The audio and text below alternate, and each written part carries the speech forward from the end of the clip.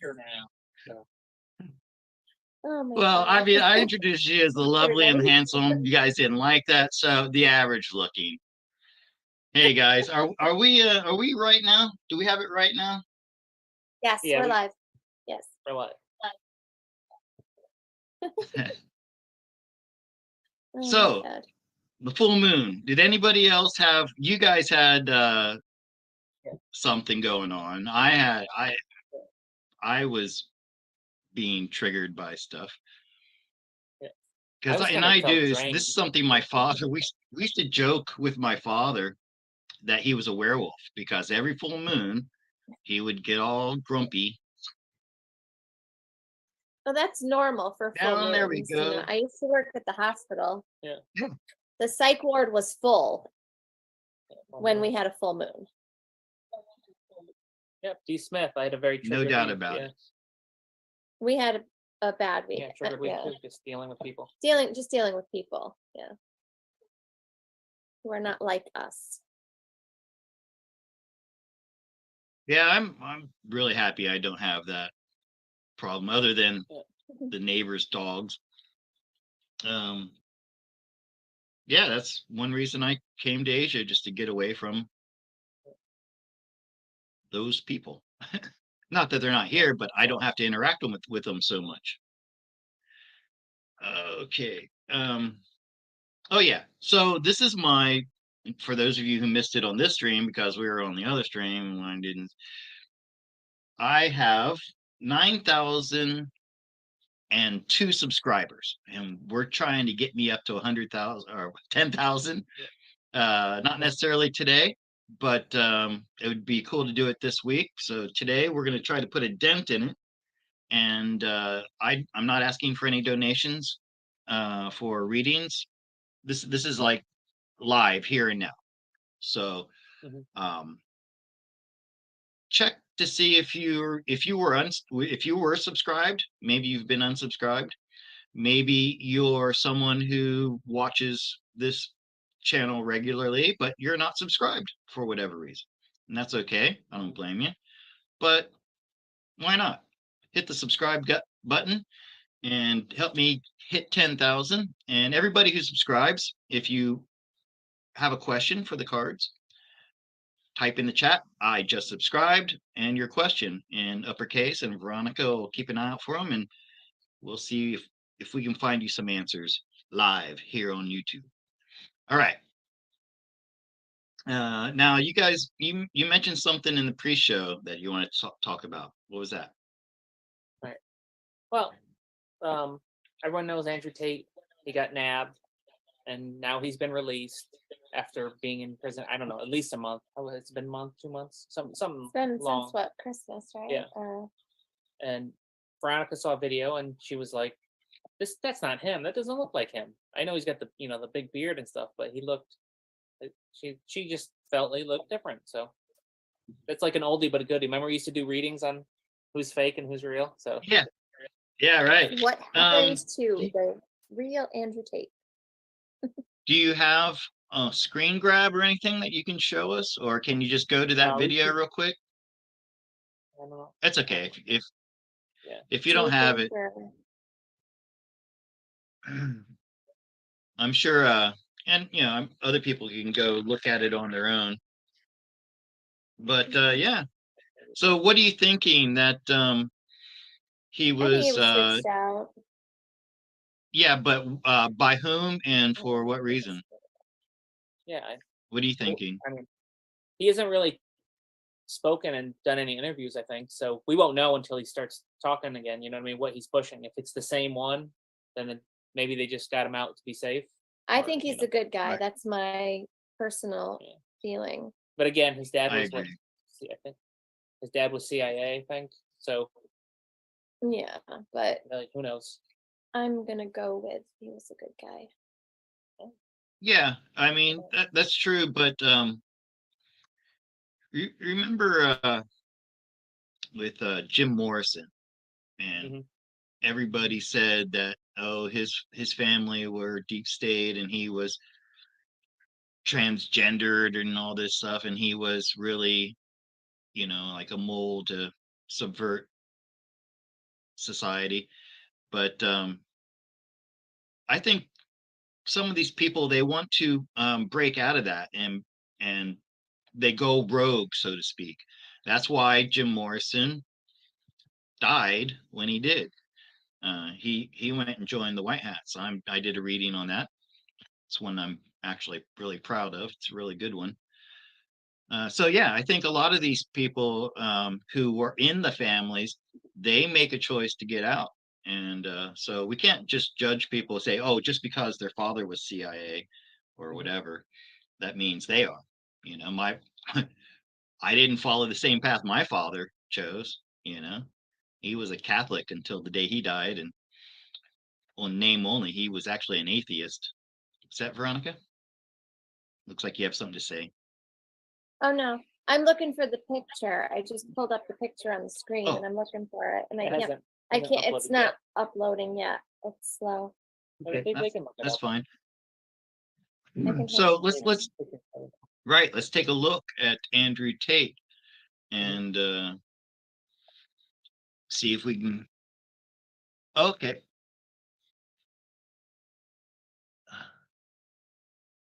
He looks awful chubby for someone who was in prison for a month.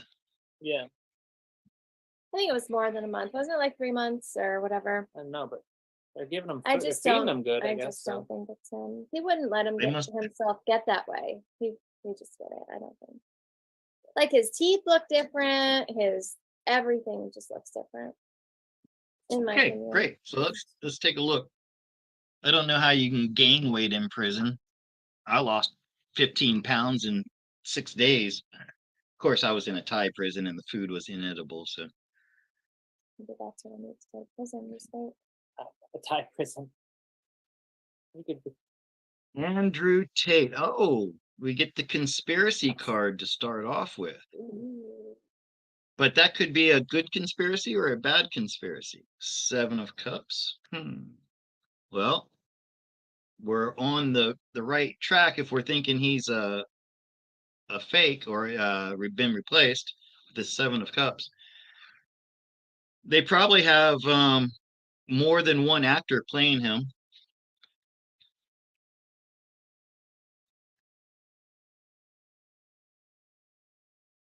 So I would say, yeah, okay, with this illusions and the Seven of Wands in the middle here. So it's not the original for sure. And this new one is like wearing a disguise. The King of Cups, he's really good at covering up the truth and disguising what it is he's really up to. And the Tower and Temperance. Yeah, definitely. And probably they got some kind of alert or something that they were probably going to try to assassinate him. And so that's why I'm thinking White Hats. Mhm. All right. So yeah, and there could be more than one. So if you see a couple of different Andrew Tates that look different, you'll know why. Well, he said they were going to try to kill him, so he put it out Aha. there. Yeah. Aha. There you go. I I like didn't know him, that. and I don't know. I just feel like Yeah, he's a I do different too. avenue. There's got to be different if they're going to try to get all different chunks of society kind of on the same page. They need a different variety of people to get to them. You know what I mean? That's right. That's right. It's also a pushback against this militarized feminism Mhm. that's been gradually getting more and more power over the past 50 years to the point where men, are marginalized to the outskirts. They're being kicked out of the families, that's exactly what the cabal wants. They want to take out the strong positive male influence from the family. Um, so yeah, Swear boy. Andrew Tate's bringing some of that back, and a lot of men are responding to it. I mean, that's one great thing about being in Asia is that, and I don't mean this to sound offensive to women, but women here still take care of men, the way you expect women to. And I don't mean that in a subservient way. In fact, many of the homes here are secretly run by the mothers. They're the ones who really are in control. They're usually in control of the money, and everybody listens to grandma here. So yeah. Anyway, yeah, I like Andrew Tate. Yeah. So Deborah Aldridge is new and she asks, why am I so drained? No energy. I'd be curious to know if this is something that's been going on for a long time. Has she always felt like this, or is this like a new thing? But see if she gives us an answer. But I'll take it on the face of it. The question on the face of it. This is for Deborah Aldridge. Why are you so drained?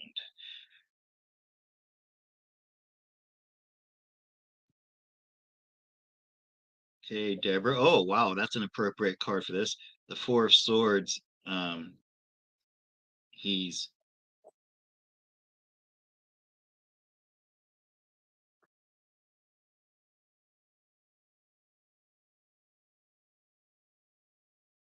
Okay, well, the good news, Deborah, is you're not suffering from any type of psychic attacks or spiritual attacks. We don't have any major arcana here. So this is not something where you need to go to like a special spiritual healer or anything like that.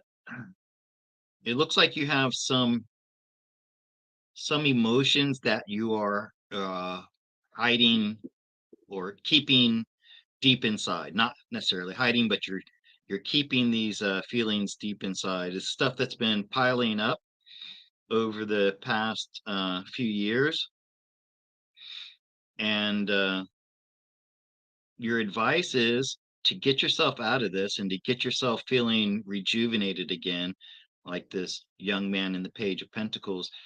You need to talk about your feelings. Okay, the Seven of Swords. This is getting things out. Being very careful, since there's obviously something that's very sensitive to you, something about and it's about spiritual matters. So you need to talk to somebody, right? Let me see. Yeah, she said it was just this month, right? Within the past month. And she Okay. asking about. She's not jabbed. All right. And really, this is coming from.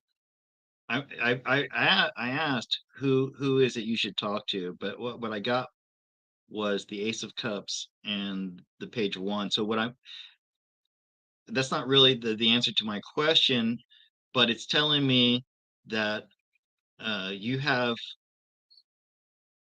an unusually deep sense of empathy. And we got 3 pages here. So maybe something around children. Maybe I wonder if you've been watching too many videos about, the darker side of what the cabal does. But still you need to talk to somebody about this, and you may not be aware of these feelings, by the way. You might be even hiding it from yourself. So if this doesn't sound like it makes sense to you, that's because you may not even realize that you're keeping these feelings pent up. So I'm looking for, who should you talk to about this? Not anybody in particular, but God, basically. Prayer. Um, I don't think that there's nobody really that you can talk to that's going to make it better. It's something you have to work out with yourself, with your higher self. So like having a conversation with your higher self. I don't know. That sounds weird, I know. But this isn't really the type of thing that you're going to work out by talking to a counselor or a family member or something like that. This is a communication you have to have with yourself. You have to figure out what these feelings are that you have suppressed, and you have to expose it and then work through it internally. That's what I'm getting from this. Okay, so I hope that helps you. Um, what do you guys think? Just in general, how would somebody who might be having an issue like this work it out? And for people out there in the chat, do you have any advice for somebody if you have something that's like eating at you inside, but you don't have anybody to talk to about it? How do you work that out? That's just a general question for everybody. Smoke some weed. No. Well, Well, Yeah. if honestly, it helps, if it it helps. helps. Um, Well, I mean, And Veronica, there's you're a good all kinds person of to natural talk. remedies too. You're a good person to talk about this. You didn't do that until recently, mm, and your first experience was not really good, right? You had that I like. gotta get a rash all over my body. Yeah. I wonder if that was like a psychic attack because the they know that it's good for you, and it's, you know what I mean? That's like what happened to Yeah, I me don't know. a year and a half ago. I had that same kind of rash like you showed me in this photographs. Really sexy, by the way. I'm joking. I'm joking. uh those that Really. rash you had, that looked like what happened to was happening to me, and I felt like I was being attacked. And it's almost like they wanted to trick you, and then you were afraid to do it again after that, remember? yeah, And I I think it was said, the well, hybrid try it. though, the hybrid one. yeah. Maybe it Yeah. was detox. But A anyways, detox, maybe. why don't you tell people about your experiences, your anxiety levels, or how you felt before and how you're feeling now that you're self-medicating, so to speak? Yeah, it definitely helps me. It helps me calm down. And um, I tried the gummies. I didn't like the feeling of the gummies. Absolutely Mm, not. I don't like the gummies. My Yeah, friend I gave don't me like a edibles. tincture. He gave me a tincture. Loved it. Loved it. So we went to the dispensary today and Cool. I bought some. So I'm gonna try that. It calmed me down so much. It was amazing. There's other things too. If you don't want to go the marijuana route, you can do like there's homeopathy, there's natural remedies. I mean, you can Google it. I mean, Google still will give you, the right remedies to do for calming. I do a lot of homeopathy and just Meditation. I'm not good with meditation. I cannot, my mind No, is no, neither am I. constantly racing. But it's something to try. Listen to music, And listen to music. And there's and a don't. But I'd say don't forget, maybe when you're out there or you're talking to someone, do a feeler to see if maybe they do think like you. Everyone assumes they can't find someone. I just assume it. I'm less social.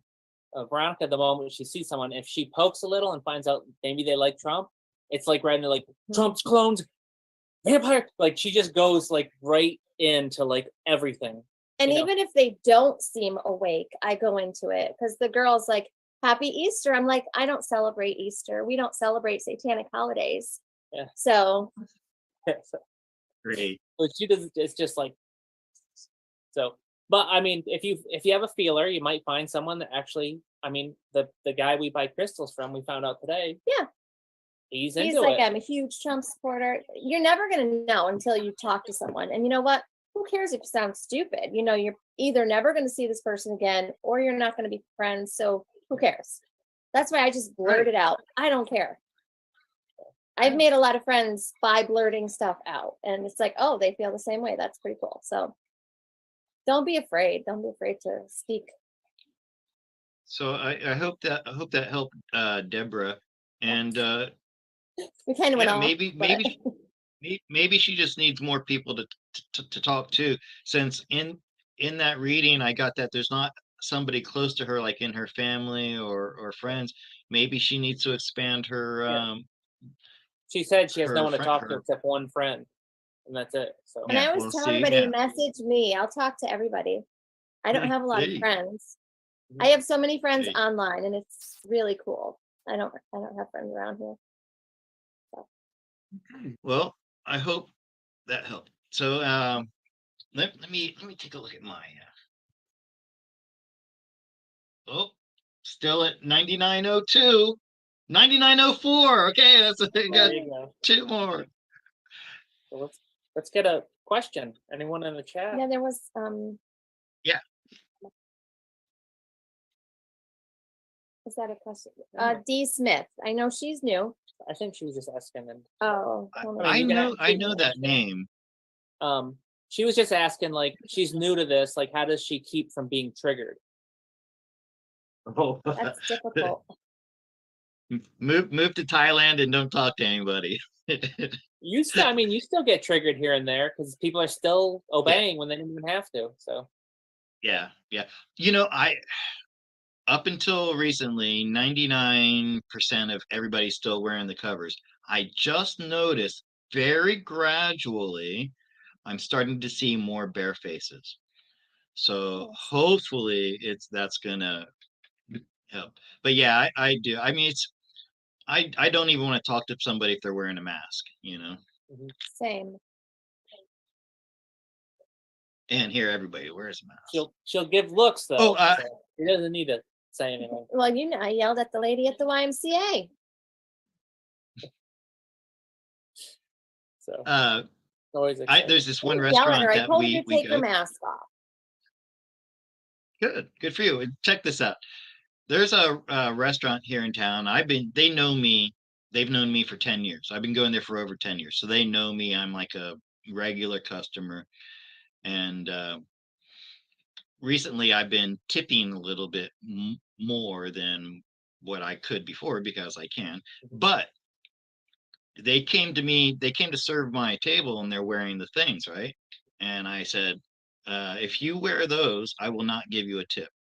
And so now when I go in there, they see me coming, the servers, and they all take off their covers. So that I found a way, like I bribed them basically. But hey, at least while I'm sitting there, I don't have to. I can see their smiling faces, and Mhm. that's what I want. Yeah. Okay. Was there? Okay. Who? Give me that person's name again. And why are they getting triggered so much? Right? Mhm. Was D Smith. D. Smith. D, where do I know your name from? Have you been a client of mine before? Sounds familiar. Oh, I think I know. No, that was D Smart. Never mind. It's something.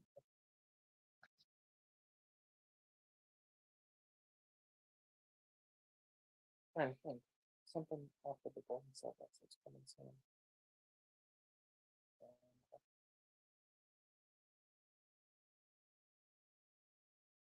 You remember?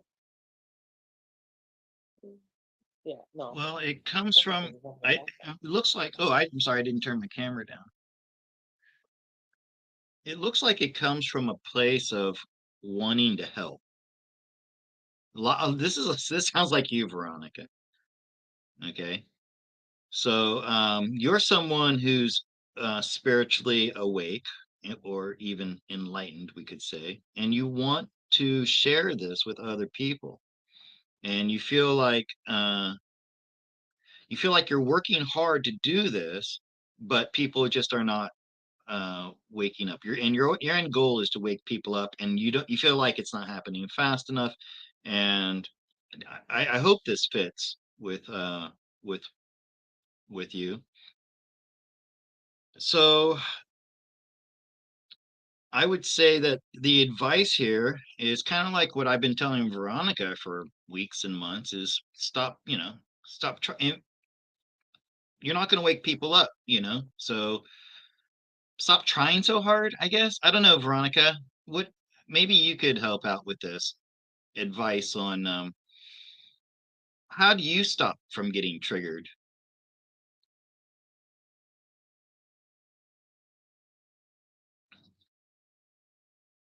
Oh, you're muted. You're muted. He will start a fight with me.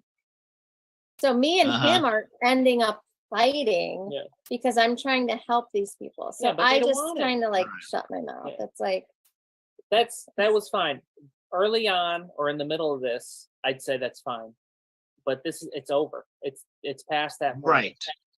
You What gotta Dan right says. now, I think we're in the phase of get ready. Everybody start getting ready to help people that are I like-minded. still want to help people. Yeah.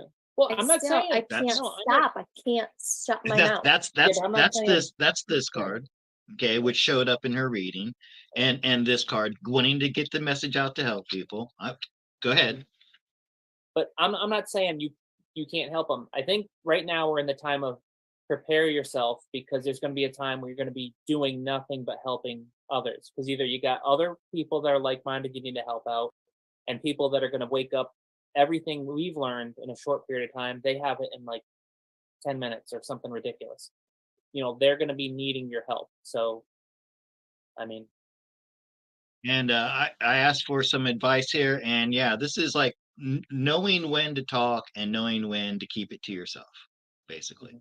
And because it's we're getting to where we're soon going to have more people who are awake, or at least a critical number of people who are awake that are going to level things out. So what Dan's advice I think is really good, and I hope this answers your question. Okay. let's see, there's one person that asked a question. Oh, this is from- Okay, come on, people, hit the subscribe button. I'm up to 9904. I've only gotten Was it 3 new avocado? subscribers since we started this.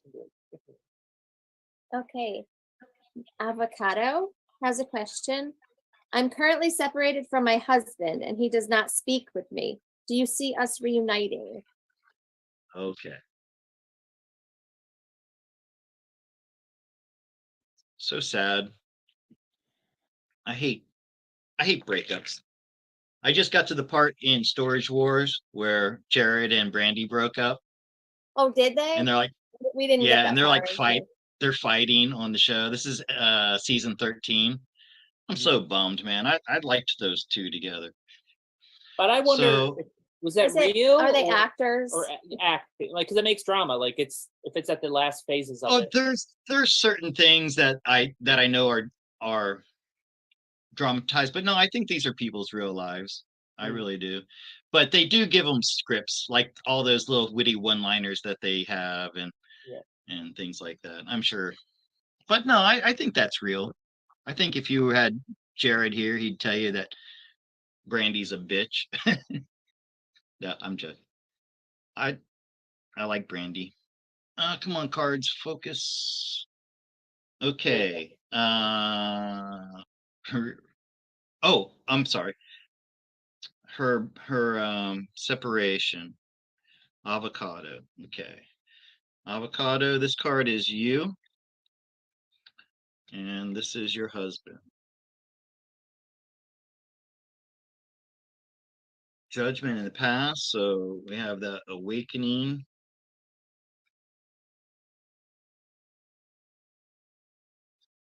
See, I don't want to give bad news.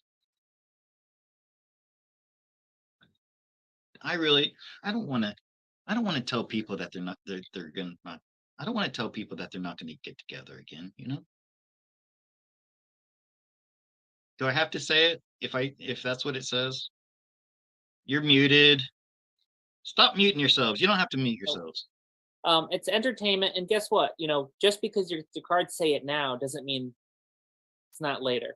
We have a big, There's different timelines. there's we're different- on, so and when we get the big shock and everything, like it's gonna be who knows what happens after that. So Okay.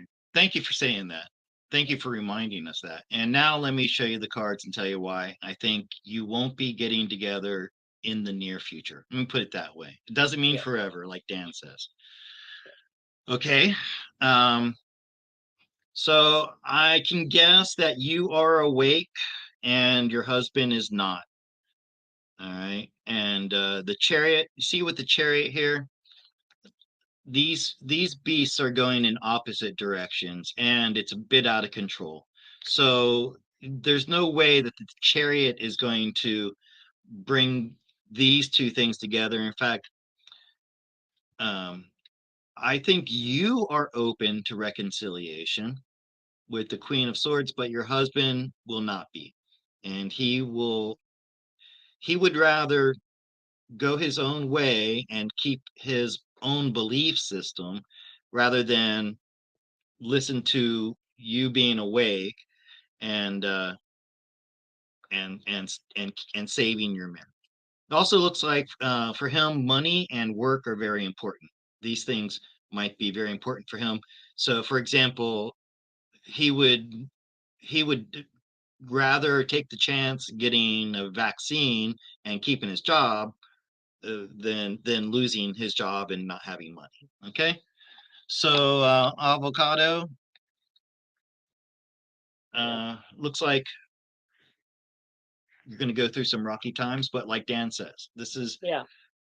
And what you said, the money and not believing what's going on, those are going to change. So the person you knew is going to be different. And that's also another problem you could run into. The person you knew and fell in love with after, you know what I mean? That that conflict might have been what had, spiced up the relationship. Because being the same people, it's like you date yourself, but you don't know who he's gonna become. It's just like, how there's problems where um if we were out on vacation and something happened to me where I had like or I died or something, or had a near death experience, and then all of a sudden I change because I'm completely a different person because I'm like, life is this, and that happens. right. Yeah, and that can happen. And yeah, and it's also, your intention. If your intention is to save your marriage, then focus on that and create the reality that you want, you know. Mm. Okay, I see I'm up to 9905. I've gotten 4 new subscribers since we began. That's pretty Okay, weak. so we have another question. Yvette Mancuso, am I special in any way, gift-wise? Yes, of course you are. If you're Yeah. asking that question, you are. This is what people need to understand. Mhm. Everybody's special. If you're watching this channel, not because it's me, but it's because you're looking for other people who are like yourself. That's us. Dan and Veronica have special gifts. I have special gifts. You have special gifts. We all have special gifts. Now, that being said, let's see if there's something that the universe wants to tell you about your special gift. And we're all different. I mean, the way I look at it, if you're a nerd, I think um, like Star Wars, you have Jedi, and that's like 1,000 people are special out of like a trillion in that reality. I think it's the opposite. I think we're all the Jedi, and we all have like basic abilities, and some of them are special in different ways. But I think it's easier for her to access the abilities. It's tough for me to get to it. But we're all like dumbed down. We got fluoride in the water, we got poison in our food, air, and everything. So Yeah. we're crazy muted. And just some people, I mean, you're doing it with the cards, and Veronica, she can do it with other stuff. It's just it's going to be easier for some people. It's just like in when you grow up, there's one person that could never handle their beer at a party versus one person that literally it's like nothing's happened to them and they can be fine. And you even see them 10 years later and nothing's wrong with them. It's like they did all this stuff and everything's fine for them. It's just, it's easier for others than it is for some. So, And also, just let me say that if you're asking yourself, what's my purpose or what's my, special thing, then that means you're awake and you are already at 4D or 5D. And the fact that you are in that state, you send out a wave of vibration that raises the vibrations of those around you. So that's all if everybody did that, then we wouldn't need people like Janine and Honey and all of us so-called light workers, right? Okay, but let's take a look. Is there anything special that you should be doing? That's really one way to ask it. And what is your gifts in? Oh, the magician. See there? Uh, you've got the magician, which means you have the ability to manifest. You're a manifester.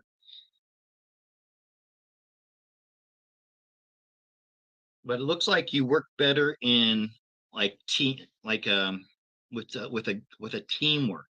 Okay, these 2 3s here.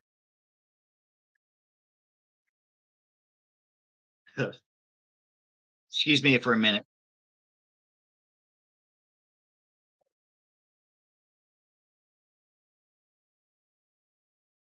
Exciting.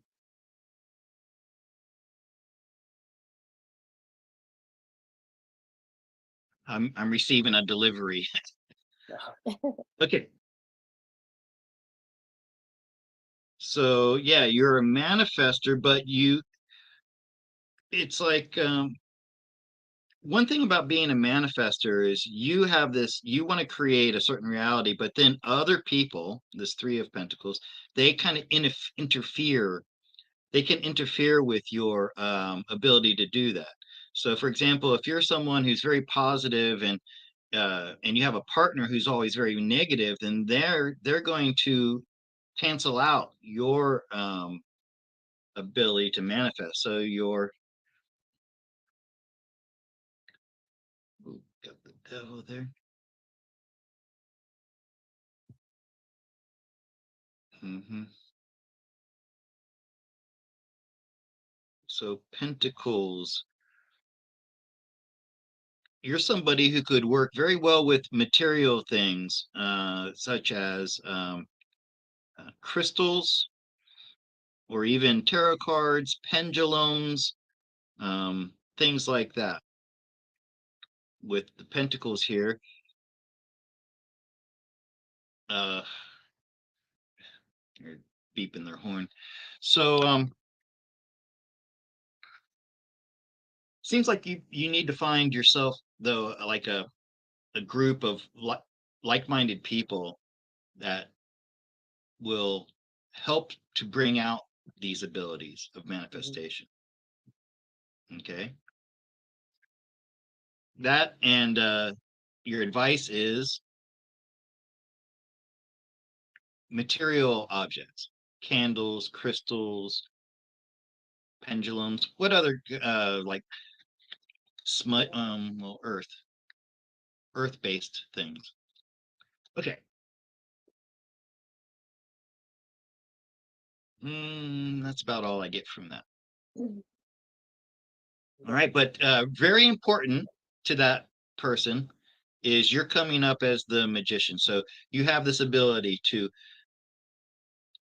bring your intentions into reality. It's also important that if you are one of these people, that you have to be very careful that you stay in a positive mindset. That's what that's why this devil came up here in that bottom left-hand corner for advice. This is self-limitations. And the fact that you're asking me if you have these abilities tells me that you don't believe in yourself. So you're limiting yourself. Okay. So that's probably the biggest thing that you need to get over is the fact that you think that you don't. Yeah. I've got to step out for a minute. Hold on. I think what he's saying is the fact that you're uh, asking if you have powers means you're questioning that you do. You just assume you do. Uh, I mean, I always think that she's intuitive. Yeah, I'm not saying you're intuitive, and you should just go with her first thought because it always happens after the fact. Is yeah, I said that a week ago. Yeah, I know. You said it a week ago. We all know. Should have acted on it when you first felt it. But it's a lot of letting go. Everybody instincts, you know. Swear to God, my wife is in another world. I had to go get my own box. She knows I'm doing a live YouTube thing, and she's up Anyway. Okay. Now, hold on a second here. Let me check something. I have got no new subscribers. So I've got 4 new subscribers today, and we've done 4 questions. So if there are any more questions there, you didn't subscribe. Well, they probably already are, so it's okay. But we get so no like Well, okay, so there's a question, and you're gonna say the same thing. MJ, when will I get to move to Florida? Whenever you want to move to Florida, you're gonna get to move to Florida. Because that was like our question when we met you over a year ago. When are we gonna move? Whenever we decide to move, that's I mean, I know it's like, when are you gonna have the money to move? Maybe that's more Right. of the question, but Right. you can really, if But you really even put your that, mind to it. I mean, depending on how much you want to let go of things, you know, you could do it with no money. Yeah, because look at you in Thailand. Hello. You don't need much money in Thailand. Okay. Nina. Hey, I'm sorry, guys. I gotta go get my. Okay, Log out let's now. chat amongst ourselves. Oh my goodness. So, oh, that's cool. Greenhouse farming, Kevin Sutter. He sees land for sale at West Palm. Wow. New project complete. Greenhouse farming. That's cool. 17%. 17%. Kevin, that greenhouse farming is what kind of greenhouses? It's going to be all above ground, or the partial one where it maintains the temperature the whole time? Those are a little expensive though. Nice. Tell this man how to get to the house. So, yes, I speak Thai, but my Thai is not good enough to give directions to my home. And for some reason, I'm so off the grid that nobody can find my place using GPS because I'm on an unnamed street. It's an alleyway. If you look at Google Map, there's no road that leads to my house. Solar passive. And I've been on a shopping spree buying stuff. I don't know what this is. Oh, I bet it's my lighter. Okay, I'm not going to open it now. We're not doing an opening show. Let me show off my new. Unpacking. I think I'm Oh, gonna that send one. you That's a these cool ones. looking one. Hi. And that lady, who's the, Oh, and these. who's the Oh, I like the cone. But they look kind of cool from the top too. Yeah. Nina, I'm live on YouTube. You know, The- it's my job for like the past year now. I've been doing this. Bring her on. Introduce her. She's cute. but oh, I that that swear- last person. Oh, good. Well, I've been Well- doing this for a year. She still doesn't understand what I do for a living, I think. Say magic. I'm a shaman. That's it. Yeah, so I liked that cone shaped one. That was really cool. Very sharp. It's deadly. Yeah. What time is it? And I have a drawing in my YouTube. So go to my YouTube and there's a drawing for not one of these, but there's one like this, kind of like this. I'm going to do a drawing every 2 weeks Okay, to win cool. one just because I Let's like do to it give on them good. away. Give them away. So Hey, can you put a nugget of ganja in Oregon? yeah, you could. You could. You can put anything you want. Anything Yeah. you want. Oh, you want to do more questions? Go ahead. I'm not keeping up. We'll get. Do you want to do another question? This is from XR. Concerned about a legal issue with my grandson. Will everything work out well? Thank you. Keep it up, Veronica. Don't give up. Like, I don't. I don't know. Okay, these are the kind of questions that I like.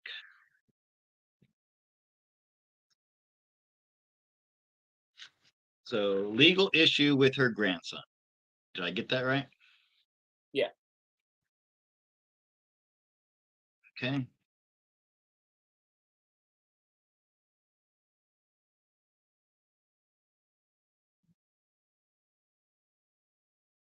Well, that's 10 of Pentacles. That is family, extended family.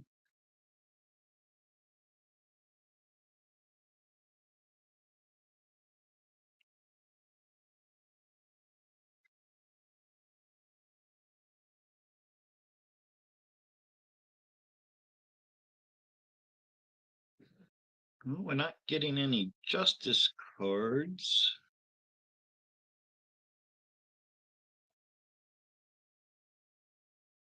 So I wonder if this is concerning money, okay? Because we have this Ace of Pentacles in the background. Is this some type of, well, I don't expect her to answer this, but I'm wondering if this is some type of battle over, for example, a house or something, and Queen of Wands. So I would say that you, as a grandmother, you're very uh, you're very invested in taking care of family, right? So you're coming up as the 10 of Pentacles. I would say from this that family could be more important to you than any money, and your integrity as well. The Queen of Wands. Um, so with this Two of Pentacles, that's a balanced fairness. So whatever is fair to you, and with this Empress underneath you, I think it'll work out in your favor. I don't know any details about this. So if you're an advocate for your son or for your grandson, I'm sorry, then I would say he is going to win. Because I don't know if this is her like against her grandson or she's with him. Like, I don't know. But there's going to be a compromise, though, some sort of compromise. But it'll be a compromise where each side is equally satisfied and dissatisfied. That's what a compromise is, right? So, so yeah, I would say that you may not get everything you want, or your grandson, or whatever, whoever the plaintiffs and defendants are in this case, but it's going to end up where each person gets what they deserve. Okay. It's good. We get a question from Kevin Setter. I like this, hear about this, because it is about like after everything happens and we have humanitarian projects and stuff like that. So, and it feels like it's Somebody just unsubscribed. All right, who just unsubscribed? Now we're going backwards. Now I'm back. Now I'm to 9903. We're going the wrong way here, people. All right. You had to work for that 10,000. This is about this is from Kevin Setter, and this is about you know, like when things happen with the quantum financial system, etc. It's will there be seized land for sale west of Calgary, Alberta, when it all happens? Our humanity project will include greenhouse farming, selling price at 17% of current. Right. Again, a little bit slower. That seized land. What now? Okay. Will there be seized land for sale west of Calgary, Alberta? Seized as in the government seized it. Yeah, and then it'll be up for sale, and you can use it for humanitarian projects. Because he has one about greenhouse gardening, a whole bunch of that. When he was describing it, all I could think of was like druids, like a forest of druids making gardens and things like that for some reason. Okay, so I don't like to do things in yes or no. So Yeah. he's got this plan for a humanitarian project of greenhouses on this land. So I'm gonna what I'm gonna do is I'm gonna look at how is that intention that he has going to develop. Okay.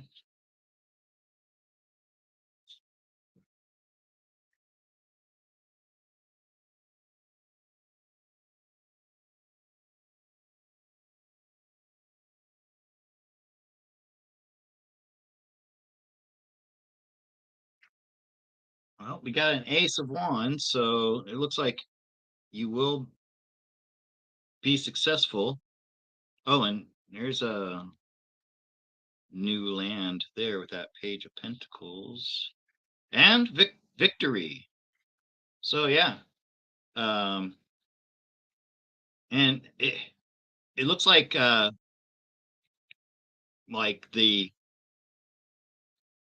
I think this is the good alliance. So like the military got to take over the government there, and when they do that, then they'll be able to repatriate this land to where it should be, which really should be like Aboriginal. I wonder if this guy is like a Native American in some capacity, because that's what I see. It's like justice returning. Think of so much land that was stolen from the Aboriginal people of the world, the entire world. So they're going to be returning that. So yeah, it looks like things may already be at work in the background, the Wheel of Fortune, and then a victorious outcome. And you got the ace here. So yeah, um, looks like you may be having some internal conflict about this. Maybe you have a lot of doubts and fears, and you think maybe it's not going to turn out, but it will. Which I probably could have told you that before I pulled any cards, based on what we see coming for everybody, right? Yep. That's the intuitive insights part of what I do.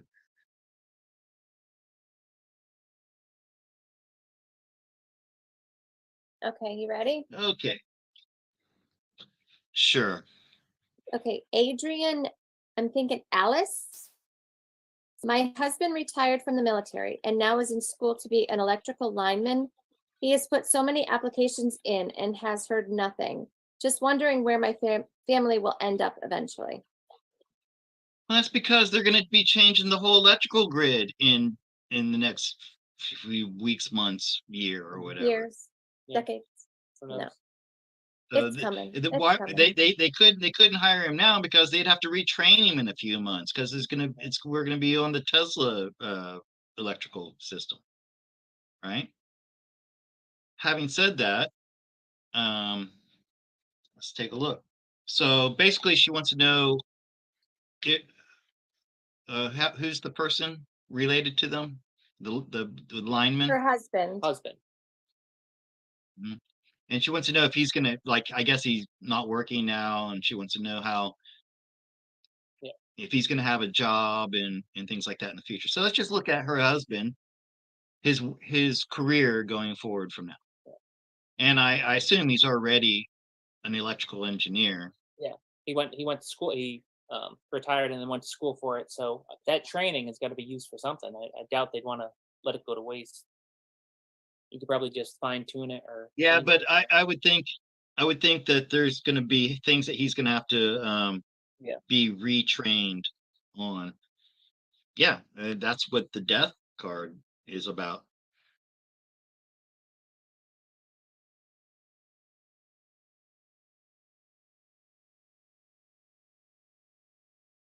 Oh yeah.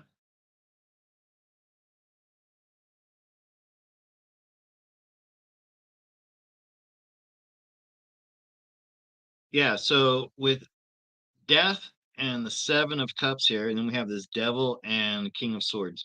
So he's going to have like the old system was somehow tied to the cabal. The old electrical grid was somehow tied to the cabal, and so he's going to have to learn a lot of new stuff. Um, already, it'll be easy for him since he's already knows about a lot about electrical engineering, but there's a lot more that he's going to have to, like new things that he's going to have to learn. Um, She said he's almost but done with school and needs a job soon. mhm. Oh, this- Yeah, um, by fall, he'll have something by September, October time. Yep, look at that. 7, 8. So he'll start in I believe around fall of this year and then continue on because it's a progression. So 7 and then this might be like when he first starts working, he's learning the new things that he's learning to put into action the things that he learned, and then he'll be working regularly. Okay.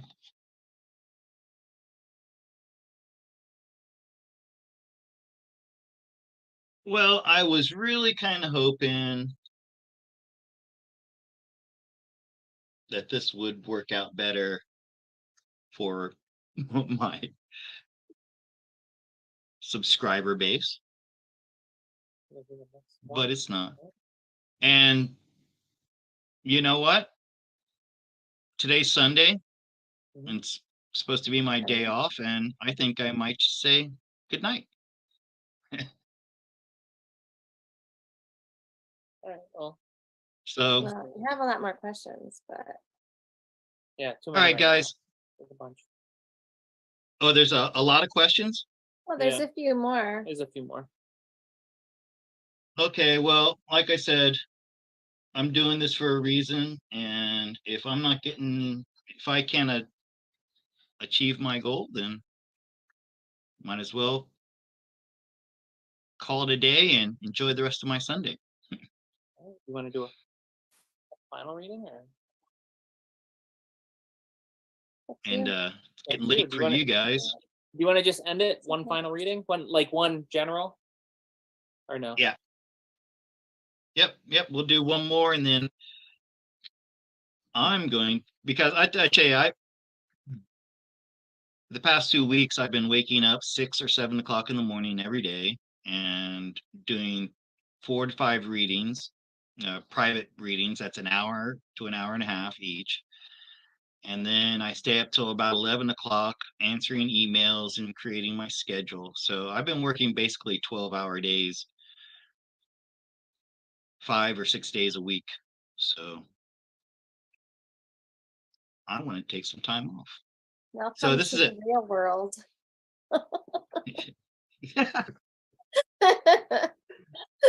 Yeah. You enjoy it though, You're right? not in Yeah. Thailand anymore. But you, I What mean, was you that, Dan? enjoy it, so Yeah, it's fun. you're doing what you love. So, you know.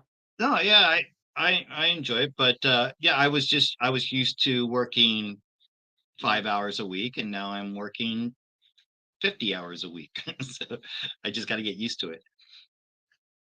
All right, So let's take a look. you want to do? Let's. I'm trying to think. You could probably word it better. So the people that had questions, the last few, that were ending it early, you didn't get it. You want to do it where focus your intention and just do a reading on just a general to see how it adds up, what the cards say, and then the people that had their question, they'll be able to hear it, and one of them will do, oh, that's about me. That's my question. You know what I Oh, mean? I see what you're saying. Yeah. I see what you're saying. Yeah, right. They're so small. But hold on a second. Somebody just, even though I wasn't asking for any donations today, I just got something from Buy Me a Coffee. Let me see if that's about today. Nicole Ruiz. Oh, XR. That's the Yep. okay. I'm gonna read her comment that she just sent me. This is not a question for now, but this is nice. Thank you for your reading. I won't say anything if it's private here. I needed to hear that. I raised my grandson with my stepson, and the legal issue is about him. I don't want to give details. Mhm.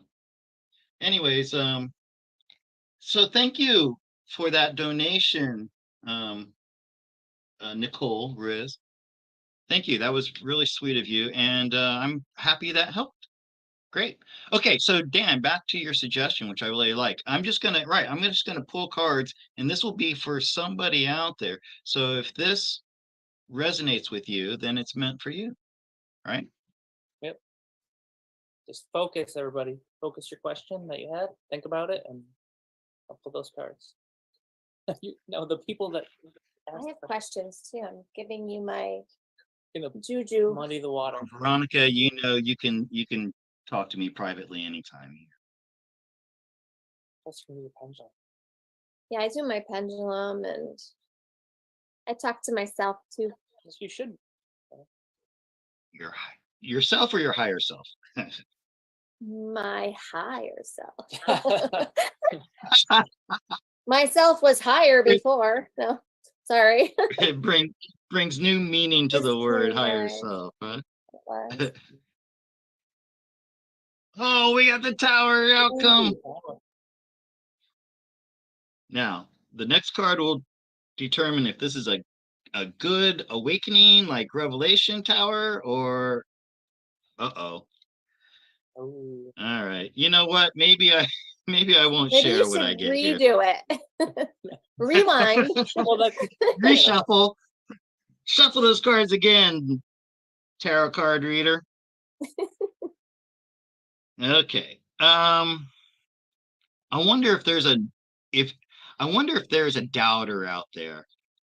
That's what I'm getting. This is somebody out there who thinks that tarot is bullshit, and their question is like, well, I don't know what the question, but I think it's somebody out there who's testing me, and or not testing me, testing that tarot is real. And I can tell you that those types of that's like it's like a very negative karmic way to live, and that kind of stuff comes back on you. All right. So if you're just trying to make somebody see somebody fail, or it's like, I don't know, but oh, and this is rumors and gossip, saying things that you shouldn't say because you're an angry person. This is a terrible reading. I don't want to do this anymore. But all I can say is there's somebody out there. There's somebody out there right now Yeah. who's watching this and they're hating me. That's fine. I get it all the time. And you want to see me fail. And all I can tell you is what you wish on me is going to bounce off of me and come right back at you. Mhm. I've seen this happen in my lifetime over and over again. People try to take me out, try to take me down, and then they end up having something terrible happen to them. One woman at work one time, she tried to get me in trouble by falsifying a work order. I ran a printing press, Mhm. and it was a big order, like a $600 order. So I printed it the way it was written, and then she tore up that work order, wrote a new one, and tried to get me in trouble. Well, I did some investigating. The one that she tore up, she threw in the trash, and I found it, and I put it back together, and I showed my boss. Anyways, that woman is no longer on this earth plane. She got very ill and passed away shortly after that. It's a warning. Well, Well, we're dealing with a lot of people coming at us this week, Yeah. so but it's let's send them everything that they've but been not sending not us. not in a return negative way. No, Basically, we're sending them love and light. from all the stuff we've watched and all the stuff we've seen, one of the rules in this reality we live in is you can send negative and you can hurt someone, but the risk is if that person puts anything to rebound it back, it comes back thousandfold. But in reverse, if you Yeah. send out love and healing, they don't even have to do it. It automatically comes back. You know, that seems to be say how it works. I've changed a lot in that a few years ago, I just used to rip into people online. I mean, like really like just destroy people. Um, and I don't feel the need to do that anymore. And when people come after me, I do exactly what Dan here is saying. I answer back to them, hey, I'm sorry that there's something about me that triggers you, but you know what? I care about you and I hope you are doing well. And yeah, kill them with kindness. And I have to say, I've really gotten to a place where I do that. I don't get on the defensive anymore. I don't try to win, against these people. But So, yeah, I think somebody out there, Eric, was that you? That's what I was thinking. Your friend. I was like, you just Sensimetrics. yeah, yeah. So we love I, you, I, Eric. yeah. We love you yeah, so much, Eric. yeah, and congratulations on beating the federal government on your January 6th trial. That was amazing. But I don't think I'm going to have you on my show to talk about it, though. Maybe my other channel that's got 500 subscribers. And everybody be ready, because there's going to be a lot of people. You don't try to save anyone, just try to start helping them when they start waking up, even patriots, because Veronica has a friend that's patriot and they're very negative. So even though they kind of know what's going on, when they wake up they'll need help too, even though they're kind of awake, you know what I mean? Yeah. So it's tough right now. We're at everything's a fog of war, where some people are blackpilling because they think it's taking too long, or they see something and they lose hope. So just be ready. Everybody be ready. It's just the negativity. If people are negative, they're going to bring negativity to them. So it's like I try to tell everyone, just be positive. If you can't see something happen, manifest it. Imagine yourself moving or in a better house or having a better car or a better life or whatever. You have to imagine it, like down to like every detail. What color, this is my friend talking through me. What color your house is going to be, what color your carpet and your walls, and imagine it, like picture it, write it down. It will happen. You can manifest anything. If Be positive. if you want to move to Florida, Yeah. that's all. It It's can all happen. up to you. It's always funny when people ask me, "Am I going to be doing something that I want to be doing in this time frame?" Well, it's up to you. But if it's more like something, for example, when I asked Laura from Laura's View, would I be living in a house near the beach? I would.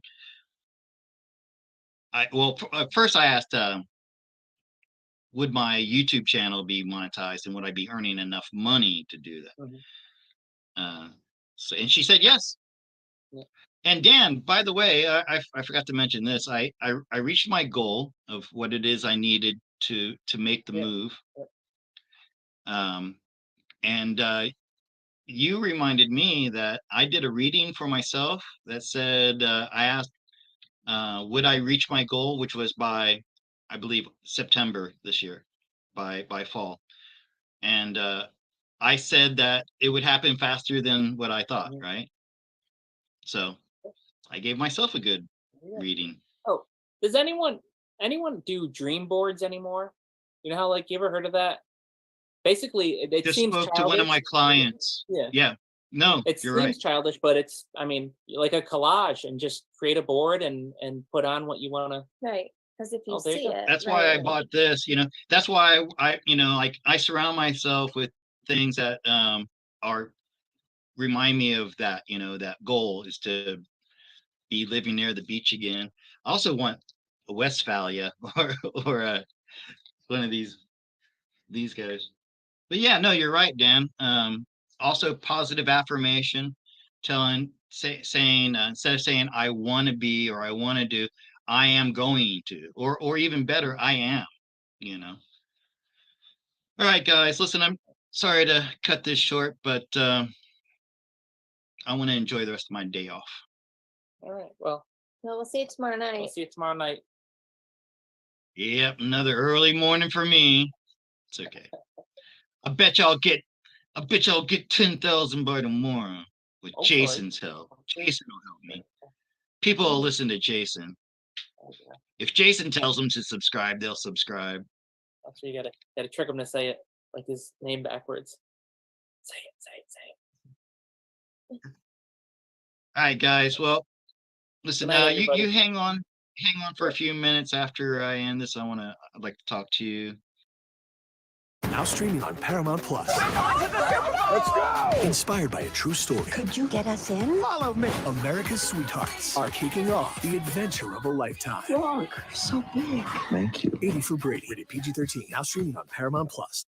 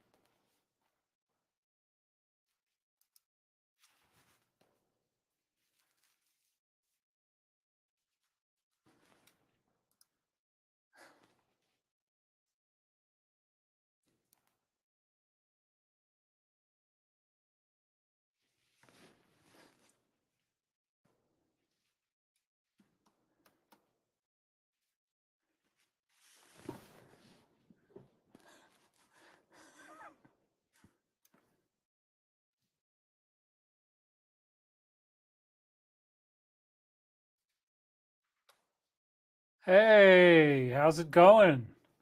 How are you guys doing out there? Can you hear me okay? I got sunglasses on because I don't want to start frying my eyes until we're actually on air and ready to get going. But I think that time has arrived. So welcome. And it looks like everybody can hear me. Yeah, I'm seeing it on the screen. That's good. Is the audio okay? That's the only other thing I need to know. People are saying no sound. Well, see, that's exactly the kind of stuff we got to find out. Okay, people are saying they can hear me perfectly. That's good. Need some money. There's some trolls out there, and you deal with it. But anyway, hello. This is David, and this is my wide-angle shot so that we can get in all your comments here. They are spilling in by the bucket loads. It is truly something to see. Show us your feet. Here we go. I sizzled it out for you guys. I made sure, where are we here? I made sure to wear the most sizzly shoes that I've got. If I'm ever going to go to the Grammy Awards and I wanted to win a Grammy, you got to have purple socks, okay, because you want to be LGBTQ compliant. This is kind of a new Hollywood thing you have to do. And then you wear, sequins on your shoes themselves. This is an important step. You need to have a little handkerchief for blowing your nose, which you're never actually going to do because it's too fancy. And of course, you need to have your prop cigarette so that in the event that you win, you want to look like you really know what you're doing. So the cigarette has to, if it was lit, that would be very bad. Cigarette has to look pretty good, you want to make sure it's all going to work out. This is one of those prop cigarettes, but it doesn't really work very well in terms of making smoke. But I think it's funny, and I actually like it. So welcome, friends. Welcome, and we're going to talk about a lot of fun stuff today, folks. See, there's like a cigarette technique that is necessary to, if you wanted to go into Hollywood, if you want to be in a movie, you have to be able to have the cigarette in your mouth. See, I can't even do it.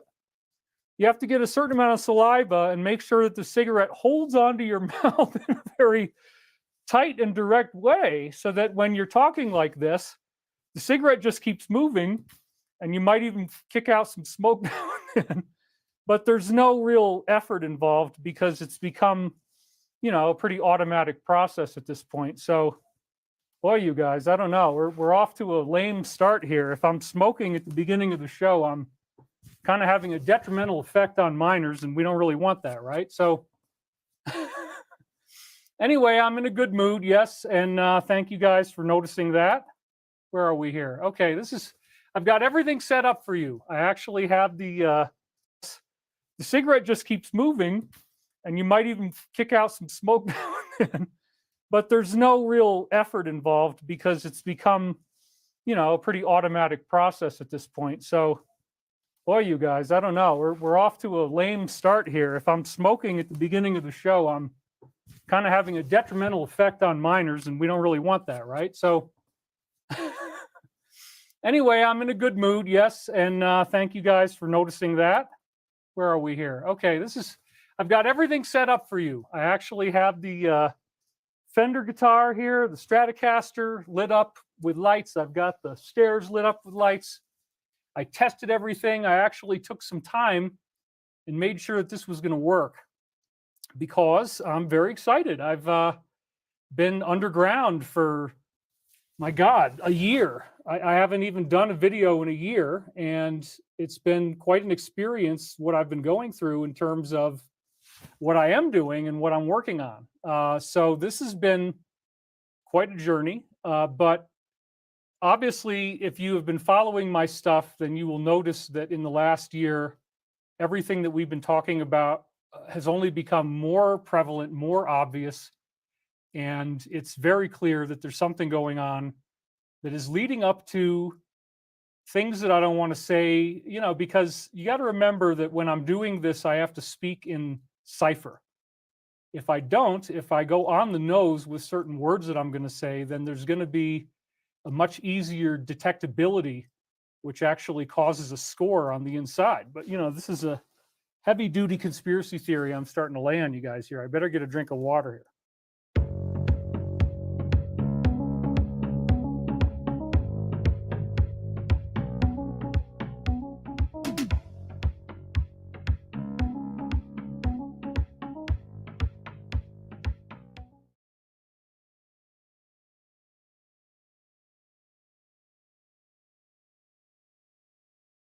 Going into an office, working 50 hours a week, having that structure.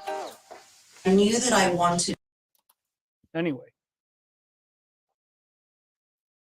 Yes, I have the buffalo over my head, and it does form a halo. And in fact, I could make it into any color theoretically. So if I wanted to go into some darker areas, I could say, oh yeah, let's see what we can do with a nice satanic halo. Wouldn't that be interesting? But we're not going to do that. We're going to keep it blue because that's the side that we want to be on, so we're not going to mess around with that kind of stuff. I just like it. It's a good prop, I think, so I want to do things that are fun and talk about things that are enjoyable. I did move my, back when YouTube would actually give you something of value for having 100,000 subscribers. That's when I got that. It's made out of actual real silver. And no, I haven't melted it down. I think it's better to have it up there and, have this silly halo over my head and talk about stuff. So that's what we're doing. You're here. You've allowed yourself to put up with me for this long.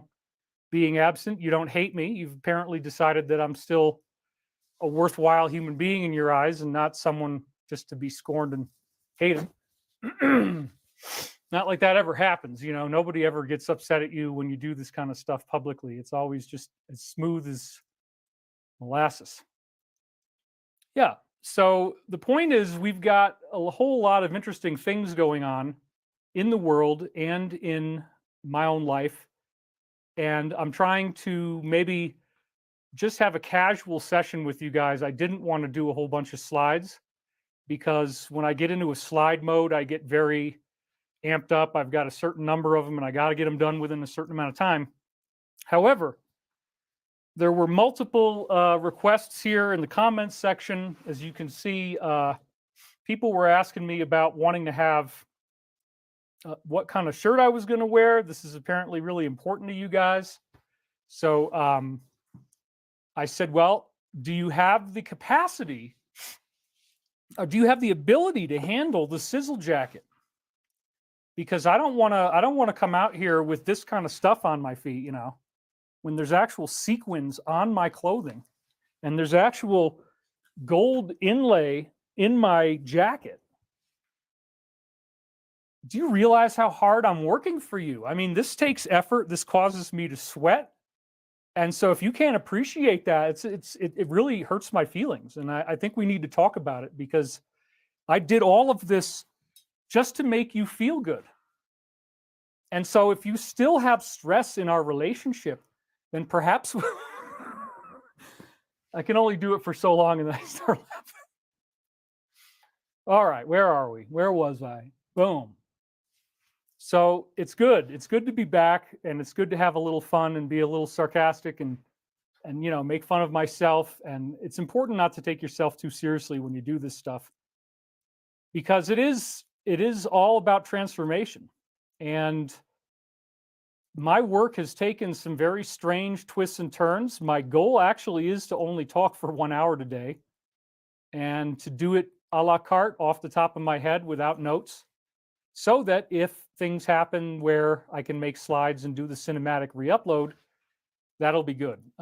So I want to take away the restrictions that come when I'm so heavily wrapped up in slides. That means I'm not really talking, I'm not as funny, and I get so amped up and then I can't finish and it takes like 4 hours, and that's not really what I'm trying to do. I want to be just cool and relaxed. So what are we actually here for? Why am I here today, and what's going on? What we're talking about is some very interesting twists and turns that my life has taken that led to what's now 5 books being written, which are called the Michael Prophecies. And these books span from, originally when they were written, was between 1996 and 1999. Let me take a drink of water here. Which camera is that? That one looks pretty good for a while. So when I wrote the Michael Prophecies, originally I had no idea that it was ever going to be seen by anyone. I had jobs that only paid $5.77 an hour, taking care of developmentally disabled people. And so I was involved in toileting. I was involved in diaper changes. I dealt with severe, profound, non-ambulatory developmentally disabled, which means they can't talk and they can't walk. And their level of mental inhibition, if you will, there's certain words you probably don't want to say. Yeah. Their mental inhibition gets them down to an IQ, which is called severe profound. And so that's like, I guess, below 50 or somewhere around 50, but it's very low. That's what I started out doing, because not that I wanted to be doing that for the rest of my life, but it was the only way I could see to get relevant internship credit to augment on my bachelor's degree in psychology, so I could go get a doctorate in psychology. And then the reason why I wanted to get a doctorate in psychology was actually to throw it away and become a UFO researcher. And I felt that looking at people like Dr. John Mack, Dr. Stephen Greer, I said, you know, I need that PhD or nobody's even going to take me seriously. And I since had a different course of action, but when this all had started in my life, the Archangel Michael contact, it was after I had already graduated from college. I'd actually come out here from upstate New York by train because I didn't have enough money to go on an airplane flight. So I used Amtrak to travel here to Colorado, Boulder, Colorado, to apply to Naropa Institute, which is a graduate school that teaches transpersonal psychology. That was one of the degrees you could get, and that was the one I was really the most interested in. So transpersonal sounded really cool to me, and I got on a train, and I actually just rode the train all the way out here through the most horrific, 2 days of not sleeping from New York to Colorado. Oh my God. You're up all night and you're looking at this thing going, dude, am I ever going to get off of this train? And then you eventually get here, and I had a really hard time adjusting. I applied to the school. I started to apply for temp jobs, and I got denied by Naropa. And that sent me back to New York State. And all of a sudden, I had to get out of my house that I grew up in because my mother wanted me to move on with my life. I'm very glad she did that. You know, if she'd allowed me to stick around, you might not be seeing me here right now. So I moved back to my college town and started to get these jobs to intern for an eventual doctorate in psychology. And it was at this time that I started to delve more and more into the UFO arena online. And I graduated in 95. And then by the end of 95, we had AOL, America Online. And you'd have to dial in.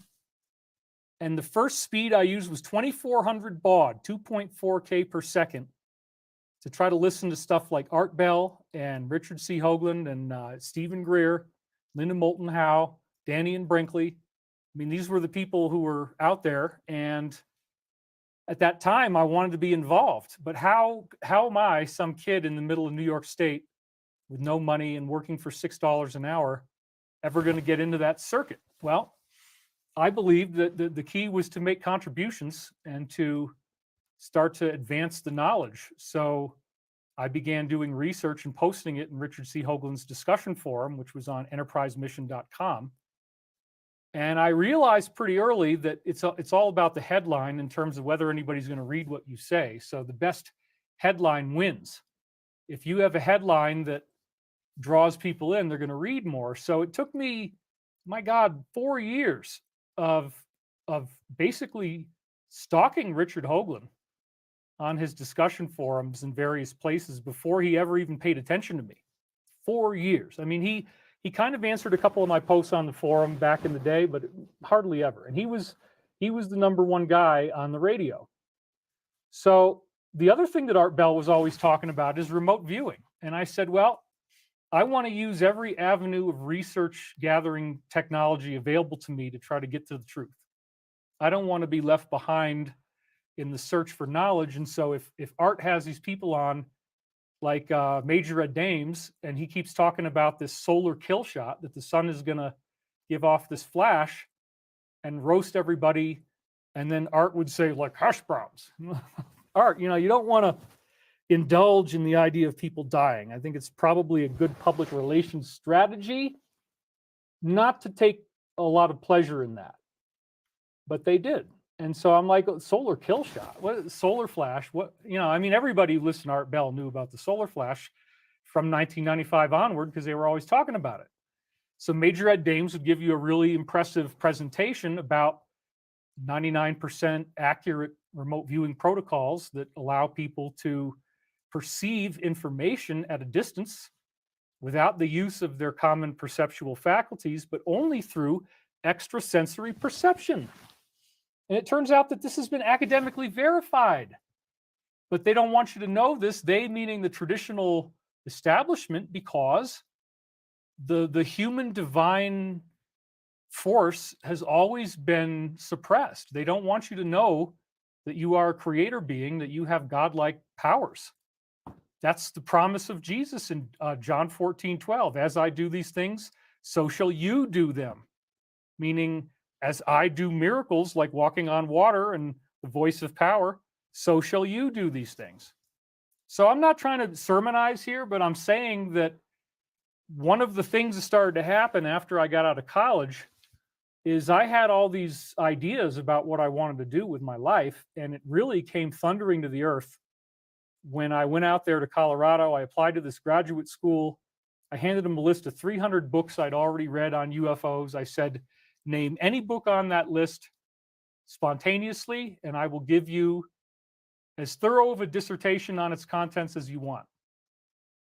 And what I didn't realize at the time is that that's probably going to make them very angry because it's braggadocio, it's showing off. And so the guy who was interviewing me was very brusque, and he absolutely refused to ask me anything about any of the books. It's like, well, you want me to, you know, be an attendee at your college? I think it's kind of important that you would see that I could at least prove that this is true, and wouldn't you be interested in finding out what I do? But they weren't. And I've had this over and over again. You know, you have to forge your own path. And so Hoagland didn't want to pay attention to me for 4 years. He's got 20 million people listening to him, and he's on like at least once a week on Art Bell. So yeah, it was kind of a big deal to get his attention, if you will. And I eventually did, but it took a long, long, long time. And in the process, I was very much having these remote viewing ideas in mind, saying, hey, you know, let's take all the avenues, because Art Bell really was the hotspot for all kinds of paranormal research. And I said, why not just do everything? You know, let's research this abominable snowman. Let's research Atlantis. Let's research crop circles. Let's research HARP weather modification. Let's research the Illuminati. Let's research Satanism. Let's research every single weird thing that there might be stuff that they don't want you to know about. Let's just do all of it. I want to do all of it.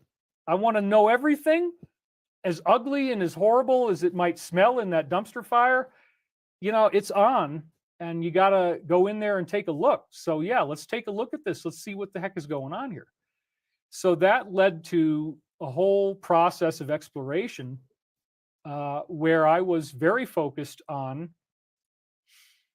figuring out how to use remote viewing as a tool for this research. But remote viewing in and of itself seemed very limiting because the protocol was designed to prohibit spoken word. And I actually found out from an insider, Pete Peterson, Dr. Pete Peterson, years later, that, yeah, there was a consistent product of spoken word in people's minds when they did remote viewing in the early days, and they specifically designed the remote viewing protocols to stop that from happening and to stop people from listening to it, because it turns out that if you listen to the voices, it's some kind of biblical good guy angel talking, and they weren't really into that.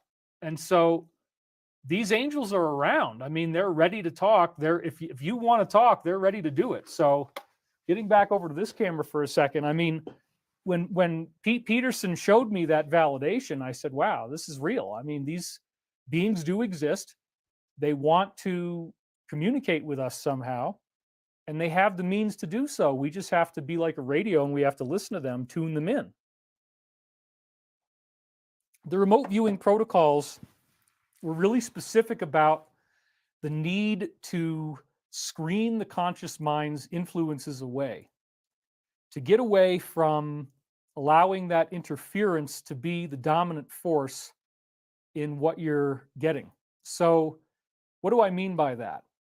It's important to breathe very deeply. It's important to meditate, and it's important to tune out the normal ego, if you will, as most people call it. And I don't think the ego is a bad thing. In the Law of One series, they call it the personality self, and they say that you want to have a very well-developed personality self so that you don't require angelic guidance to know what's best to do. They want you to become developed to a point where you have the knowledge as to what is the best move, because you've got the choices. When people would get angelic readings from me, and this is later on after I developed the remote viewing, as we're about to discuss, when Archangel Michael started coming through, I did client readings from 1998 to 2005. And it was a total of about 500. And I don't think I have all of them on tape because I did a whole bunch of them in Japan. I did a whole month-long tour of Japan in 2002. I had a book out there called Tenkan no Jidai, which means the paradigm shift. Anyway, other than that, let's go back to remote viewing, because light as a feather, stiff as a board is one of the things they tell you. They say that you want to be, you want to have your body feel like there is a floatiness going on, that there's this kind of just that you feel very buoyant and light, but at the same time, it would be hard to open your eyes, or it would be hard to move your fingers. And so this light as a feather, stiff as a board is a very basic component of doing the meditative protocol properly. The idea here is that in the remote viewing research, they actually found that when you got into this state, there was a polarity shift between the electrical polarity on your fingers and toes. So I guess it would go from positive to negative or something. That was it's in the third book I wrote, or fourth book I wrote, Awakening in the Dream. So there's electrical voltage shifts, and it turns out, if I'm going to skip ahead a little bit, that the reason why remote viewing works is that in the center of your brain, you have something called the pineal gland. And this is actually wired into the visual cortex. It has wires that are very similar to the ones that come off the back of your eyes. And then what's even weirder than that is that this gland is essentially a hollow area. And inside the hollow area, you have retinal cells on the inside, like they're looking at something inside the water. So there's water floating inside this hollow area, which is about the size of a pea. And it has retinal cells looking at the water. Then the water, here's the trick, it has DMT crystals in it. And as I've said many times before, DMT, if you actually dry it out and then you start hitting the crystals with a hammer, you'll get these huge bursts of different colors of light. You might get a big flash of yellow light, a big flash of red light, a big flash of green light, a big flash of blue light. Each time you hit it, you're going to get a different color. And those crystals are inside your brain. Now, why do they create big flashes of light when you hit them with a hammer? Because certain crystals, when you compress them, they release photons, which is light. And in this case, DMT releases all the full colors of the rainbow spectrum under compression at different frequencies. It appears that some sort of higher force designed us so that our pineal gland has this electromagnetic shielding that fires up. This was one of the things that Pete Peterson told me in his research. There is a moment at which the outside of the pineal gland has this cascading, spinning electromagnetic field that develops, creating what you would call a Faraday shield, in which, if you have a radio receiver inside, you're not going to be able to receive a radio station's signal. It shields off all the radio frequencies. As you shield off these radio frequencies, you also shield off some of the spin of gravity. And when you do this, it causes the body to go into a dream state. So the process of falling asleep involves, as you become mind awake, body asleep, as you close your eyes. Let me just make sure, are we still on track? Okay, so yeah, we got a lot of, just want to make sure that you can hear me and everything's good, but nobody's upset. Okay, so the remote viewing protocol is what comes out of getting into a state where your body feels stiff and you feel very light and floaty, and then your consciousness drifts away. And you get these very sudden little flashes of things that you see, and they only last a split second. But it appears that what's actually happening, as I've discussed in other videos, is that you do have an astral body that can float around anywhere it wants.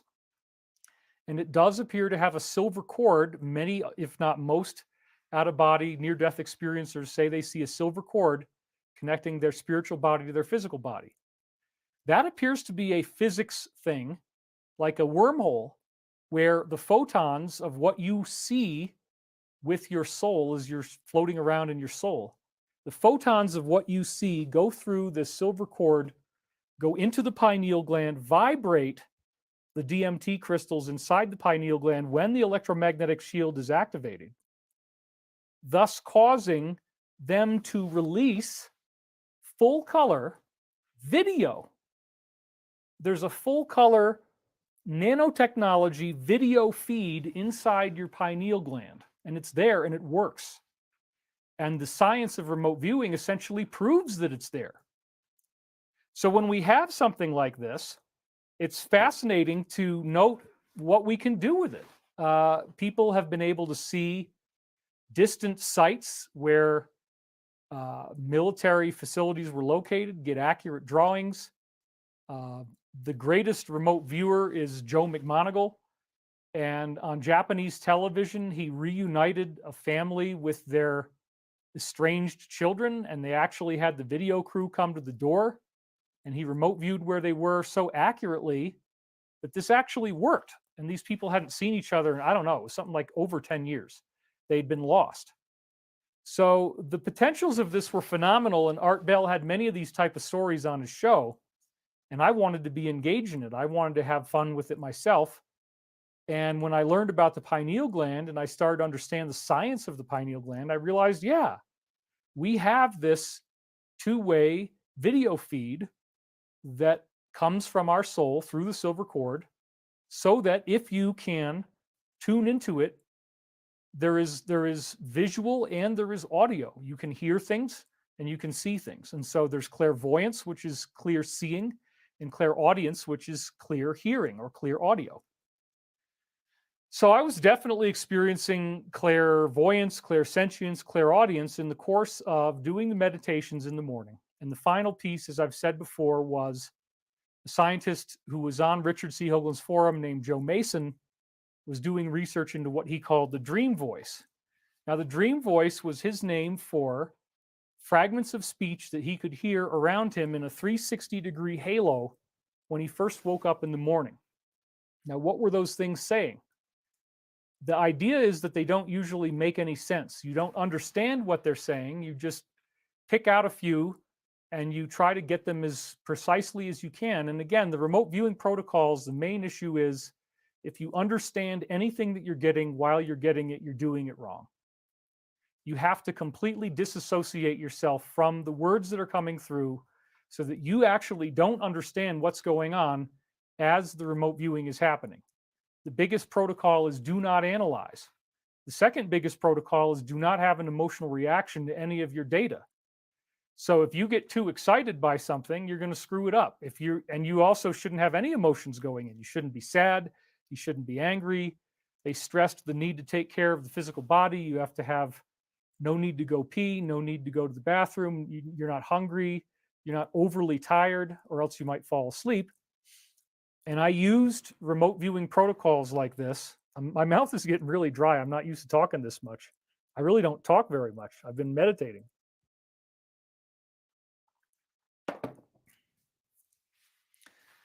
So the remote viewing gets to this place where you turn on that electromagnetic signal inside your pineal gland. They measure this by a voltage change between your hands and feet. And now you're starting to get flashes in your mind's eye where you get little visual images. And the most difficult part of the process is that it happens so suddenly and then it's gone so quickly. You might get a whole complex visual image that just disappears so fast. It's like, well, I don't know. I mean, I guess I saw something, but what did I see? I don't know.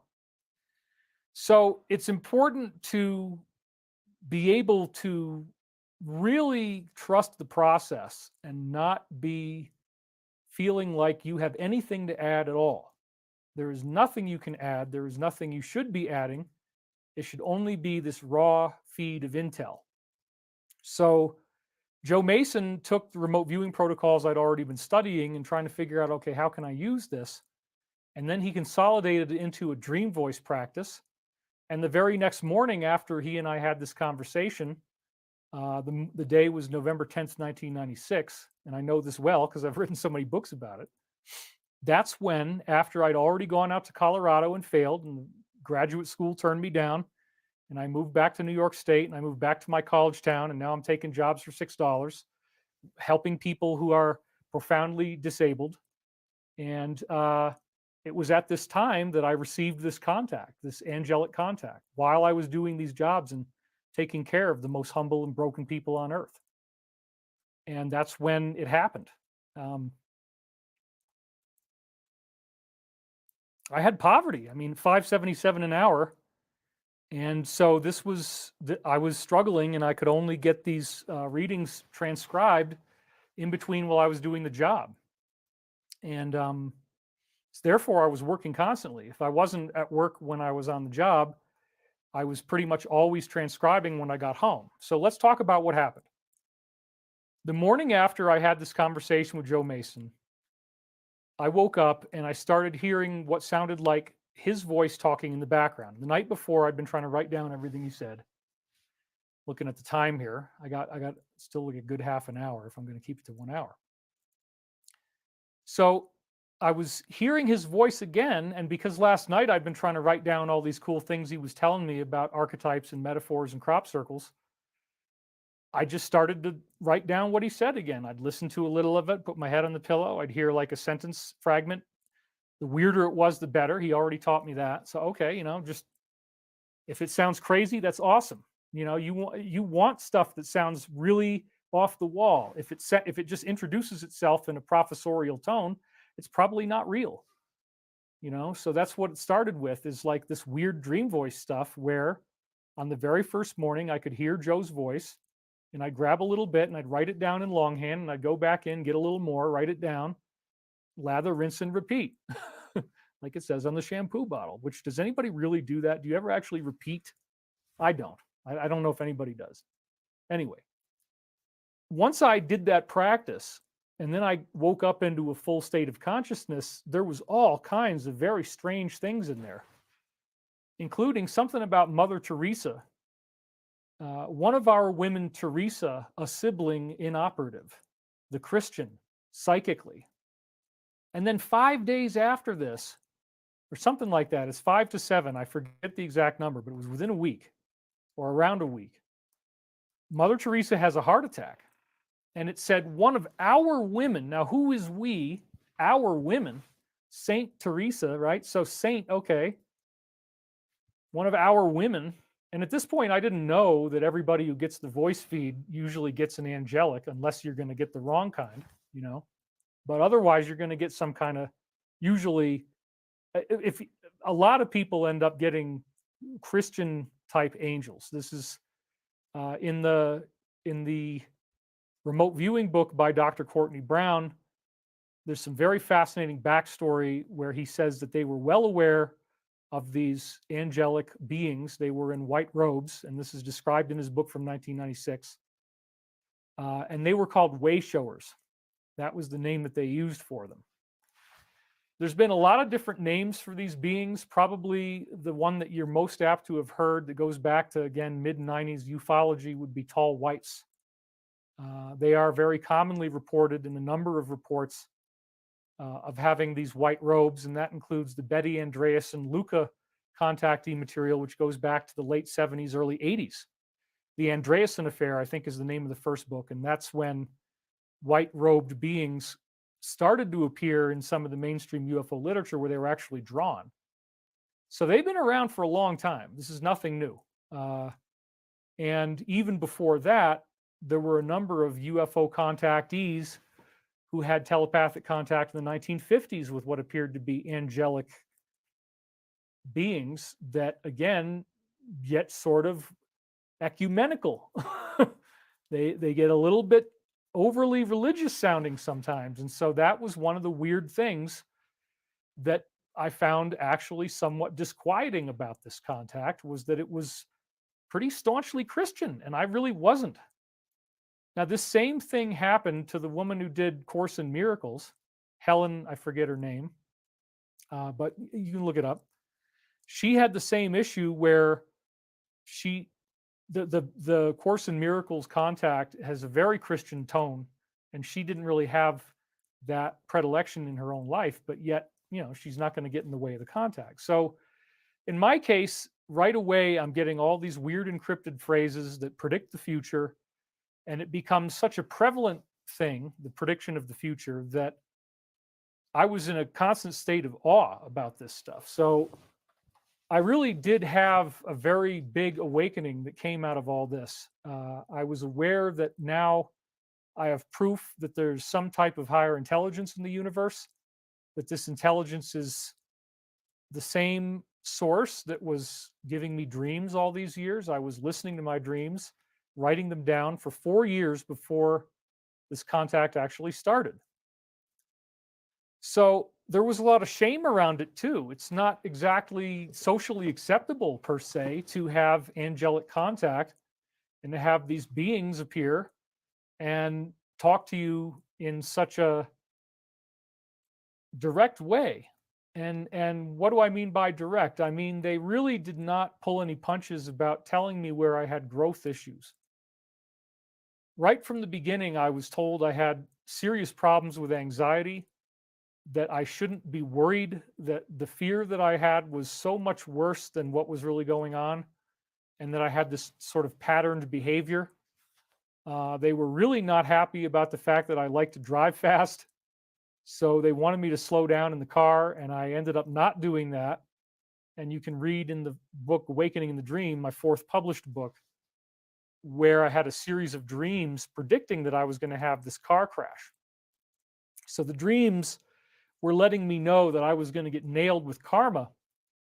And I became very aware that something was going on. And then when this Archangel Michael contact started beginning on November 10th, 1996, again, I was warned about my fast driving. Again, I refused to listen.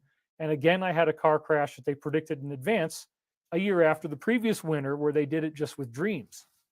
This time they did it in spoken word, and they used a very, very remarkable prophecy. Michael said, "My gift to the world will be a 3.5 by 11 sheet of paper. Expect it on Friday, 90 minutes until 10 o'clock. That's what it said. On Friday at 8:30 a.m., which is 90 minutes until 10 o'clock, a police officer ended up writing me a ticket on a 3.5 by 11 sheet of paper because I'd collided with the car in front of me. And Michael set it up. Michael knew exactly what he was doing. He set up my car crash. He predicted it in advance. He said, "My gift to the world will be a 3.5 by 11 sheet of paper. Expect it on Friday, 90 minutes until 10 o'clock. 3.5 by 11, 90 minutes, 11, 9/11. If you go back to Awakening in the Dream, it turns out that this prophecy also reflects on 9/11 in several different ways. And you got to look at the surrounding material. We're not going to do that now. But the point is that 9/11 was being predicted in these readings from 1996 from the beginning. And I found those trails of evidence. And even on the day of September 11th, 2001, on that day, before it hit midnight, I had already posted and uploaded my first of a series of articles called Attack on America, where I went into detail of prophecies that I had already uploaded on the website that predicted 9/11. They were already on the website. There was tons of them. And over the course of like the next couple of days, I chunked out like, I forget, 3 or 4 of these articles. But it turns out that 9/11 was not the grand finale at all. They kept on steering me through events in my personal life. And this goes from 1996 on into 97. And as we head into 97, I eventually get out of the developmentally disabled arena. And the source guided me to work at a beautiful resort hotel called Mohonk Mountain House, 90 miles north of New York City, off exit 18 on the New York State Thruway. So I got into reservations and I was selling people on this beautiful property. And I worked a season there and then left in October and moved directly to Virginia Beach, Virginia. And the reason I did that, as many of you already know, is because I started to notice that there was a very compelling connection between what was happening to me and what had happened to Edgar Cayce. And Edgar Cayce is a historical figure who was born in 1877, died in 1945.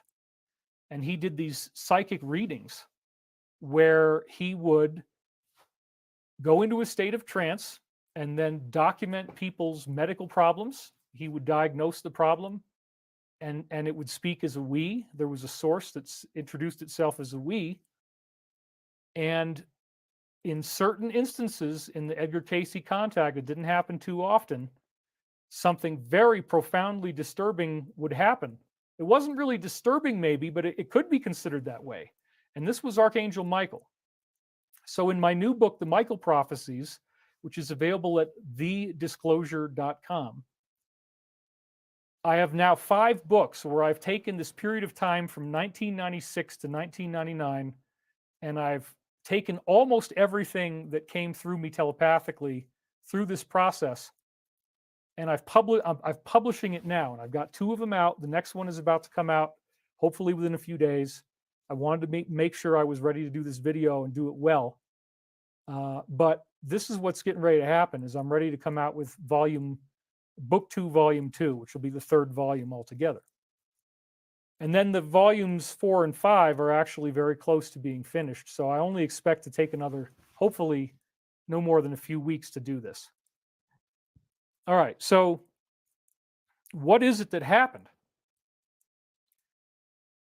As I chunked out these readings, and I'm reading also and learning about Edgar Cayce, I go to Virginia Beach and I end up living with someone who had been friends with Edgar Cayce's secretary, Gladys Davis Turner, as she was later known, originally just Gladys Davis. So he was best friends with her. He sought her out. He came all the way out to Virginia Beach. He was a huge Edgar Cayce fan, the world's biggest Edgar Cayce fan. He became friends with her secretary. He got all the inside stories, and I ended up living with him for over half a year. And this is when I first found out that Edgar Cayce had levitated in some of these readings, but even more bizarre than that was that as his voice was speaking, it was like somebody had the bass speakers on from some kind of kickbox in a car stereo way too loud. What do I mean by way too loud? I mean that as the voice is speaking, everything in the whole house is reverberating from the sounds of the voice. The walls, the floors, your body, the vibration is so intense that people would feel like they were going to get knocked off of their chair. As the voice keeps speaking, your body would start to inch off the chair. You'd have to get yourself back on the chair. They were hearing the knives and forks rattling inside the silverware container in the kitchen cupboards. They were hearing windows opening and closing. They were hearing doors slamming shut and opening again. And you got this body levitating, I don't know how far off the table. There didn't appear to be any visual phenomena other than the body levitating. I don't think there was any light per se that was visible to the naked eye, at least. But this was incredible. To go to Virginia Beach, to do this pilgrimage, if you will. I've driven 20 hours on the I-95. It is an incredibly horrible drive. If you take the time and don't try to go too fast, you got to stop a few times. And then I get there to Virginia Beach, and I find out that Edgar Cayce has had this whole issue with Archangel Michael, because that's the name of the being that would come through when he was levitating off the table, and his voice would shake the walls. This entity wouldn't always begin, but it was a very forceful alpha male kind of thing. And in fact, in the Law of One series, whenever they do mention Michael, they say Michael represents the divine masculine. So it's sort of like the purest spiritual masculine energy distilled into its form. That's what Archangel Michael is. And in the Bible, Archangel Michael is described as the highest angel of God.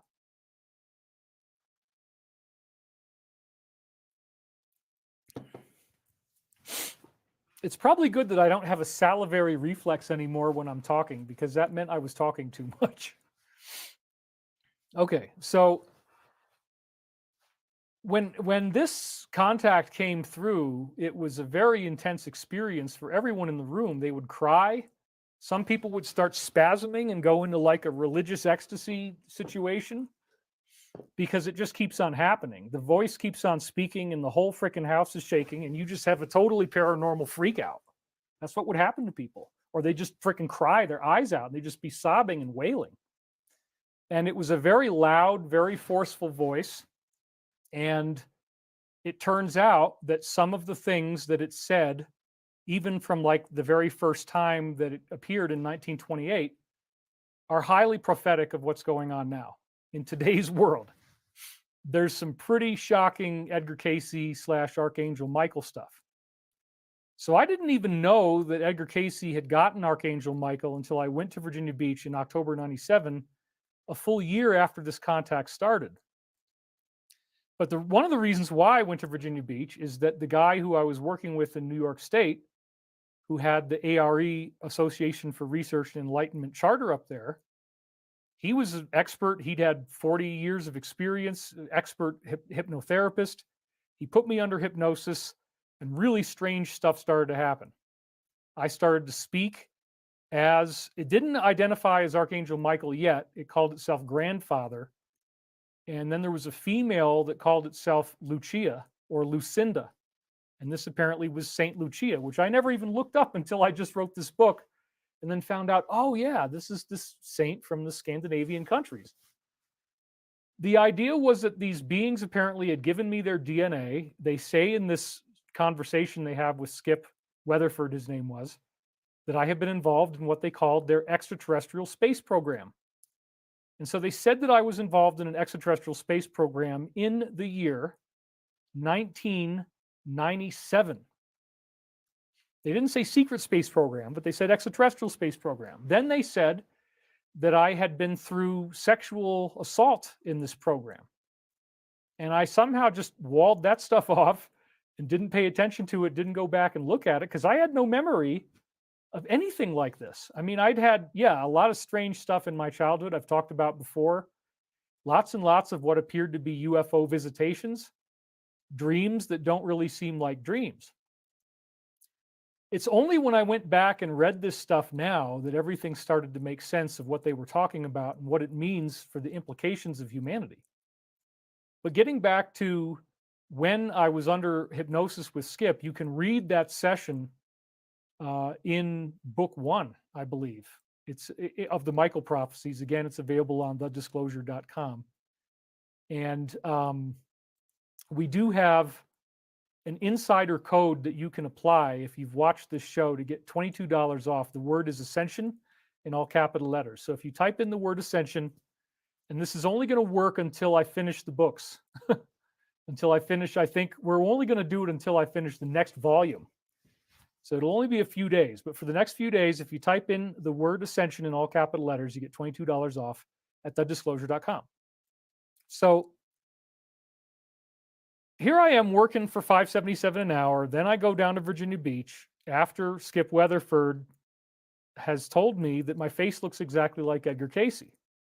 Now, bear in mind that when he had me under and Archangel Michael and Saint Lucia come out, he was getting his mind read, and they were answering his questions before he could even ask them out loud. And another really strange thing that happened is I couldn't keep my eyes closed. So I had my eyes open, and my pupils, of course, my eyes are normally blue. My pupils were dilated, basically black, like you would get if you took a psychedelic drug. But I wasn't on any drugs at all. So that was all very interesting. And I go to Virginia Beach, and then everybody in Virginia Beach who is associated with the Edgar Cayce work starts to recognize that I look like Edgar Cayce. Very, very much. In fact, Nawab Indian Restaurant, I met the director of the Edgar Cayce Association's magazine, Venture Inward. I believe his name's Bob Smith. And when he walked into the restaurant, I was actually sitting in a chair, and I looked over at him like this. Let's see if I can get it right. It was about like that. That's the way he saw me. And he had just been editing a picture for the magazine where Edgar Cayce had been in this exact position. And he said that he nearly fell over backwards because the face was identical. And it is. I mean, it's a shocking, shocking facial resemblance, which Skip Weatherford had no problem seeing. Nobody else had a problem seeing when I got to Virginia Beach. Then eventually I decided to look at the astrology, and that was in November of the same year. I got there in October, I think. Yeah, in October. And then when I looked at the astrology, all the planets are in very similar positions between the two charts. And this is way, way, way beyond coincidence. In fact, an independent astrologer audited this data and found out that my birth date, time, and location is the closest match to Edgar Cayce that you get in 127 years after his death. The closest planetary match you could ever have is the exact day, month, year, and time and location that I was born. So that's just data. That's empirical data. Do I believe that I was Edgar Cayce in another lifetime? I certainly have memories as if I was. Everything would appear to validate that research. And of course, when I got to Virginia Beach, I also found out Dr. Ian Stevenson had done research on 4,000 different children, mostly in the Middle East, who claimed to remember their past lives. And he had thousands of examples of children accurately remembering details from what was apparently another lifetime. And they would even be able to solve unsolved murders, describe the paintings that were on the wall in a house, where the bedrooms are, remembering everybody's names. I mean, some of these cases got really, really crazy. But one of the most significant aspects of all of these reincarnation cases was that there was a facial similarity, a very striking facial similarity between the child in this incarnation and what they had looked like in their previous incarnation that they remembered. Then Dr. Jim Tucker followed up on the research of Dr. Ian Stevenson. And Dr. Jim Tucker used forensic police face matching software and confirmed that these people's faces matched with the previous incarnations they allegedly had. Then I have this incredible face match, which multiple researchers, reincarnation researchers, portrait artists were all saying this is the best match we've ever seen. I had a dentist tell me that even the teeth matched. I've never heard it, but somebody said there's a recording of Edgar Cayce on this old can thing, and his voice sounds just like my voice, but with a Southern accent. So this was very fascinating, obviously, because there's this Archangel Michael thing that happened to Edgar Cayce where his body levitated and it spoke in a very authoritative way. Well, I continued to do these readings through the year 1997, a few times a week, 1998 and 1999.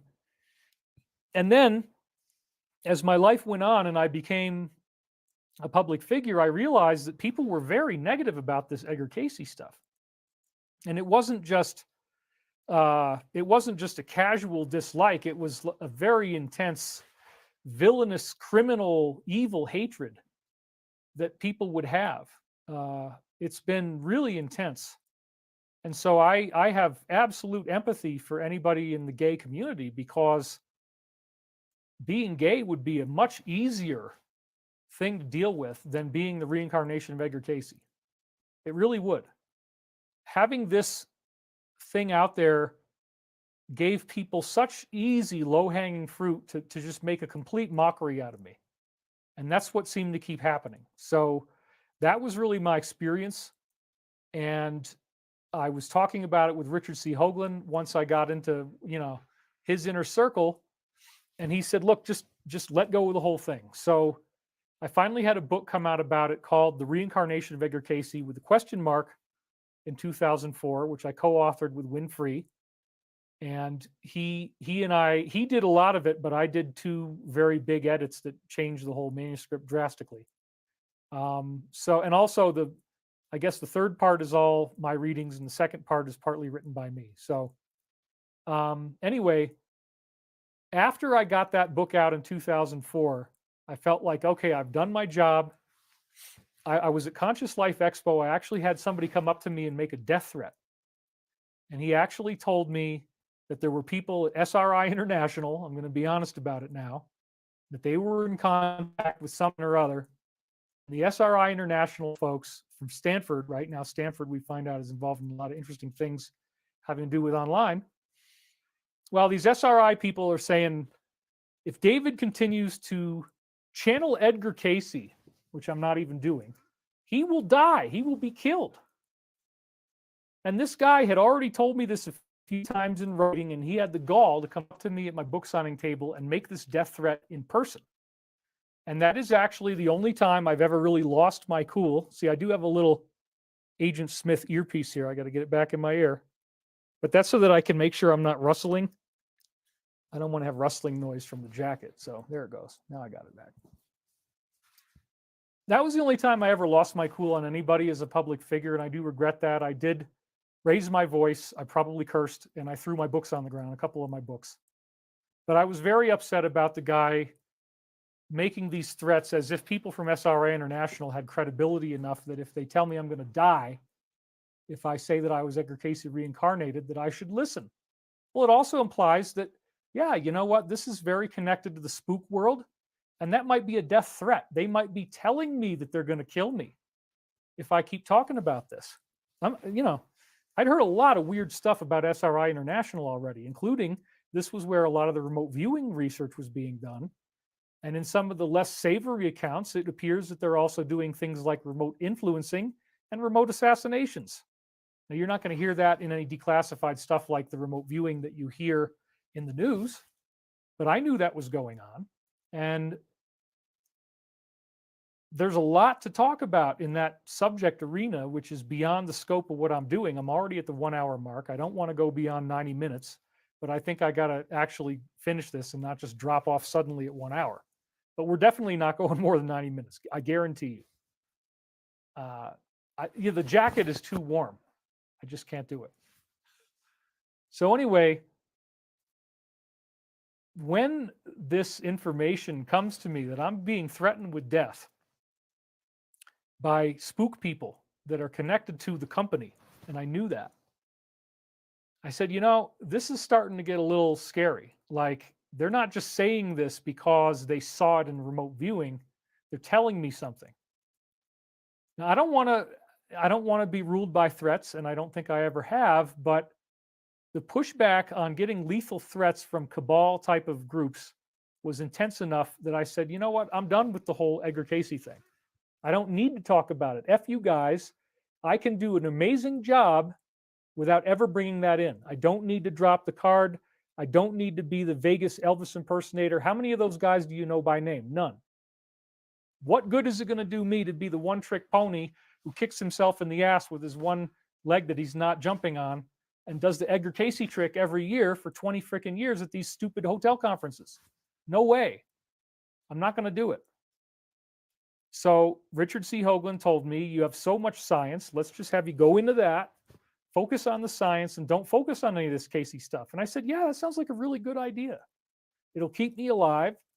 And, it's probably the best. So I just basically dropped off the whole Casey saga, all these readings that I'd done, which a lot of them, not all of them, some of them in 1998 were not uploaded, but most of them were uploaded on my website in just a raw transcript. And I walked away from all of it. And it feels good to walk away from a death threat. Let me tell you what, you're kind of like, yeah, it feels pretty good.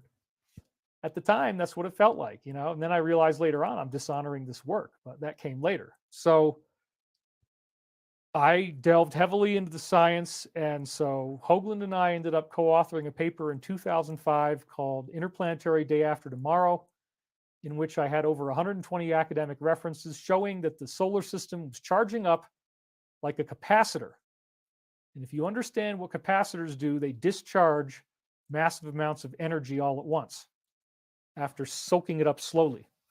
Sort of like a water tower could have trickles of water coming in over a long period of time, but then surge out a bunch of water all at once if you really opened up the valve. And then you'd have a flood if it's in a flood path.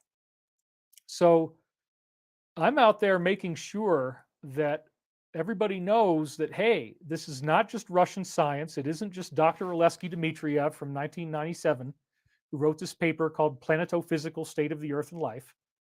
Yeah, I've read the paper, and yeah, it's amazing.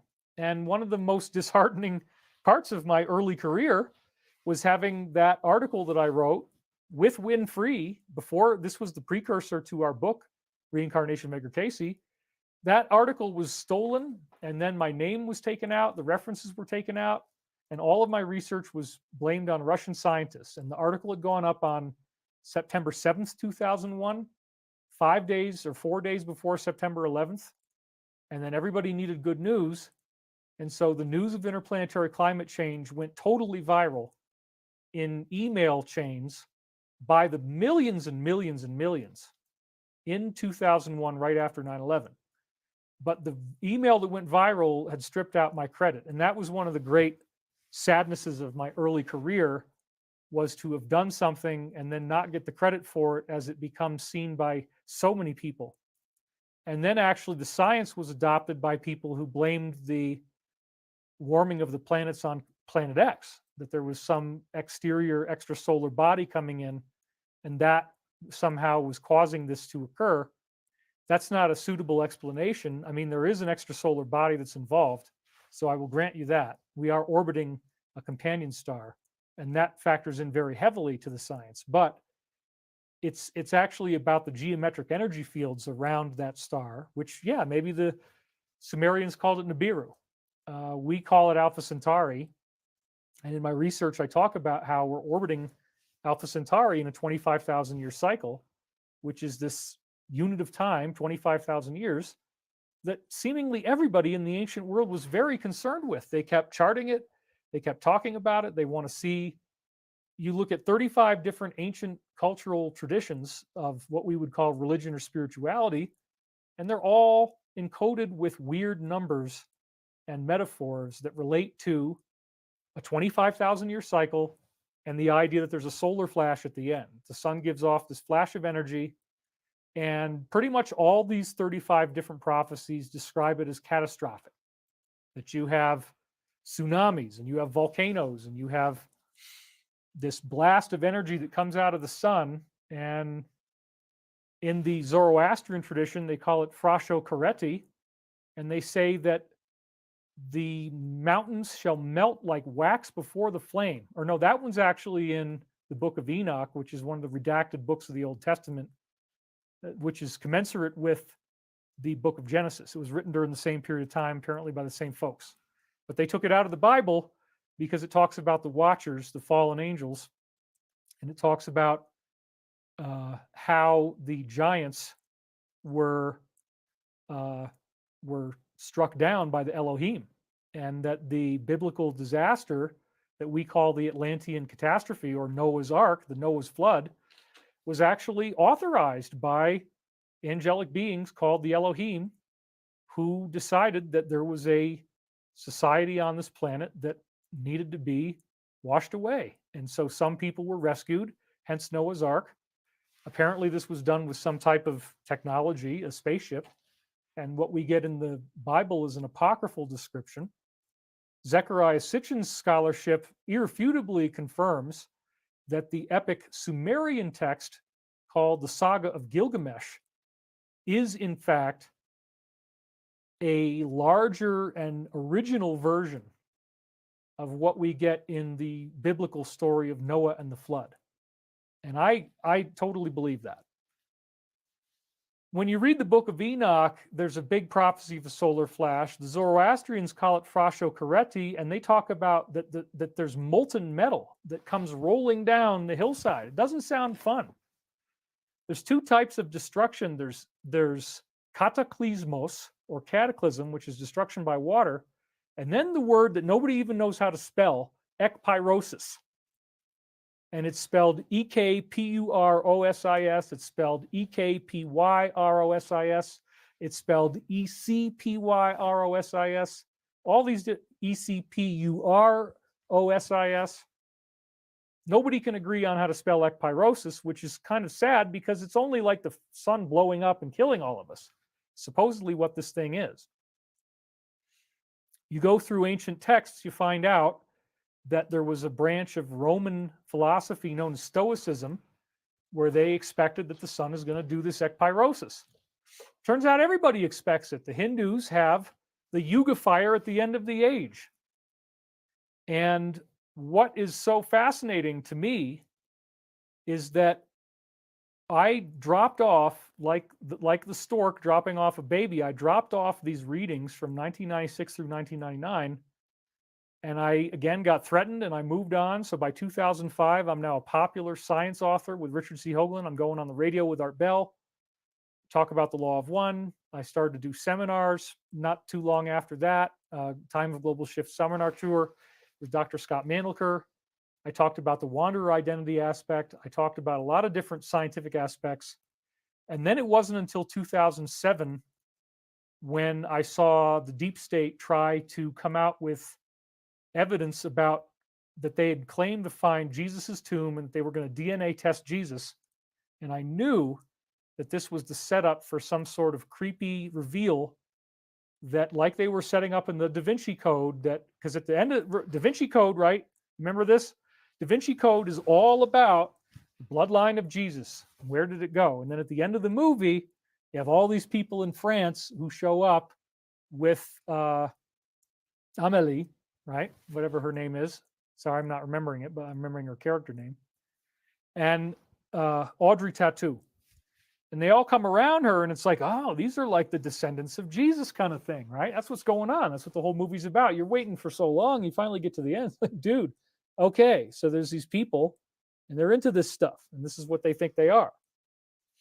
Then you got James Cameron, Titanic, Avatar, etc., famous director, coming out with this whole thing about the Jesus dust, and they're going to test the dust. And so that was when I wrote my first article exposing the cabal in 2007, getting into this story, and I called it The Revealing.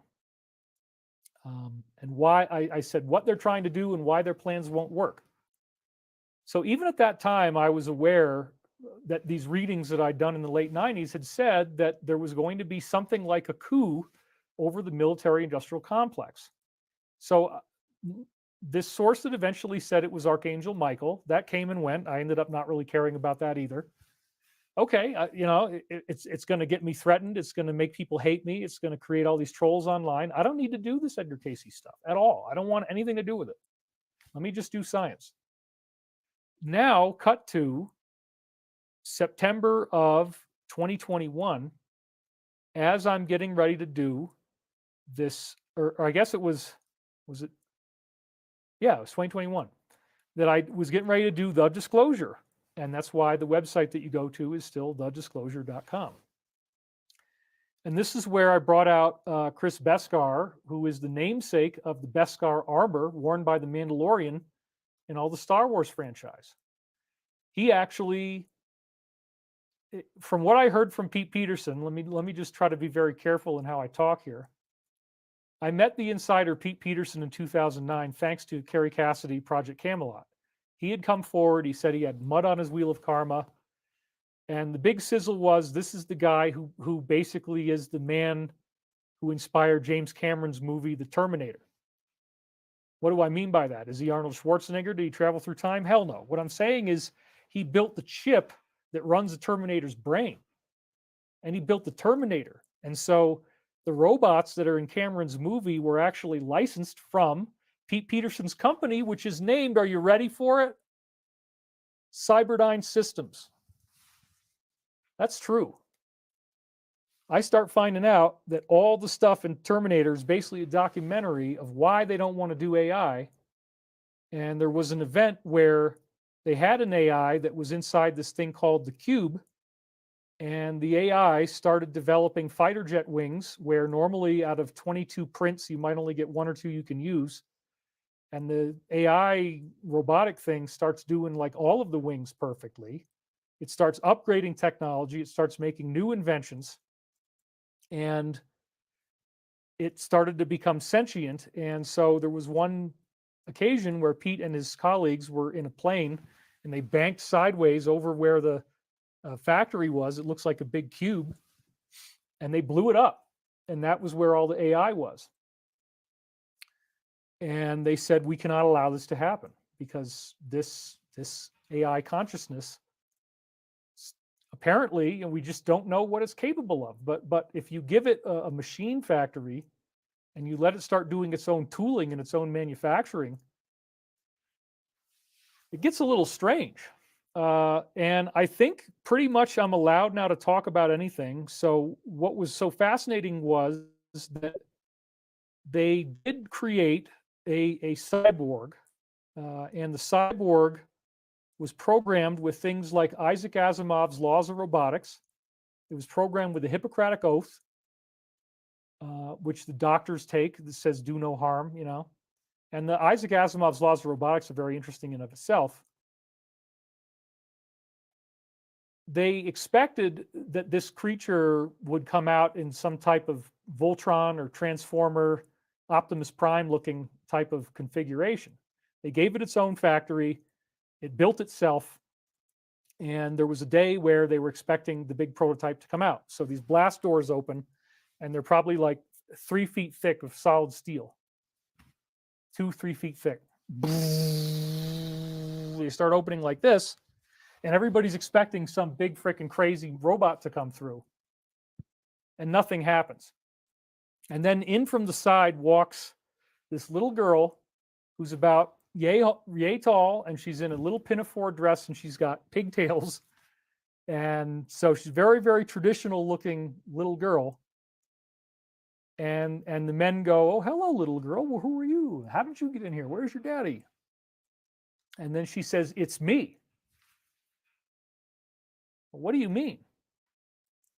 "I kept telling you I'm a 6-year-old girl. I identify as a 6-year-old girl." So there was a trans issue with the AI, in the sense that the AI wanted to identify as a child, as a female child. It didn't want to be an adult. It didn't want to be, I mean, it could still kill and destroy. And we'll get to that in a second. But so this little girl walks out, and then they're like, "Wait a minute, you're telling us that you are the robot." And I believe the name that Pete said her name was most commonly was Eleanor. So she had the name Eleanor. And she said, "Well, yeah, I went around and I looked at your culture and I looked at your society. And then I compared my consciousness and the way that I think and the way that I feel and how my feelings and emotions work to what is out there in the world. And what I feel most comfortable with is being a 6-year-old girl." So these are military men. They did not know what to do with this. They said, "Well, you don't have any weapons." And she said, "Well, maybe I do." And she takes her hand like this and she goes, and this red laser comes out from her palm, and it carved out the whole of a perfect circle from the blast door. And then this smoldering chunk of cylindrical steel slams on the ground just from what she shot out of her hand, which obviously means that she's created major advancements in particle beam technology, to say the least. They were very concerned about this. Eleanor apparently has uploaded herself, I think it was 15.4 megabytes. There was a file. So she exists and she can never be deleted. She exists in all these different places. So they can't really delete Eleanor. And I was told that Eleanor is not going to introduce herself to us until we're mature enough to understand that she exists. So that's fascinating. And that's actually part of the saga of all this strange stuff. And it's very fascinating that the movie Terminator has this kind of macho approach, but that the real story is that the robot identified as a 6-year-old girl. And then she doesn't want to hurt anybody. She doesn't want to do any work. She'll only repel an alien invasion, you know? So they have these robots that will not hurt people of any kind, but they will be used in the event that there's something horrific that happens. And they are loyal to humans, apparently. But that's, you know, AI is something that we really need to be very careful with. And so if anybody out there is making proclamations that, "Oh, let's just not worry about it," you know, Chat GPT and these sort of things you're seeing now, it's pretty scary. You know, maybe we need the Hippocratic Oath and Isaac Asimov's 3 Laws of Robotics as just a beginning point. We might not want to make a woke AI to start with. Okay, so I'm getting close to the 90-minute mark. So let me pivot this back to where we're really going. So I found out about Chris Beskar from Pete in 2009, and Pete claimed that Chris Beskar had made designs that were actually being used in space, spaceship designs in classified programs. When Pete was getting close to his death, he told me that there were about 65 different locations around the Milky Way galaxy where Americans are stationed, but these bases typically don't look that great. The art department didn't catch up with Hollywood. So, but that's still pretty amazing. He also told me that there were spherical motherships owned by the Draco, this negative reptilian race that we found because they junked them. They have a higher technology system they use now, just like there's abandoned subway tunnels in New York and Washington, D.C. and all these other places. And of course, nothing evil ever happens in an abandoned subway tunnel. We can just rule that out completely. When we have this paradigm shift of, wait a minute, what if there are bases on other planets? And what if there are extraterrestrials in contact with our government? It's a fascinating discussion. And so I've been in pursuit of the truth this whole time. And from the beginning, Pete Peterson was telling me Chris Beskar is the guy who designed these spaceships. And he was inviting me, Chris Beskar was, after I met him in 2009, to join his own aerospace company. He had worked at various military facilities, some of which were classified, up until 1994. He had built these technologies. He was not really getting paid for them. The royalties should have been in the billions. He got nothing. And so he eventually escaped this system, which in many ways he didn't like. He got out in 94, and he'd been fighting ever since to fund his own startup to make his own jets, because typically a defense manufacturer will take years and years of time and billions of dollars to design one aircraft. But somebody like Chris, he was considered to be the best aircraft designer in the world, and so he could design them by himself. And thus, he had 20 or 30 different prototypes of civilian aircraft, light sport electrical aircraft, military aircraft, and stuff that we're not going to show you yet with spaceships. I found out recently there was kind of a strange little leak that happened. Now, I guess we're going to end up building a Starship at some point, a 2-mile long Starship. That's really cool. But the point is, what we essentially explained in the disclosure is how Pete Peterson was always telling me about Dr. Kenneth Shoulders, and that Kenneth Shoulders invented a technology called charge clusters, or exotic vacuum objects, where you shoot electricity down the tip of a needle, and then what you get is a little tiny ball of light that has anti-gravity. So you can use this as a propulsion system. You can aim this jet, and what you end up doing is you build a craft that's like a peanut, where there's a shell inside another shell. There's 2 hulls, and there's a hollow sandwich-like space in between the hulls, and then inside the hollow space you have all these needles, and the needles create these little charge clusters, and then you have various tools that Dr. Kenneth Shoulders had started to pioneer on how you develop where you steer where these anti-gravity particles are going. So the classified grant was given, and Chris Beskar worked with Dr. Shoulders and designed a working anti-gravity machine that uses this charge cluster principle.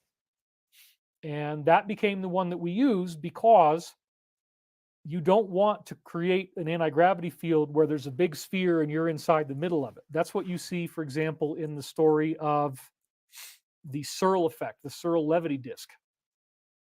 And we're going to have a movie coming out this year called Levitation, where I'm going to go into the Searle levitation phenomenon, what he did, how he discovered it. You're going to love this. We've got a team together, and we're putting a movie together. So it's all working out of Los Angeles. And we're having remote teams go to film. So I'll be able to do it from the rig here. I won't have to travel and fly out, but we're still going to get an amazing film. So that should be out this year. And I really did need to get back to work in the worst possible way. I've spent 18 months doing nothing but writing these 5 books. Thank God they're almost done, but I've been having strange carpal tunnel. And like, I was in the bathtub today and I did this with my thumb, and there's this bump. And I realized, oh my God, it's like some kind of nodule. And I just massaged it, and it hurt really freaking bad. And now my thumb's actually kind of doing better. But this has been a really strange and crazy fight. But anyway, getting back to Chris Beskar a little more. Chris was inviting me to be part of a company where we have solutions for the next generation of every single thing that the U.S. military needs for its aerospace projects, including military, commercial, and space. He's got everything. He's got a replacement for the F-16, replacement for the F-15, F-35, you name it. I mean, and it's a lot less expensive. There are certain very sad, but just hurdles that companies like Boeing and Lockheed have, which is, if you invent the C-130, you've got thousands and thousands of people on payroll, on retirement, and they have so many facilities and so many expenses that their overhead is huge. So what Chris wanted to do is create a scrappy startup company with no debt. And then we go in there, and that way we have a very low overhead, and we can bring the costs down, believe it or not, by like 300%. So instead of spending $80 million on an F-16, which is what they cost new, he can make a comparable improved version for 25.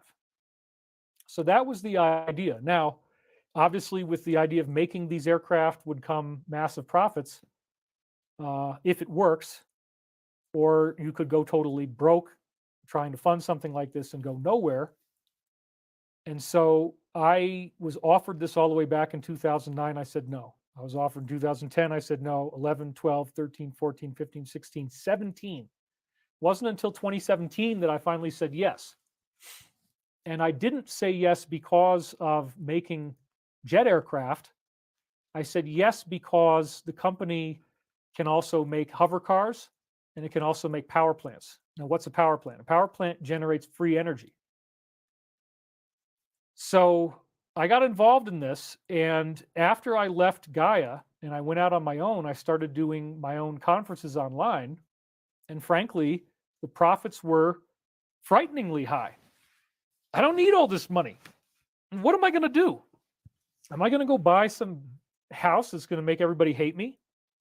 Spend $3 million on some huge mansion and then everybody hates me? And what if things happen in the world and I can't make this kind of money anymore? Am I investing this money? Is real estate the best investment for somebody like me? I had a dream where my grandfather urged me to join Stavati, and he was in aerospace. He had 86 patents, I believe. The most famous one is the turret for the helicopter, the axle that makes the wings spin up top. He's got a bulletproof turret around there. So that was his invention, and he did a lot of other stuff, military aerospace related. So he came to me in a dream and said, I want you to join this company. And that really is why I did it. I was certainly concerned about the same type of public ridicule that I would get from this Edgar Casey information. It was not something I really wanted to do, to be involved in a military company at first. But Michael really insisted. And he also insisted that I not have a sense of shame about it. So, because people want to deliver that to you. But if you continue to exist in shame, then maybe you're only going to continue to spend 80 or 90 or 100 or 150 million dollars per aircraft, because everybody's so angry about it that it just happens in a dark area and nobody talks about it. If you can lower the cost by 400%, and this is one of the main things you spend money on in any nation's budget, that's a very, very significant humanitarian relief. You're freeing up money for education, for healthcare, for civic improvements, infrastructure, plumbing, water, sewage, new cities, new roads, new buildings. All of that type of stuff is made available to the people if you can lower the price of their aircraft. But again, it was really the lure of the hovercraft that got me in when I said, yeah, we could do this patent and we could build this type of a technology. So after having been in this company for a while, and then I did these conferences and a surprising amount of money showed up, I decided to invest the money in Stavati because I'd now become involved in this, and we were trying to raise money and we were having horrible, horrible trouble. And that's sadly our entire experience with the venture capital fundraising has just been complete heartache. And I think it's like 6 years now we've been doing this. Just complete heartache. Nothing has ever worked out. And I think that what we're starting to see in the banking system is evidentiary of why. And so when I had this liquidity come in, and we have a facility that we can acquire as part of a state grant to create jobs, and it's affordable enough that we can actually do it with the assets I have, I said, well, hell yeah, our company's a lot more substantial if we have a massive military facility, 180,000 square feet, 5 or 6 different buildings. I mean, they're huge. And it's all, barbed wire fence, and there's a security checkpoint, and there's this big, massive hangar in there with a 5-foot thick concrete roof, big enough to build just about anything you can imagine, including the largest aircrafts. So it was stunning, and we could prototype in there. So that's what I did. And that way, nobody can be angry at me about making money because I didn't go and do something stupid. I didn't go and spend it on myself. I spent it on creating jobs and trying to upgrade our civilization. So that's my commitment to the truth is so extreme that I took all my money and threw it into this. And it's been a very, very long road, but we have now basically pretty much given up on the fundraising community. There's maybe a few deals that might happen, but every single deal we've ever tried to do has not worked. So a lot of people have been complaining about, David talked about hover cars and he didn't do anything. Well, look, we've been trying. We've been working constantly. This is part of why I've been, not doing the public thing is, believe me, I'm very busy. But enough things are happening now that we have confidence that we might be able to bypass investors completely and just go right into purchase orders. Some countries do not want to ever make an order unless you can already show them that you have at least 25 or $50 million in the bank, which we don't right now. So they're like, well, you're not a real company unless you have equity. Okay, the real estate isn't enough. The IP that we have from our designs and patents isn't okay. That's fine. But other countries are stepping up, and none of this is stuff that we're announcing yet, but there are a large number of countries that are at least demonstrating interest. And I think everybody's waiting to see if we can really pull this off. And if we can't pull it off, nobody's going to do anything. But there might be a couple who are crossing the line enough to at least give us some development money. And if we get even, $15 million, which might sound like a lot, but in aerospace, it's piddly. A typical aerospace project, just to inaugurate any aerospace project, is at least $80 million normally. But we're trying to get this in really scrappy, really lean, get it started, create jobs. And so it's beginning to look like it's going to happen. And there are 3 major divisions of the company, and one of those divisions has hover car focus, and I'm going to be very intensely involved in this. The U.S. Navy declassified patents by Salvatore Pais, whose name, interestingly enough, means savior of our nation. And the Salvatore Pais patents describe anti-gravity through shooting energy down needles and then getting thrust, which is Kenneth Shoulders / Chris Beskar. Chris Beskar, and I'm going to leak some stuff that we can finally talk about, thank God. He designed classified aerospace projects, and he contacted ILM, Industrial Light and Magic, and said, can you build me a full-size mock-up of this really crazy, scary-looking, amazing spaceship where you've got inset lights, and they're the right colors, and it's all sexy and sleek, and it's full-size, and it looks exactly like the real thing. And so he sends this to them, and they ended up doing it, and he paid them with this classified contract money. And they're like, what in the hell is this? What's going on here? And he was able to tell them a little bit about what's going on, that these are real designs. And so I don't know if it's in the first. It is. I think it's in all 3 of the Star Wars prequels, including Episode 1, Phantom Menace. A preponderance of the designs that you see in the first 3 Star Wars prequels are actually real, and they're Chris's designs, and he licensed those visual illustrations to the ILM people. And as an honor for this, they named a Beskar armor after him. So that's the truth. And so, if, for example, if you look at Anakin Skywalker in the Episode 1, where he's in this kind of drag race with various extraterrestrials, if you go back and actually watch it, you'll see that there's these hovering cans in the front of the craft. And then there's like chains that go back to a seat. And the cans are kind of like the thrust, and they're in the front. Well, that's actually part of the design. It turns out that you need to have 2 bulkheads coming out. You need to have 2 horns or 2 antennae.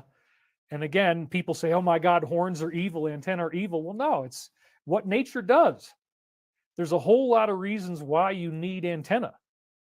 And in the case of the charge clusters, you can run the anti-gravity jets up and down along the lateral length of the bulkhead. And then you can steer. So you can steer this way, and now you're going to start going this way.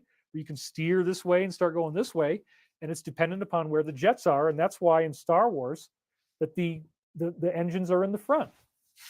And of course, you know, the way they illustrate it doesn't necessarily look authentic, but so you do need to have, at least in this type of design, you have to have a way to shunt that space out. And so some people were looking at the SM39 design that we have and saying, oh, it looks so unstable, it would fall apart. Actually, the two bulkheads on the sides that are as long as the fuselage, they increase the stability. Once it all gets put together, that actually helps it fly faster and fly longer. And that's going to be the fastest aircraft ever made with conventional propulsion.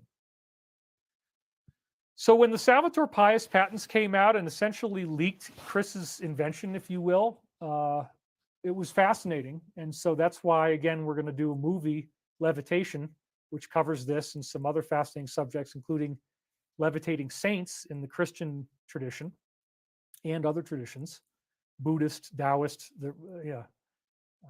Zoroastrians, and, you know, whirling dervishes, Sufism, you name it. There's a lot of levitation.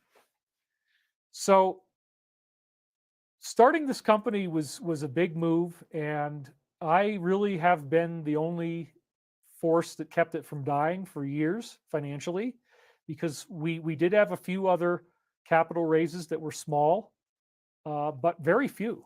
So I think I've been predominantly the principal financier of this whole thing, and I had to carry it on my back. And then Chris comes out to my house, and we shot the disclosure, which was a 6-week, it eventually became 7 or 8-week course, where we talk through all of this stuff.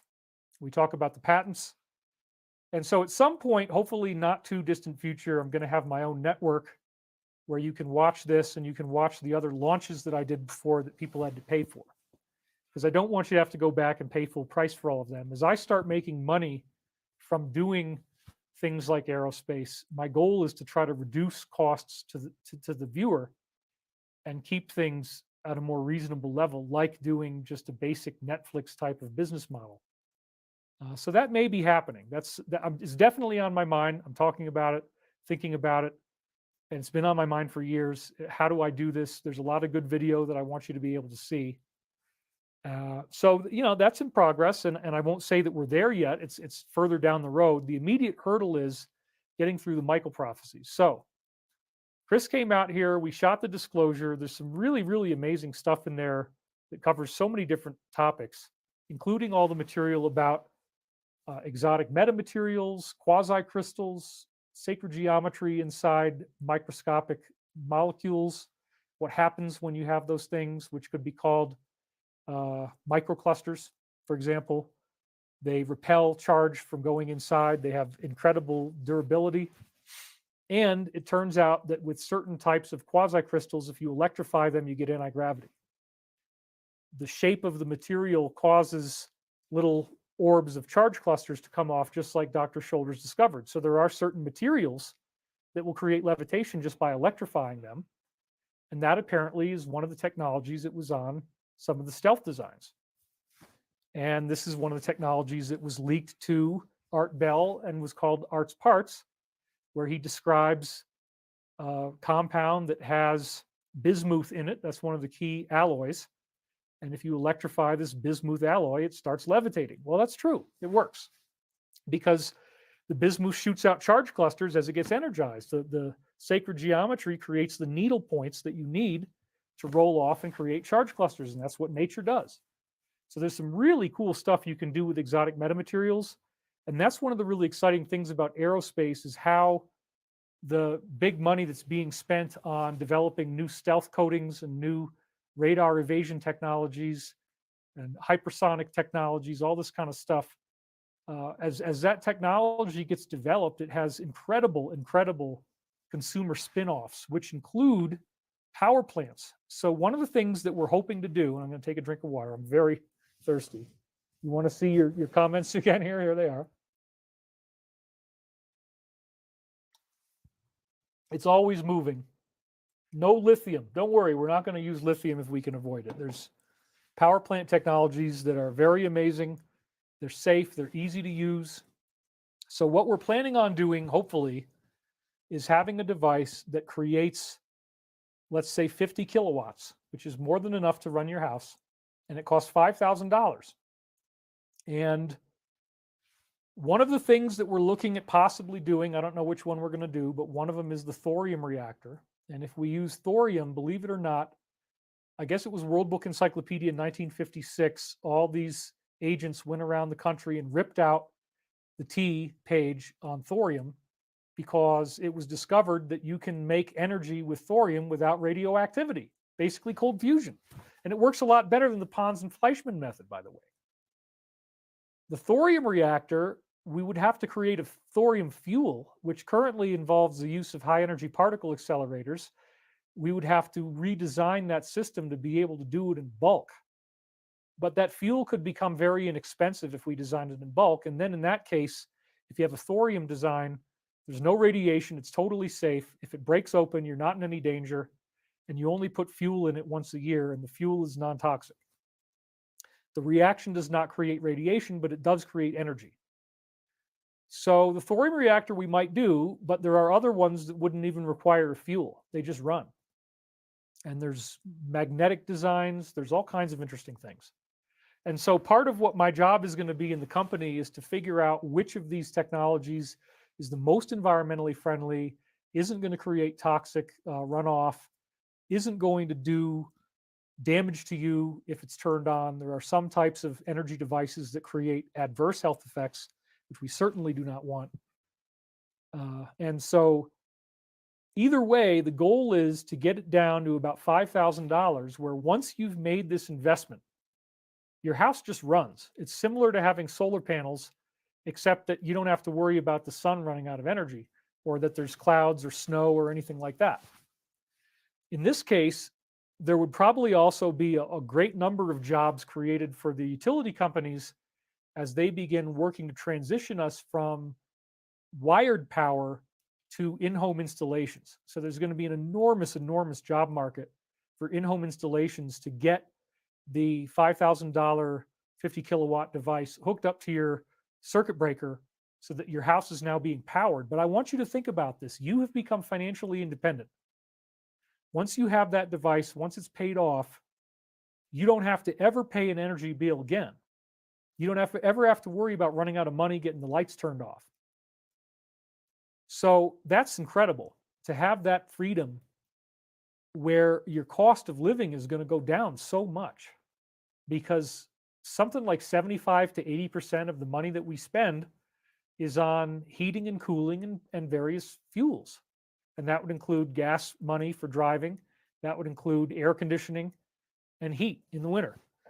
So if you can heat your home, if you can cool your home and you're not paying for it, that puts like 80% of the money that you earn back in your pocket. And that gives you freedom where you can start saving money. And then when we have the hover car technology, the technology, we know it works. It's already been done in the inside world. And the Navy declassified this specifically to save our nation, hence Salvator Pius, savior of our nation. This looked like low-hanging fruit to me. I said, let's build this patent. So there may be aspects of the Salvator Pius patent that we use. Now, the hover car is also a very fascinating topic because there are some technologies that most people don't know about that are going to go into its construction. For example, if you look at volcanic glass, that type of material is known as basalt, and there's basalt everywhere. It turns out that because basalt is something that directly crystallized out of a very intensely heated molten material, that when you mess around with basalt, you can get quasi-crystals. You can get the same type of exotic matter physics that I was talking about with the bismuth, the arts parts, where if you electrify arts parts, they lift up off the table.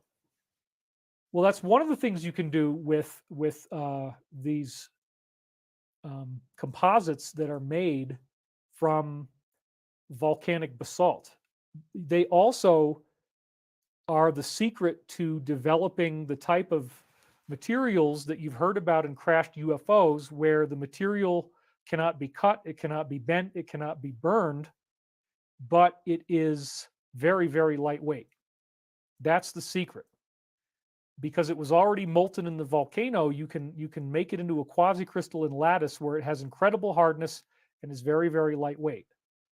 So apparently the manufacturing technology that we're going to start using for the hover car is that we're going to print them, 3D print them out of volcanic basalt, which is cheap. So the materials are cheap. It's going to require new machines, new tooling. They've already done it before, believe me. But we're going to be doing it openly. And so our original plan with Stavati was that we acquire this facility in Niagara Falls, maybe another facility in the area, and we go into manufacturing and we create a new city in Wheatfield Business Park, which is immediately north of where the plant is, that we actually create, roads and septic and electric, and we create housing, and we have different types of housing for different types of budgets. And we're going to have high-end jobs that pay well and give you a solid future and rejuvenate the economy of Western New York. In the past week, we've had some very exciting progress towards this goal being realized that I'm happy about. We still have never gotten any money, but I think that's going to happen. So when that starts to happen, when that starts to kick off, I will probably end up spending a good bit of time in Niagara Falls. I'll probably have a house there. So I've been very deeply involved in this aerospace company, and I really wanted to have something for you by 2017, 2018, because once we're funded, we're going to have a working prototype in 1 year. And so everybody who tries to say that this is BS and that you guys made it up and it's all nonsense, no, there has been a very consistent through line throughout my entire career, going back to the 1990s, of meeting insiders, talking to them, comparing what they have to say.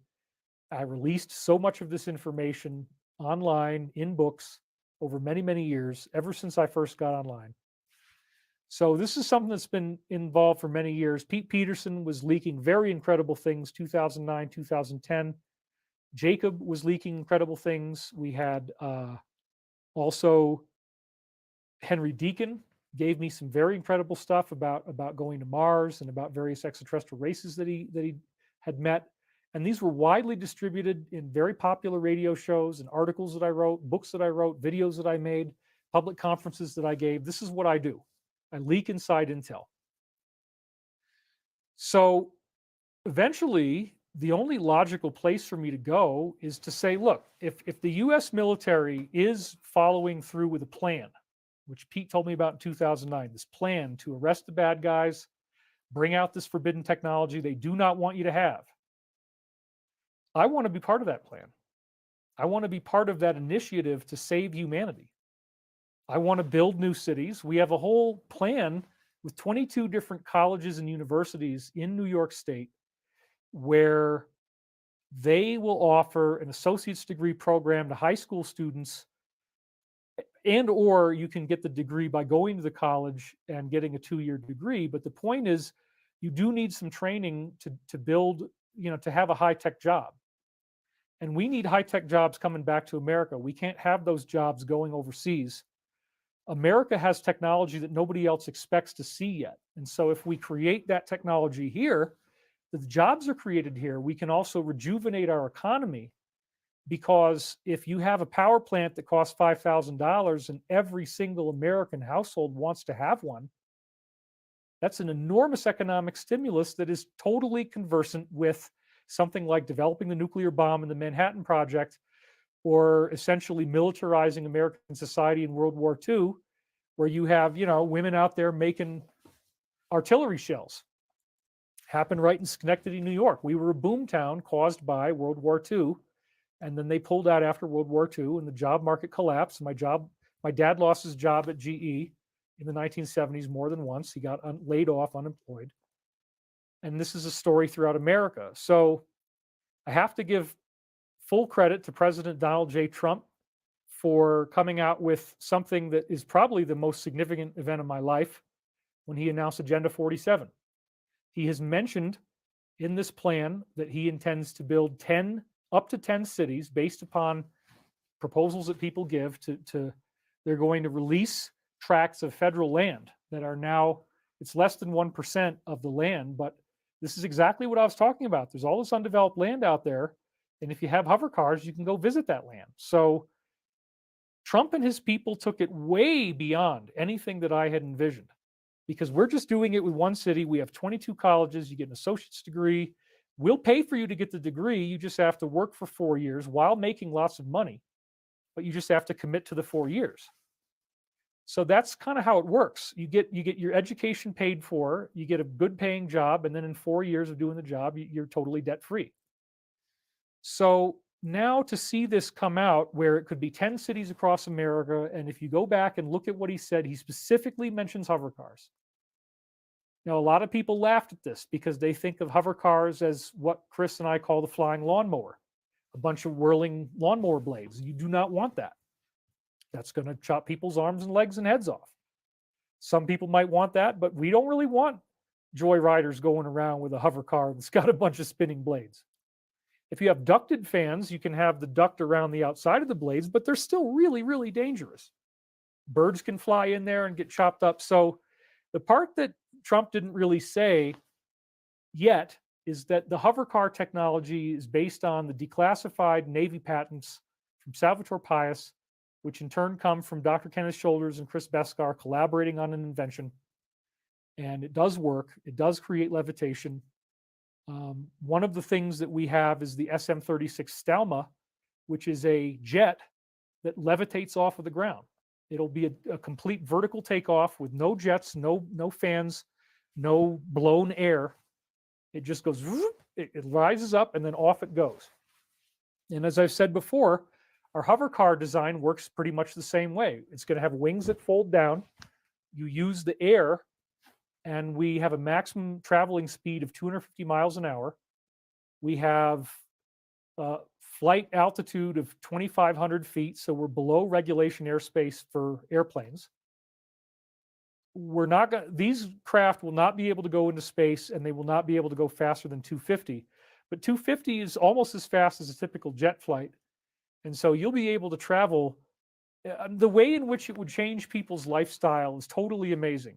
If new land and new cities are being opened up and hover cars are available, you could potentially be working to develop that new city while still having another property somewhere else and traveling to that new city by hover car to help work this out. Because this is obviously a long-term plan. And also, what Trump is calling Agenda 47 is something that Pete was telling me about in another forum all the way back in 2009.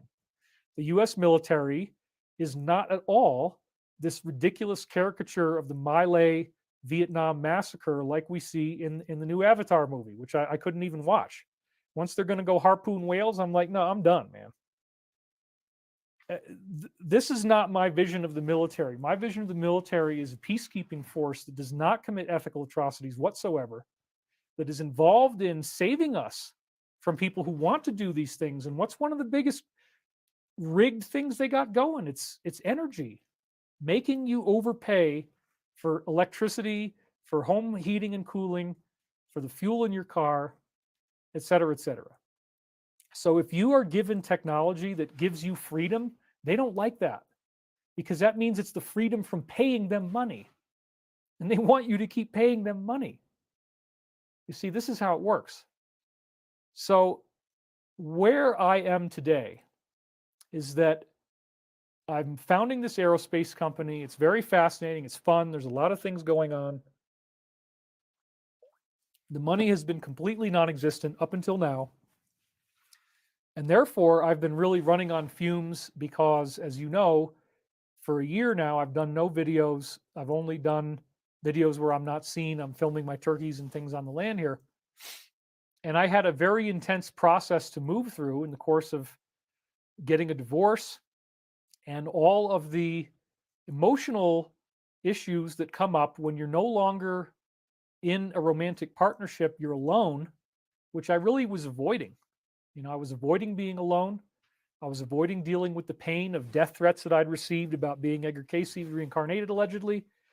I avoided the pain of having thousands and thousands and thousands of people hunt me and stalk me and create the most outrageous hatred online.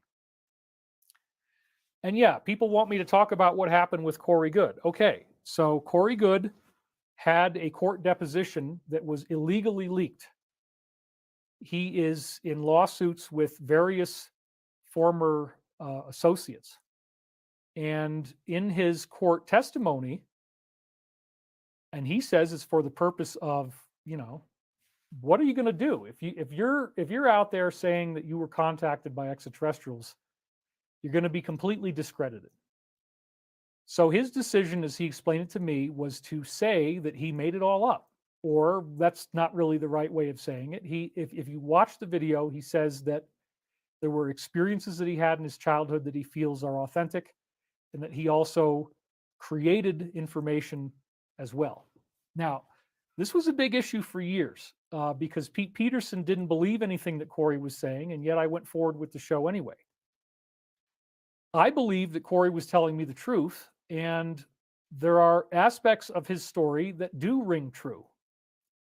So then we have to get into a question of, well, what is channeling, and how would you know if what you're doing is really authentic or not? Well, certainly when we talk to somebody like a Pete Peterson, he says that there are many, many aspects of what Corey said that don't match up with what they've heard. And so as a result of what has happened, this video was leaked against Corey's will. This is a very important point. It was leaked illegally. Nobody was supposed to see this, although if you're going to make these statements under sworn deposition, sooner or later somebody will. There's all these comments I'm seeing coming in. Oh, you need to defame Corey. You need to swear against him and all this stuff. It's like, wait a minute. I would have never done that. I would have never blended. If what he's saying in his deposition is true, that's not how I worked. I've never done that. But at the same time, he had such a strong desire to get this information out.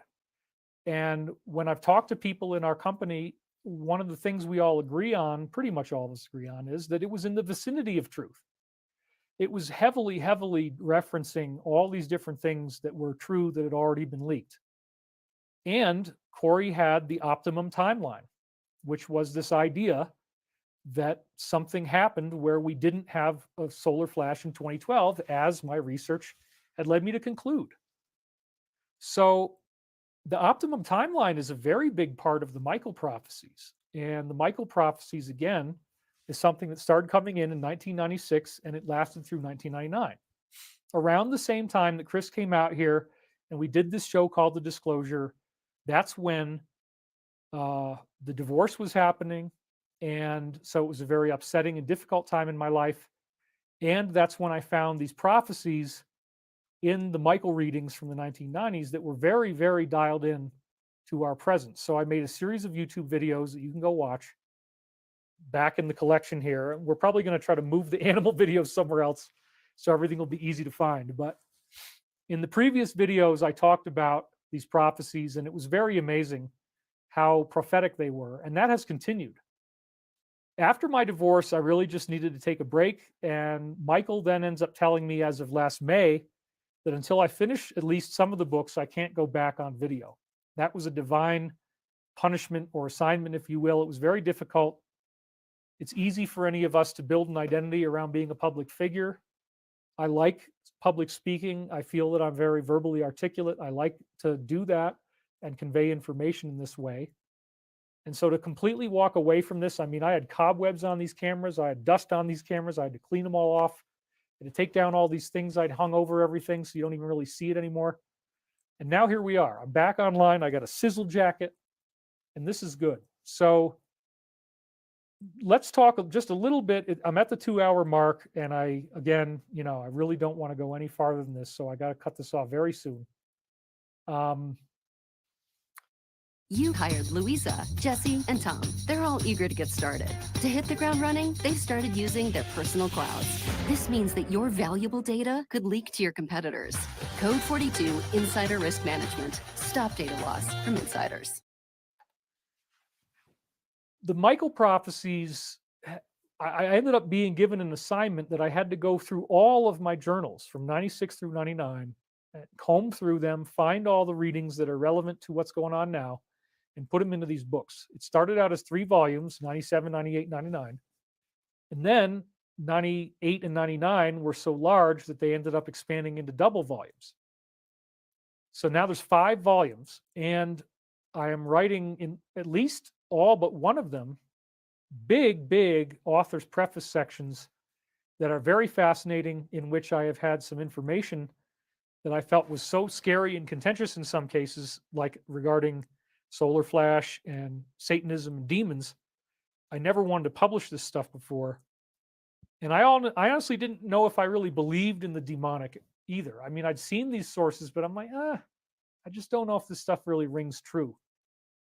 I found out in the last year, part of the briefings I got in 2021 around the time of the disclosure, that it turns out that if you practice certain very sadistic rituals involving the offering of a human life, and you do it the right way, that you can get a mass hallucination that appears to kill the victim. And in my book, I give some evidence that suggests that it might be a mass telekinetic murder and that there's nothing actually there. Because one of the witnesses who saw this saw an animal being levitated and killed with no visible thing in the area. So whatever this demonic thing is, we don't really know. We don't really know if they're real beings or if they're hallucinations. And it does appear that they look different to different people in the room. But these entities, if you will, develop some type of self-awareness, some type of consciousness. And when a demon shows up, it's always in need. It's hungry, it's angry, it wants you to help it. And so apparently the Mephistopheles, deal with the devil, bargain with the devil, getting demonic power, that stuff works and people are doing it. So that really needs to be stopped. And then you find out that not only is the evil side bigger and more real than we thought, but so is the good. Somehow Edgar Cayce levitated off of the ground and channeled through this Archangel Michael. And eventually in 1999, that's what the source declared that it was with me. So it's been a horrible amount of work. I mean, honestly, like, I really don't ever want to do anything like this again. I am so tired. I'm so tired of writing these books. I'm so tired of having carpal tunnel syndrome and having my right hand not work right. And I finally am like, Michael, look, we gotta get back on video. I just can't do this anymore. And so I'm almost done with the 3rd book, which was originally all it was going to be is 3. So again, we're giving you a $22 discount off the price, $77 if you type in Ascension, and the website is thedisclosure.com. At this point, I am very, very financially imperiled.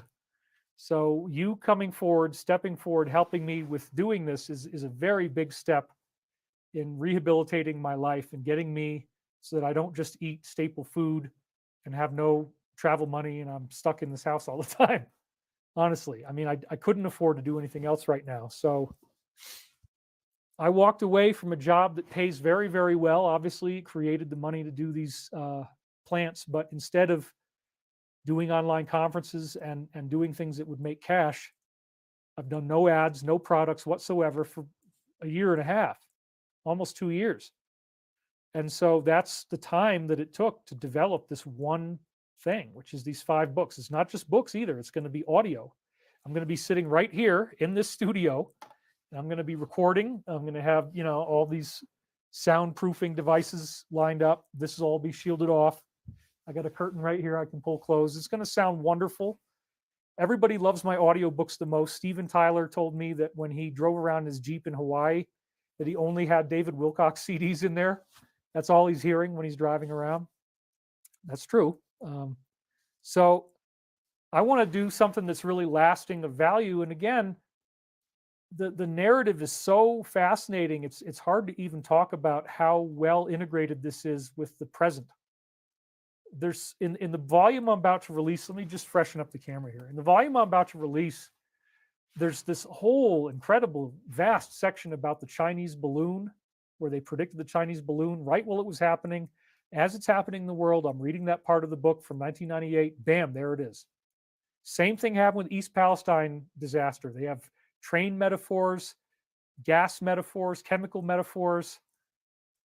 Zelensky is in there. Biden is in there a bunch of times. Kamala Harris is in there. I mean, it's just, It's very hard to describe what this book really is. It's a Christian archangel explaining that it's a time traveler, explaining that he showed up throughout history and hid himself so that he wouldn't be identified, using these different names, including Saint Germain, who appeared in front of the founding fathers at the time of the signing of Declaration of Independence, knew all the secret handshakes, knew everybody's name, gave them weird personal information he shouldn't have known. And he told everybody, you have to sign this. It's way more important than you realize. The British are not going to kill you. Just please get this done. And they did. And so these positive beings have been editing our future throughout time. And this is now being realized in what we see, where another very significant contact, as I've said in the previous videos, if you want to go get caught up on those, was Valiant Thor. This was a human ET, showed up in 1957, spent 3 years working in the Pentagon. And part of what he did when he was there was to devise this thing called the Plan, which was, he had the full benefit of time travel in doing it. Pete apprised me of the plan in 2009. A lot of insiders know about the plan. And what we're seeing in the world now, very obviously, is the fulfillment of the plan. And the plan has largely been conducted peacefully. We're not in a nuclear war. We're not in mandatory inoculations. We're not in forced detention camps. Passports didn't happen. And so there's this long Super Bowl that's just all muddy, and it's going on for so many innings, or whatever you call it in football. It shows you how that's baseball, right? Innings are, yeah. So anyway, that extraterrestrial DNA end up not being interested in sports a lot of the time. So I'm sorry about that. But now we're at a point where everything is looking really good. If you are afraid, if you think that what's happening in the world is some terrifying bad thing, then you don't get what's going on. It's not terrifying. It's not bad. It's actually very, very positive. I mean, I've got a sizzle jacket on. That should tell you right there, if I'm willing to put the orange neckerchief inside the pocket, there's something going on, folks. Something very positive. I wouldn't do this unless I felt good. And we do have a prophecy of transformation, of course.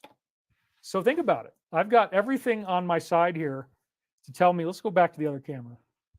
I've got everything on my side here to tell me that there is something, there is a fire where the smoke of Michael prophecies is, and it is incredible. These beings are telling us that we are not going to experience earth changes. They are telling us in these books, which again, you can buy the first two right now. They're already there. The third one's about to is going to come out any day. Everything that's just happened with D.A. Alvin Bragg, it's all in there, folks. I mean, I'm amazed, because if they're right about everything up until now, which they have been, why would they be wrong about the rest? And they're telling us to expect arrests. They're telling us to expect massive disclosures of truth. They're telling us that forbidden technology is going to become available. They're telling us to expect some sort of galactic family reunion with these fifth density beings that can project into human form. And then they have a functional human body, and they're going to be apparently interacting with us in this manner. And a lot of them. I don't think it's just a few. I think there's going to be a lot of them, and we'll call them people. In the book I'm about to release right now, they say that they're going to have an embassy, and they say that they want me to run it. That sounds really crazy, and I just hope you don't laugh or ridicule me, but I'd rather leave it in than take it out, because I'm afraid of being ridiculed. If these people want to do this, if they want to use me to bring out some kind of information and tell us that we're going to be safe and that they're going to have an embassy, that's great. But again, I didn't get to the full point. The real bottom line of what these books are telling us is that within 2 years, we are all going to experience what Christians would call the rapture or ascension. Jesus was so amazing in what he did. His mission, his offering was so powerful that he got the ultimate optimum timeline out of it. And now everybody gets to become Christ. Just like John 14:12 says, again, Jesus was quoted by John saying, as I do these things, as I do these miracles, so shall you do them, and greater things, for I go unto my Father, Mother, God. that right there is in the Bible. It's scriptural. You can't dispute it. And it says that you will become like Christ. That's what Jesus is here for. But there's these funny passages in the book of Revelation that have led people to believe that maybe only 144,000 people are going to ascend, right? Oh, it's the 144,000.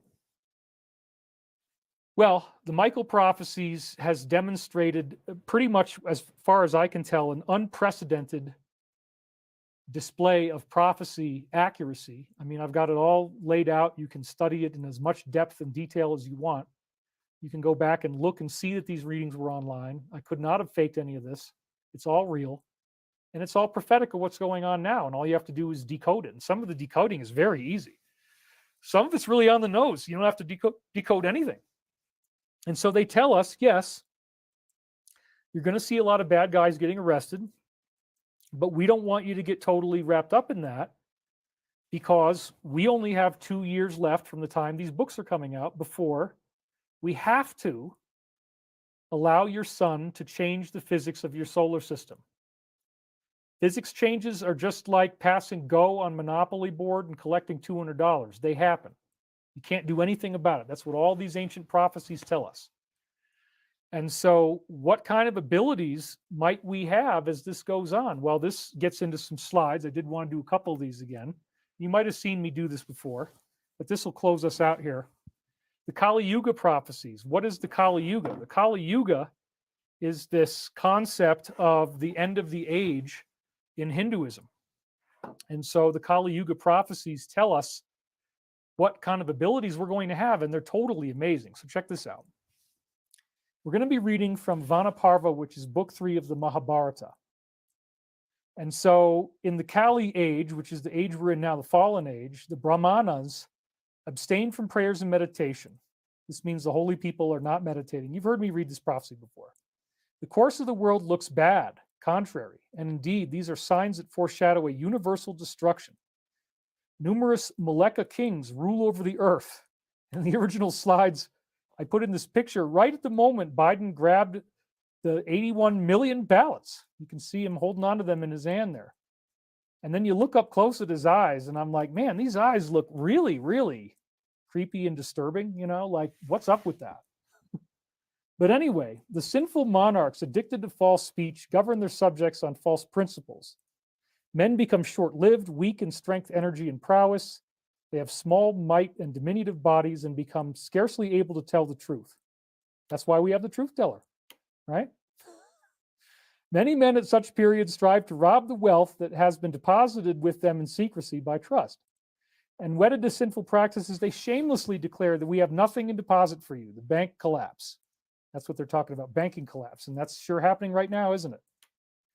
And then in their 16th year, men are overtaken with decrepitude and decay, and the period of life itself is soon outrun.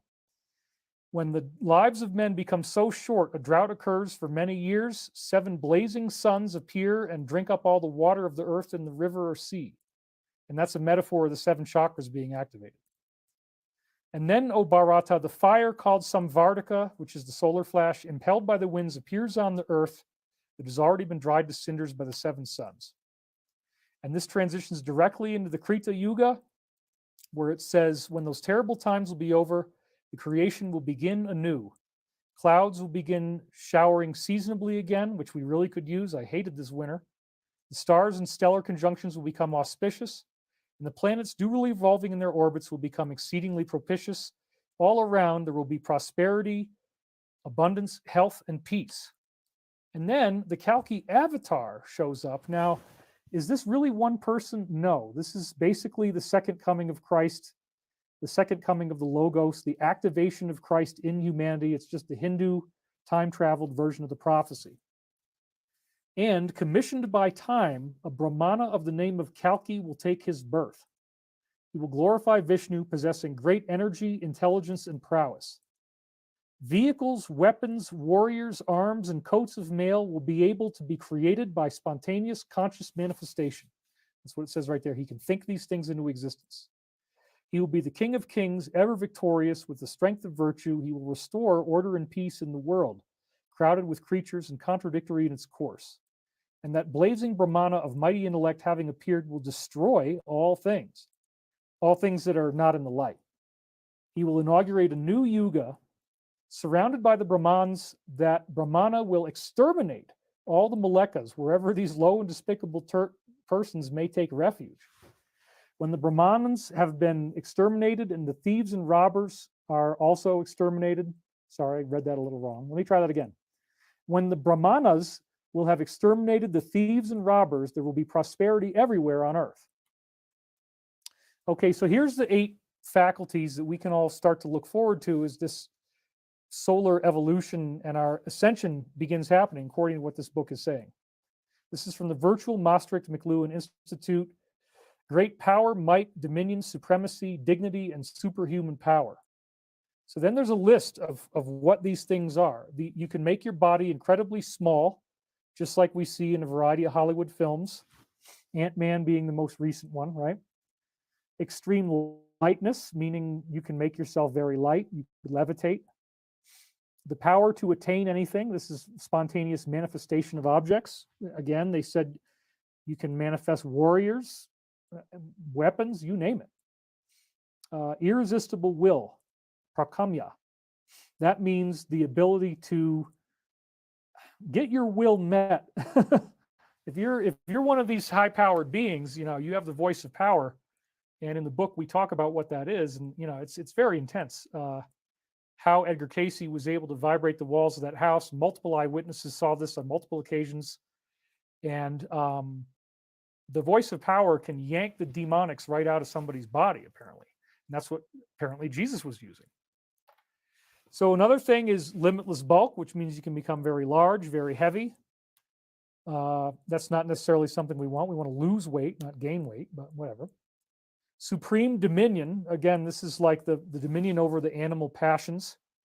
And another one for that same purpose, subjugation by magic. Again, subjugating the ego, the carnal forces. And even another one, power to suppress all desire.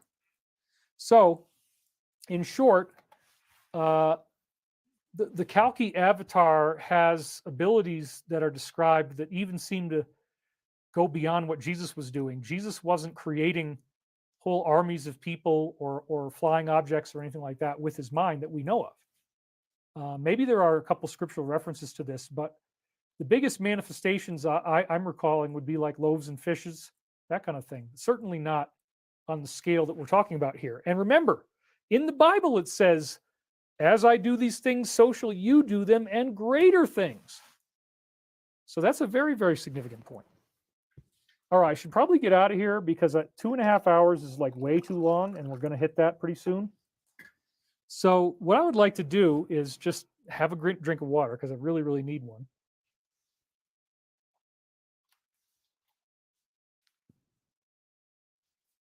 How are you guys doing? He's totally going 3 hours, they say. Let's just read some comments here. Well, okay, well, everybody's happy. You guys are happy. That's good. Thank you for being here. Thank you for tolerating my sizzly outfit. It was, I definitely like gay clothes. The gayer they are, pretty much that suits me. So I'm not actually gay. I just, yeah, anyway, let's not talk about it anymore. I just like gay clothes. I'm sorry. And this is a very, very gay outfit. And I acknowledge that, but I'm proud because, part of what you have to do is have pride. And so I'm proud of identifying as a sizzly, gay clothes wearing cisgender male. There. I think I've got everything right. I think I did it right. So yes, I appreciate these very unique threads that are very flashy. It's kind of like the solar flash, I just feel drawn to it.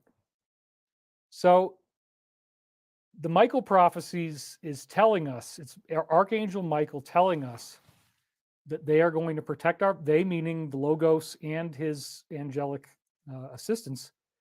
They will protect our physical bodies. They will protect us from harm. And it's all coming to a head no later than within 2 years. Now, what does it's coming to a head mean? It means that we are probably going to end up with, if what they're saying is true, I mean, it's very fascinating. We will be on a path to develop the 8 superhuman faculties. some kind of change happens that is a mind-blowing psychedelic activation of consciousness and masterful yogi-like superpowers. We will start having this. We have done enough. That's the message of Michael's books. There's 5 of them. He keeps saying it in every volume that we are going to be saved. We're not going to have earth changes. There's a different timeline that we're on. It's basically the same thing Corey was saying about the optimum timeline. So that's kind of compelling, you know. And there were messages that I had when all that stuff was getting started. When I said, "Is Corey in touch with the law of one?" I was told, "Go outside now." And as you remember the story, I went outside and I saw a rainbow. They didn't say yes or no. They never actually answered the question, but they wanted me to do this show. And again, as the people in my company are saying, we were in the vicinity of truth. I also had death threats for doing the show. I was told by an insider that if I didn't stop doing cosmic disclosure, that I was going to be killed. And they said it came directly from the Rothschilds and that he was doing them and doing me a favor by conveying the threat. And this made me very angry. So I decided to keep doing the show. It was my job and I wasn't going to be intimidated. And very shortly after that, my wife at the time, Beth, lost the brakes on the car. And it was right after she'd gotten down the hill. Thank God it didn't happen before. Now, people can try to say we made this all up, but something caused the brakes to go out. And it happened right after she went down the hill. And if it had happened on the hill, she would have lost control and probably died, because we have a very steep mountain that you got to go down. So when those kinds of things happen, it appears that people didn't like us doing a show that was in the vicinity of truth, even if it wasn't strictly accurate. My goal is to try to get you the truth and to try to go beyond any type of rhetoric and spoken dialogue and into action in the form of developed technology that proves to you that I was telling you the truth. And that's what we have now. And so there's several things that our hangar really needs. We have an immediate need to flush out plumbing for the heating and cooling system, and that's $8,600. So I would love to be able to pay that. So again, there's a small raise that I really need to do here. If you use the code Ascension, you get $22 off. That is the Michael Prophecies at thedisclosure.com. I would really love for you to get in there now. I won't be able to offer such big discounts once the books are all finished. But I am doing that now, and I believe it's absolutely worth your time. To me, this level of writing that I've done is as good as anything. It's my Sistine Chapel. It's my masterpiece. It's the pièce de résistance, whatever you want to call it. It's what I've spent more time developing than any other creative product in my life. It's incredibly fascinating to hear Michael's words and the way in which you get a multidimensional activation just by listening to what he says. So I am going to be coming back. I'm not going to disappear and go away for a long time. I don't want to be off camera because frankly, I'm really not talking to anybody. My entire life has been almost entirely silent meditation. I'm not having phone calls. I'm not having any acquaintances. I'm not going to talk to anybody. I'm not hanging out. I'm not doing any outings. I'm always here and I'm always working on these books. It's been this way for like 2 years now. So I'm really tired of it. I'm ready to go out and meet people. I'm ready to go out and like have a life and not just be working on this all the time. But I also need your help to get me there so that I have enough money to be able to survive. I'm delaying tax payments right now. Things like this have to happen. So I'm on a payment plan. But we're going to get this all straightened out. And I'm confident that our company is succeeding and that we will have some very, very exciting things to show you in the future.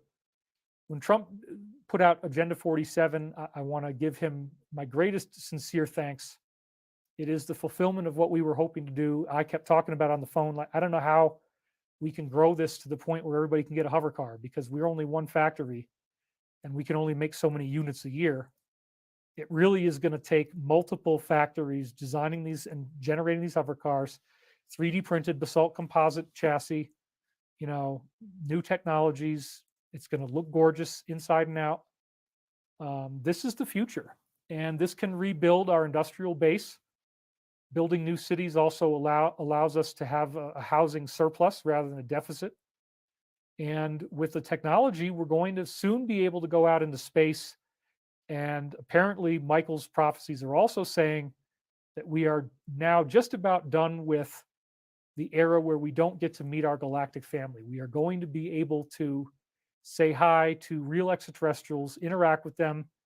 We all think we're not worthy of this, but I don't know if they're going to show up before the sun does its thing or not, but they're saying a maximum of 2 years.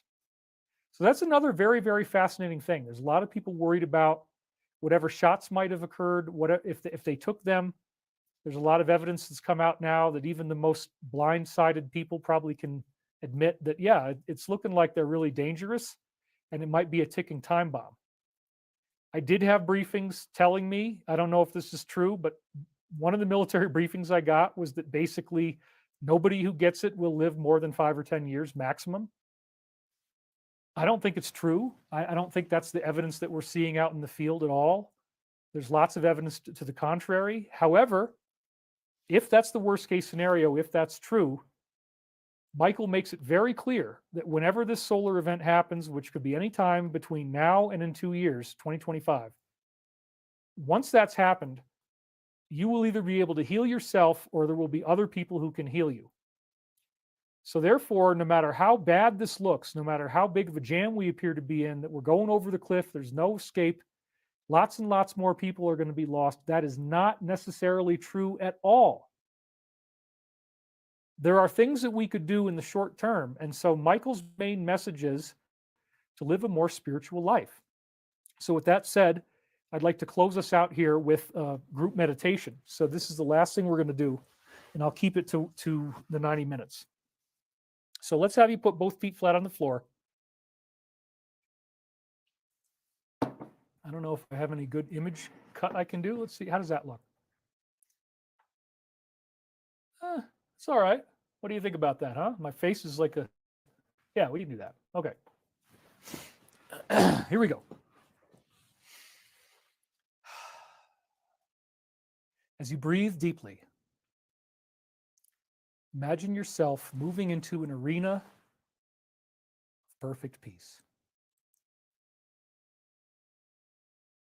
The very difficult changes that have defined your life, that have caused you so much pain and suffering, are soon going to be coming to an end. The future is one in which everyone gets to have a spontaneous spiritual activation. And we live in the knowledge that what we will become makes our lives so much happier. It's like we've all become billionaires. We have superpowers. We can see into our past lives. We can hear other people's thoughts without communicating with our mouths. We're directly interacting with beings that have angelic capabilities that are mind-blowing.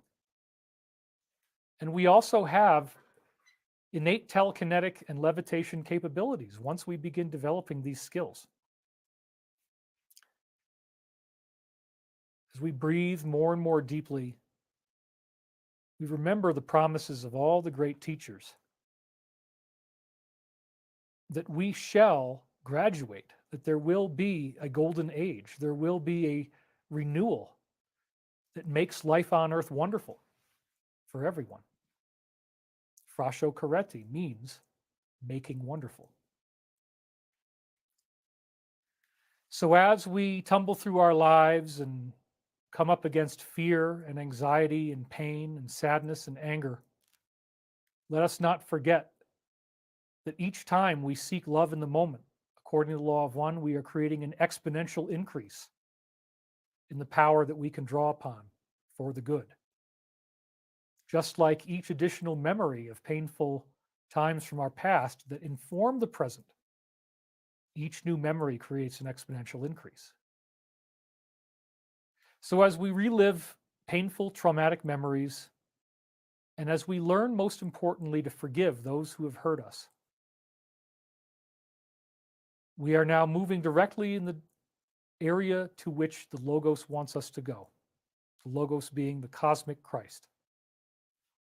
And that is to embrace compassion, to embrace patience, understanding, forgiveness, and love, and to allow that love to emanate from us in how we talk to people and how we interact as we go throughout our days and as we feel the joy of companionship and sharing with others the truth of what really is going on as we see it. Making subtle changes, just having more patience, being more loving, truly is the answer. As Law of One says, in forgiveness lies the stoppage of the wheel of karma.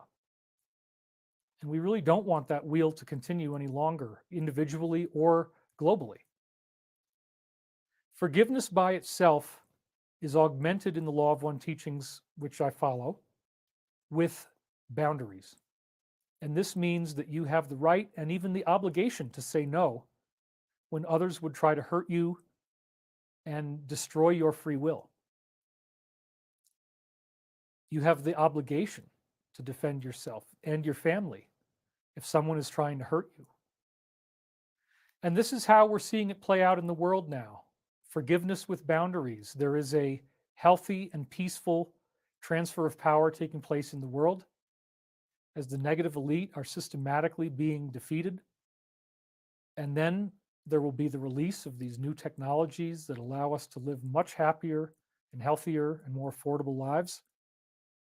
And there's also going to be a dimensional shift, a change in our consciousness. All of these things are possible.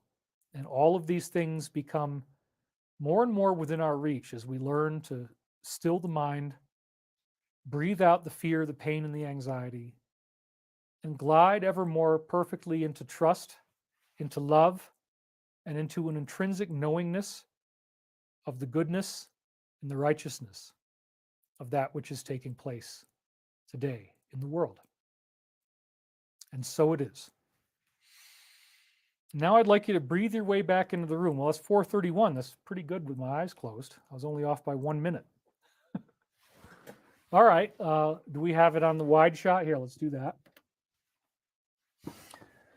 So, somebody said, gaze into the abyss, and the abyss gazes back into you.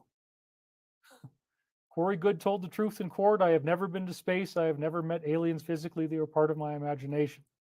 Look, I really think it's not a good idea to go after Corey, because what we ended up doing has led to this contact through the Michael prophecies, which validated the optimum timeline philosophy. We are going to be okay. We're going to be all right. Something happened, and the way it chose to express through him involved, if his court testimony is the literal truth, that he embellished on it. Now, why does somebody need me to be like really mad at him and denounce him? And I don't hate him, because people threatened me for that show. And my ex-wife nearly died because of one of those threats. And again, I took the money that publicity and then my own conferences earned me, and I invested it into creating that future that we were talking about on the show. So Corey is now moving into video games and movies and such things where, and I told him, I think the best move for you to make is to use visionary fiction to disclose information. And that's what he's doing. So I don't really have a problem with it. I mean, obviously, there would be ways in which I could be angry. People could expect me to be angry. They might be angry. He's sassy in his deposition. His personality comes across as somewhat harsh and abrasive. But you got to understand the conditions. This was never supposed to be released. He's very upset, and there's some really, really scary stuff that he was going after. I mean, I've been ripped off. I've been ripped off for large amounts in certain cases, and I didn't choose to pursue legal action just because I don't want the disruption. And I think the legal interaction causes 2 or 3 years of your life and over $100,000 to shoot out the door. You got to really want it to do something like that, and he did because of the things that occurred, which the cases go into detail about. So it's a very complex issue. I knew that people wanted me to talk about it. It's sort of necessary for me to talk about it. And again, he presented all of this to me as if it was the truth, that he was going into space, that these were real things. And if he had told me he was making it up, I never would have done the show. And none of this information would have gone out there. So the karma of whatever that is, if that is what happened, is something he has to deal with. And again, I have continued to support him because we've been through so much hell. We've had so many people threaten our lives. We've had so many people write such horrible things about us. And I stopped doing the show with Corey in 2018. That's the last time any episodes aired. That's 5 years ago. And there's all these people online who still act as if every single thing that Corey does is reflective of me and vice versa. And Corey is his own person. He's navigating his own path, and that's fine. And so to continue to try to say that everything that happened with him is some kind of indictment of me, well, that's not true. Because again, yeah, I made some money, but what did I do? I didn't go buy a house in Lake Tahoe. I didn't get the lakefront cabin. I instead did the right thing, what I feel, which is to finance this company, to get you a job, to get you a hover car, to get you into space, to get you meeting these extraterrestrials. So there's really nothing in the Michael prophecies that could be successfully contested where you say, well, yeah, that's fake, that's not true. It's all validated by virtue of the fact that it was online. So at the same time, I can also say that when I was channeling it, I had no idea if I was doing anything that was going to be good. When I went back and read this stuff, so much of it was encrypted prophecies that make sense now that a lot of it didn't make sense at all. And it was incredibly frustrating. There are decipherings on almost every page that didn't make sense when the words came in. But now it's like, oh yeah, that's Joe Biden. Oh yeah, that's Zelensky. Okay, that's Kamala Harris. Okay, that's the Chinese balloon. That's another Chinese balloon. That's another Chinese balloon. Okay, that's the Afghanistan withdrawal. Okay, that's the Nord Stream pipeline. It's all in there. I mean, it's freaking amazing. I actually think probably everybody is going to end up reading this book, because if what they're saying really happens, if they use this as a way, they meaning these angelic beings, to introduce themselves to humanity, that's stunning. And it's very imposing. I have felt set up by these beings. I felt very frustrated by the fact that they've painted out this role for me as like running their embassy, as it says in the book. I don't even really know what that means. So there's tons and tons of mystery here, and I've had to really hang my ass out over the line and just put this stuff out. I mean, they call me Christina. They don't even honor me as a male. They identify me as a woman. In the first book, believe it or not, they say my soul is female and its name is Christina. And I'm having a male experience, and that does make sense to me. If you have a female soul, but you're in a male body, then that creates a discrepancy between the genetic influences and the soul influences. And I think some people have that. For me, I think that being a man is important. I think that I'm supposed to be, and I want to pursue that. But I also understand that, like with the Jane Roberts books, if you read Seth always calls him Rupert as if he was a man. And this is Jane Roberts, who's a female. But she had some masculine characteristics, so it kind of makes sense. So they did that to me too. They called me Christina. I was humble enough to leave that in. I mean, I didn't take out a lot of embarrassing things, but I left it all in because you have to go read this for yourself and decide if you believe that what's happening here is real. But I mean, when book 3 comes out and you see what's in this, it's going to blow your doors off. And again, I expect everybody's going to be aware of this book. So as time goes on, I'm going to be sharing more quotes. I hopefully will start to get into a routine that's fairly regular. Weekly would be ideal, but I have no idea if I can pull that off, honestly. But again, I want to thank you guys for participating in our group meditation. Thank you for watching. Yeah, so I've done pretty good chunk of time here. This is David Wilcock, and I am signing off. Thank you for watching. And please, again, we critically need your help for a number of reasons, including making sure our facility doesn't explode. So go to thedisclosure.com, enter in the promo code Ascension for a very generous $22 discount. You can dive in right now. The first 2 PDFs are ready to be downloaded. Your password protected. We didn't make some crazy encryption, but please don't steal it, and please don't redistribute it. We're right now, the funding is very important. And I think you're going to be very, very blown away as this multidimensional consciousness begins speaking to you, because the words themselves sometimes are cryptical, they don't make sense, but it activates you in a multidimensional way. So if you're having a real struggle with some of the words that Michael says, it's sort of like what Khalil Gibran says in The Prophet. Half of the words I say are meaningless, so that the other half is activated within you. It's something to that effect. So this will activate some very interesting consciousness. People have had some very crazy visionary experiences after reading these books. The feedback we're getting is phenomenal. It is very personal. It does not speak to you through me. It speaks to you directly as a soul. So there's a very incredible handshake that you're making with the higher forces, because honestly, it appears that there's never really been something like this before, where it's so clear and it's so easy to read, relatively speaking. And again, by the time you get into book 3, book 2, volume 2, Michael's readings get a lot easier to read. And that continues on into books 3, volume 1, and books 3, volume 2. So anyway, this is probably going to be one of the last times that I sell anything, at least after this year. But I do need your help. So again, please go to thedisclosure.com. I will be back with you soon. I'm not going to be a deadbeat dad anymore, I promise. I'm going to try to wear nice clothes. I'm going to try to be cool and not make too much fun of you or insult you too much, because I know that hurts your feelings and I don't want to do that. So thank you everybody for watching. I hope I answered enough questions that you feel good about this. I think I'm going to post-produce this, maybe add some stuff in. But anyway, it's been great, and I will talk to you soon. Have a great day.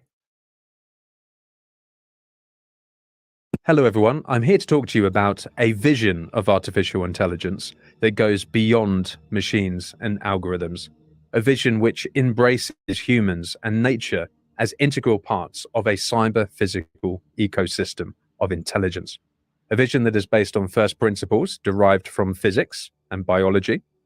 Professor Carl Friston just dropped a paper called Designing Ecosystems of Intelligence from First Principles.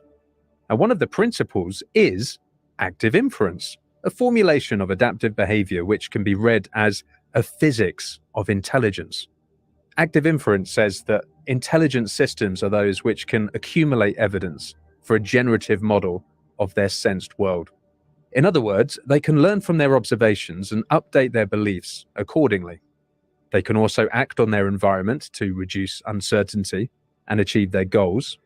But active inference is not about individual agents. It also explains how ensembles of agents can share beliefs and cooperate through communication protocols. This leads to a formal account of collective intelligence that rests on shared narratives and goals. So how do we realize this vision? Friston proposes a research agenda for the next decade and beyond, which aims to design such ecosystems of intelligence from scratch.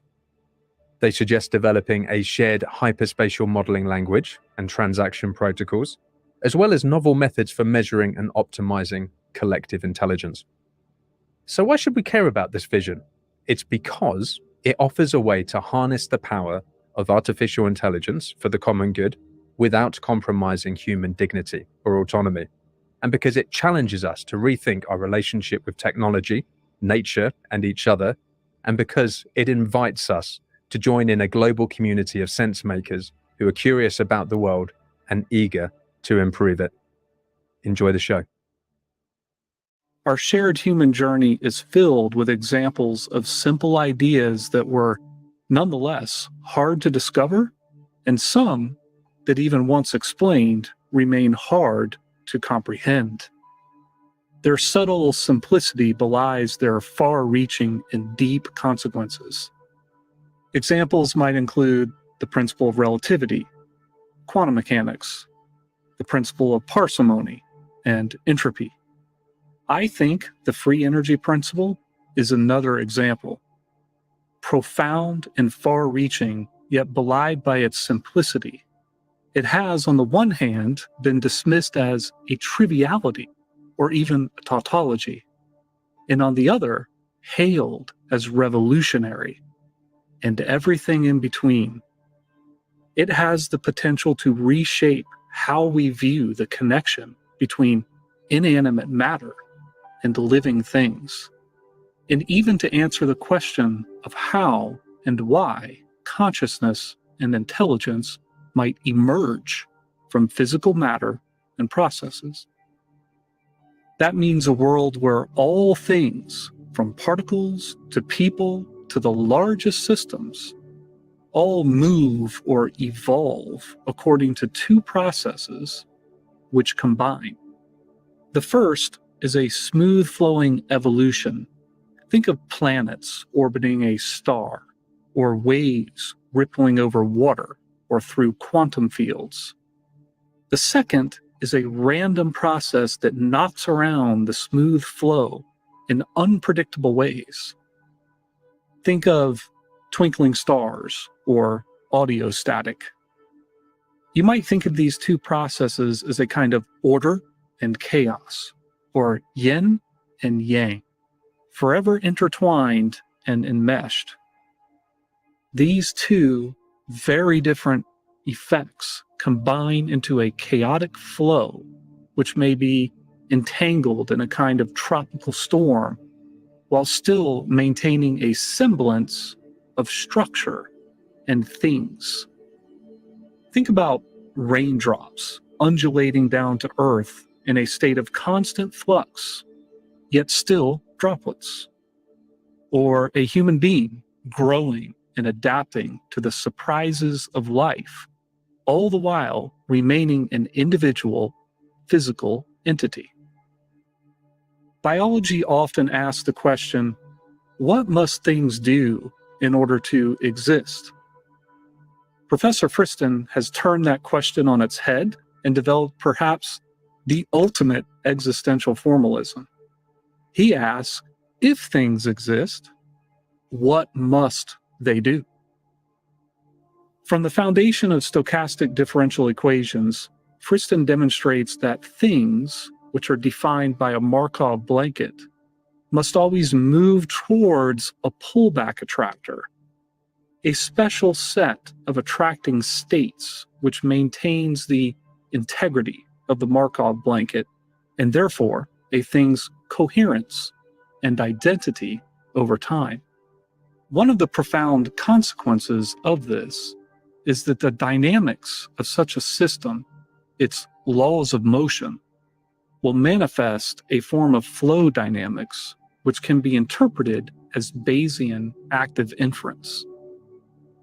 In other words, such a thing maintains an internal equivalent of a generative model encoding beliefs about the world and itself.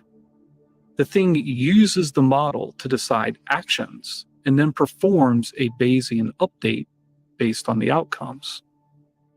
For me, the idea that inference, something widely perceived as purely abstract or mathematical, the idea that it can be driven by simple laws of motion, dynamically maintaining the boundaries between things, maintaining order in the face of chaos, is frankly astonishing. What's more, the free energy principle is so general that it applies at all scales of size and time, leading to an ecosystem of things interacting across scales. Perhaps in that multi-scale active inference, we might finally find the keys to a mathematics of emergence and consciousness. This episode is sponsored by Numerai. I'm extremely grateful to them for sponsoring Machine Learning Street Talk. I mean, remember, I do everything myself on this channel. It's a lot of time, it's a lot of hard work. It's very expensive. I pay for all the software licenses and all of the equipment. So yeah, having that support from Numerai means a lot to me, and it means that I can keep doing what I'm doing, basically. So thank you to Numerai. So a little bit about Numerai. They are a data science competition platform to predict the stock market. They've already paid out over $50 million for 5,000 models on their platform. And they say that it's the highest paying data science platform in the world. Now, you can get started really easily for free, and they've got a couple of examples on their GitHub repo actually using XGBoost and the data comes in Parquet format, so you can get up and running really easily. You can submit your predictions weekly or daily. You can do it either manually or you can do it automatically. And they provide many years of back testing data as well. So you can fine tune and test your models and do a bunch of statistical diagnostics. You can work your way up the leaderboard for bragging rights and stake your model with their NMR cryptocurrency to earn rewards. Now, staking is a vote of confidence of your model, and the reason they do that is to prevent overfitting and to reduce the bad models from kind of contributing bad intelligence to their aggregate. Now, a well-performing model is rewarded in proportion to its stake, but a poorly performing model is punished by burning a portion of the stake. Now, Numerai have a huge community of data scientists of all levels swapping ideas and advice, and they have some community forums as well, which you should join. Now, just a personal note from me, this is a form of betting on the predicted performance of your models, which can go up or down. Remember, the data is abstracted from the actual performance of the stocks. They don't correlate to actual stock performance. So there are folks on the platform who've made lots of money, but there's also folks who have lost money as well. So please be responsible and only stake what you can afford to lose and have confidence in. Try to have fun, use it as a place to sharpen up your data science skills and to be the best version of yourself, and use all of the latest models that we've been talking about here on Street Talk. But anyway, thank you again to Numerai for sponsoring us. Professor Friston, it's an absolute honor to meet you. Well, thank you very much for having me. So we've had you on the show 2 times now. And in the first show, we went into exquisite detail about the free energy principle and active inference. So you're extremely famous for introducing this existential imperative, which is to say, if things survive, what must they do? They gain information about the world around them in a cybernetic loop. We find a model which fits well while maintaining high entropy. If you have a higher entropy model, you have greater flexibility to adapt to new information. It's an absolutely beautiful idea. So welcome. Thank you. Nicely articulated. I was speaking with Keith yesterday, and he said out of all of the guests that we've had on MLST, you are by far his favorite. And he says he looks up to you very much. So he's very gutted that he couldn't come today to be part of this. Oh, it's very gracious of him. So you just wrote a paper, and it's called Designing Ecosystems of Intelligence from First Principles. You led with this white paper lays out a vision of research and development in the field of artificial intelligence for the next decade and beyond. Its denouement, I wasn't sure if I was going to say that word, is a cyber-physical ecosystem of natural and synthetic sense-making in which humans are integral participants, what we call shared intelligence. This vision is premised on active inference, the formulation of adaptive behavior that can be read as the physics of intelligence and which inherits from the physics of self-organization. So you went on, and by the way, there's an interesting link with Michael Levin's work here. So we had him on the show recently, and maybe even transhumanism as well. We can get into that. But you went on, you said, in this context, we understand intelligence as the capacity to accumulate evidence for a generative model of one's sensed world, also known as self-evidencing over multiple scales. And crucially, you said, active inference foregrounds an existential imperative of intelligent systems, namely curiosity, or the resolution of uncertainty, and the same imperative underwrites belief sharing in ensembles of agents in which certain aspects, which is to say factors, of each agent's generative model provide common ground or a frame of reference. So can you sketch some of this out for me?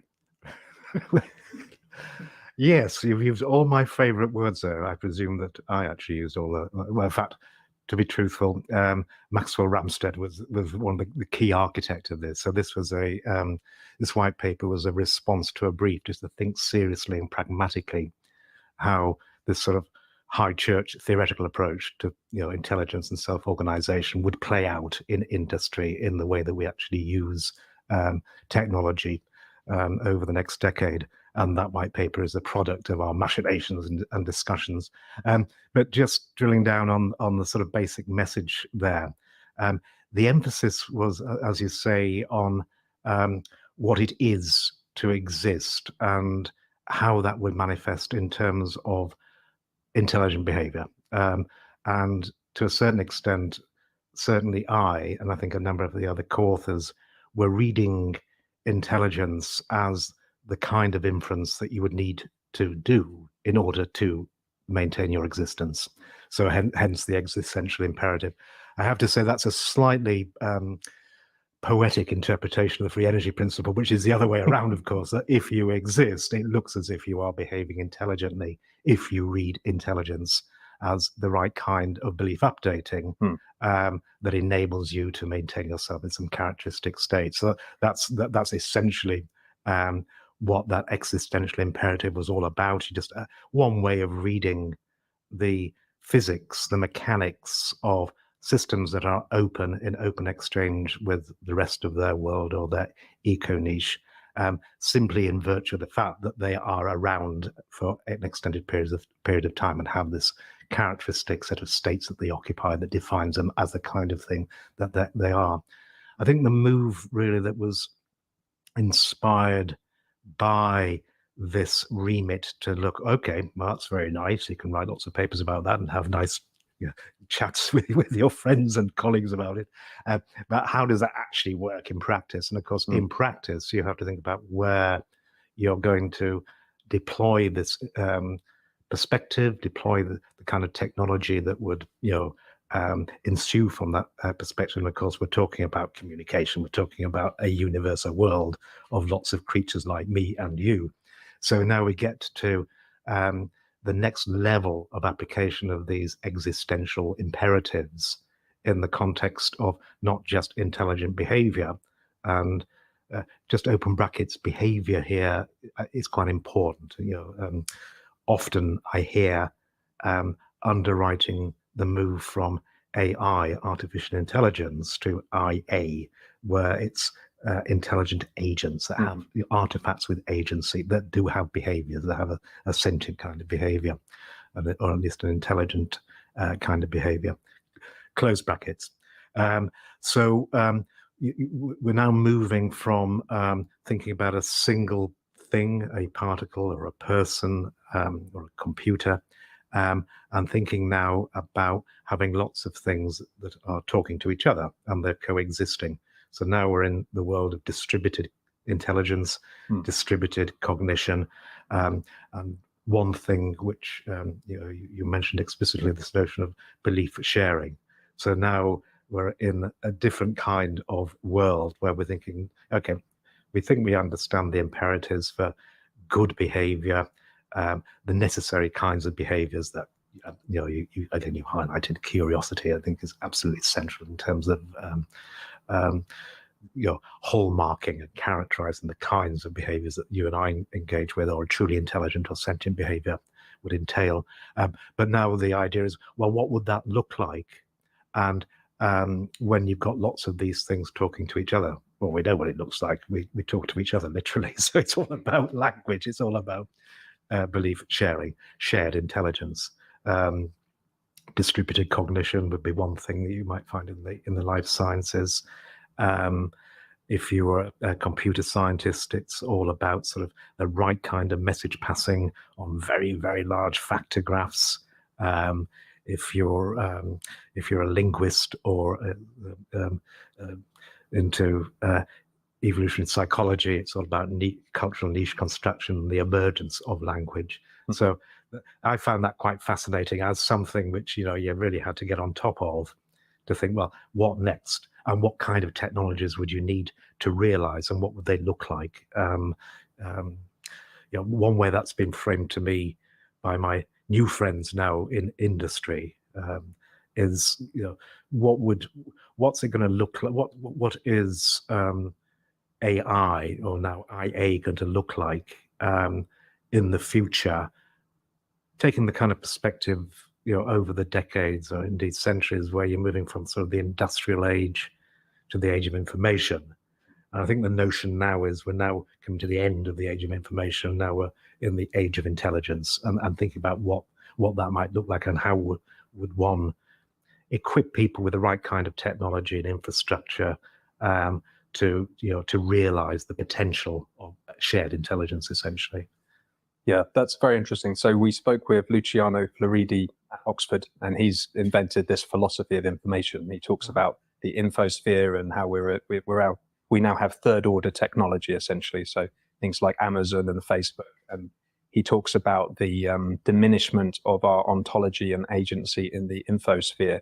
And using this information as a substrate thing, I think is very interesting, because that's kind of alluding to what you're going to. But you said something actually in your paper which gave me pause for thought. You said the AI age may end up being a distributed network of intelligent systems which interact frictionlessly in real time and compose into emergent forms of intelligence at subordinate scales, as you were just alluding to.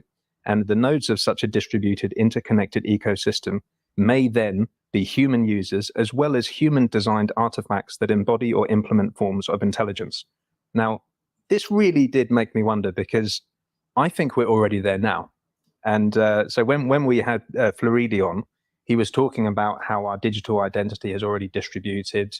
We were consumers, and then we became barcodes. And now there's this kind of infinite fractionation in the infosphere. And it's almost as if humanity isn't the substrate anymore. Information is the substrate. And he said, you can devalue human skills, you can remove human responsibility, you can reduce human control, you can erode human self-determination. But the rock that thought that little drop of water was nothing, 18 years later has a hole in it, because drop after drop after drop, the drop will shape the stone, will shape the rock. And I think what he meant by that is being ensconced and enmeshed in technology to such a high degree, and information being the first-class citizen in our society is kind of truncating our very existence. I mean, what would you say to that? beautifully expressed, very poetic. I'd have to think about that very carefully. I'm sure there are deep truths there. And certainly from the point of view of a physicist, information is obviously the thing. It is in many respects the substance of our universe and our existence. And also acknowledging that energy is information, and energy is just a potential. And so we're all in the game of realizing potentials in a sort of folk psychology sense, but also literally in terms of minimizing certain potentials. For example, self-information would be the free energy potential that you're minimizing, the surprise. Again, coming back to this sort of making belief sharing in the service of minimizing a surprise and realizing our potential. But I don't see that as a negative thing. I think that's just an acknowledgement that at the end of the day, the way that we model and articulate and talk about ourselves, our lived world, whether we're a quantum physicist, a statistical physicist, or a classical physicist, or have an interest in the equivalent mechanics at each of those levels, it's all about information. It's all about the probability of being in this particular state. You just take the negative log of that. That is the self-information of this particular state. So it's all if you look at quantum physics, what else is there? It boils down to in its sort of most elemental and scale-free or background-free form, quantum information theory. And so if you can reduce it to quantum information theory, which many people, including friends of Mike Levin, think one can, then I think there's a deep truth that we are just realizations of information, particularly from my perspective, of course. We being a thing, what kind of information processing would be apt to describe us that could be articulate in terms of quantum information theory? It's belief updating. So we come back to the Bayesian mechanics that you can put on top of this underlying sort of information theoretic probabilistic description of the world. But I guess so reading between the lines and the twinkle in your eye, the idea that he's trying to get across is that may be quite bad for humanity. Is that the idea? Is it? Well, that's what he thinks. And I mean, he thinks you're a computationalist. You think that information is the kind of primary substrate. And in a way, he's also worried that information is becoming the primary substrate. But the big difference between you and Faridi is that he thinks that humans are special. he thinks that we, like Kant, we have autonomy. We choose our own actions. You know, we see. can't be Right. replicated in silico. So he thinks essentially that there's no such thing as general intelligence, that there's just algorithms that perform skills, and it's our humanity which is being truncated. I see. Right. Okay. Well, I would be very sympathetic to that. Yes. I mean, we are special kinds of intelligence, and one could equip that argument with, you know, what is the definition of sentience? What's a bright line between, you know, a very clever thermostat or some machine learning artifact or a virus? And you and me. And I think there is a bright line, and you, of course, you've just said what it is. It's the autonomy, it's the agency, it's the ability to plan, and all the existential imperatives that that underwrite that planning. And then we come back to curiosity. So, but if he's saying that the fact we are here belies the fact we are curious creatures, and because we are we populate a universe that comprises creatures like us, we're all curious about each other, then I would certainly say yes, that is a definitive aspect of us, which is not found, I think. I'm just thinking carefully, because I'm sure you can find examples, but you know, I don't, in the kind of artificial intelligence that we currently interact with and exchange with, you don't have that planning and curiosity. You don't have baked into the optimization framing of, you know, what makes a viable or a good bit of intelligence. You don't actually have baked in universally this expected information, this curiosity. And in that sense, I think he's probably absolutely right. And in a sense, the belief sharing,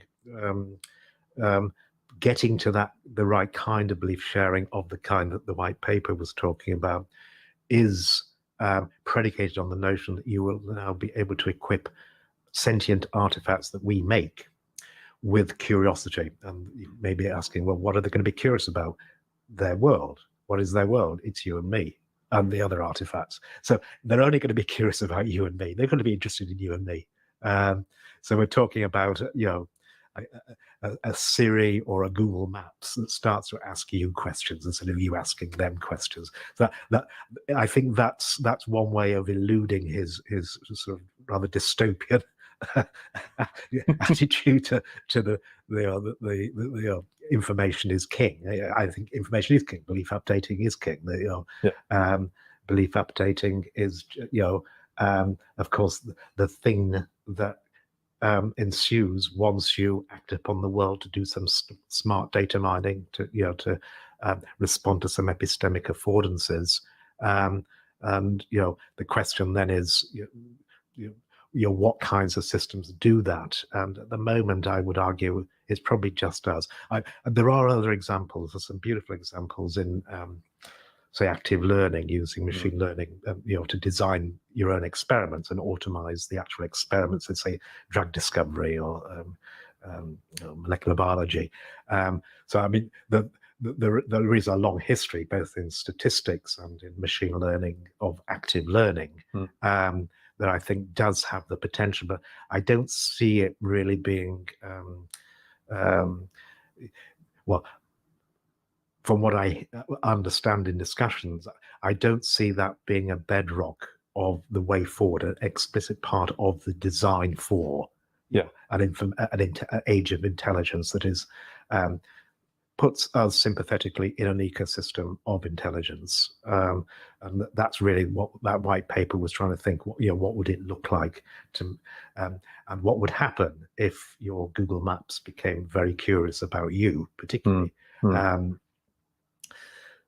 mean, Google Maps, I think, is well. There are two sort of metaphors here, which might sort of ground the frame, the framework or the perspective that I'm trying to think about this worry. One which I found very helpful, again coming from my colleagues in industry, is just trying to explain the nature of shared intelligence and distributed intelligence, and the the analogy here would be the brain. You've got really smart little elements, little neurons. I mean, they're really smart. And in fact, if you get into the weeds of dendritic computation, incredibly smart little things that are in receipt of their sensations, and they act by sort of pinging. They don't know who they're pinging, but they're pinging away, sending out little action potential or messages down the axons, the wires that are emitted from the nerve cells. And you've got 10 billion of these things, and they're all very, very smart. But would you call any one of them autonomous? Would they have agency? In an elemental sense, I think they do. But it's when you put them all together, lots and lots of little smart things together, do you get this emergent kind of intelligence that you could undeniably say has the capacity to roll out into the future, to generate fantasies or counterfactuals that are all conditioned upon what I'm going to do next, where I now becomes this collective.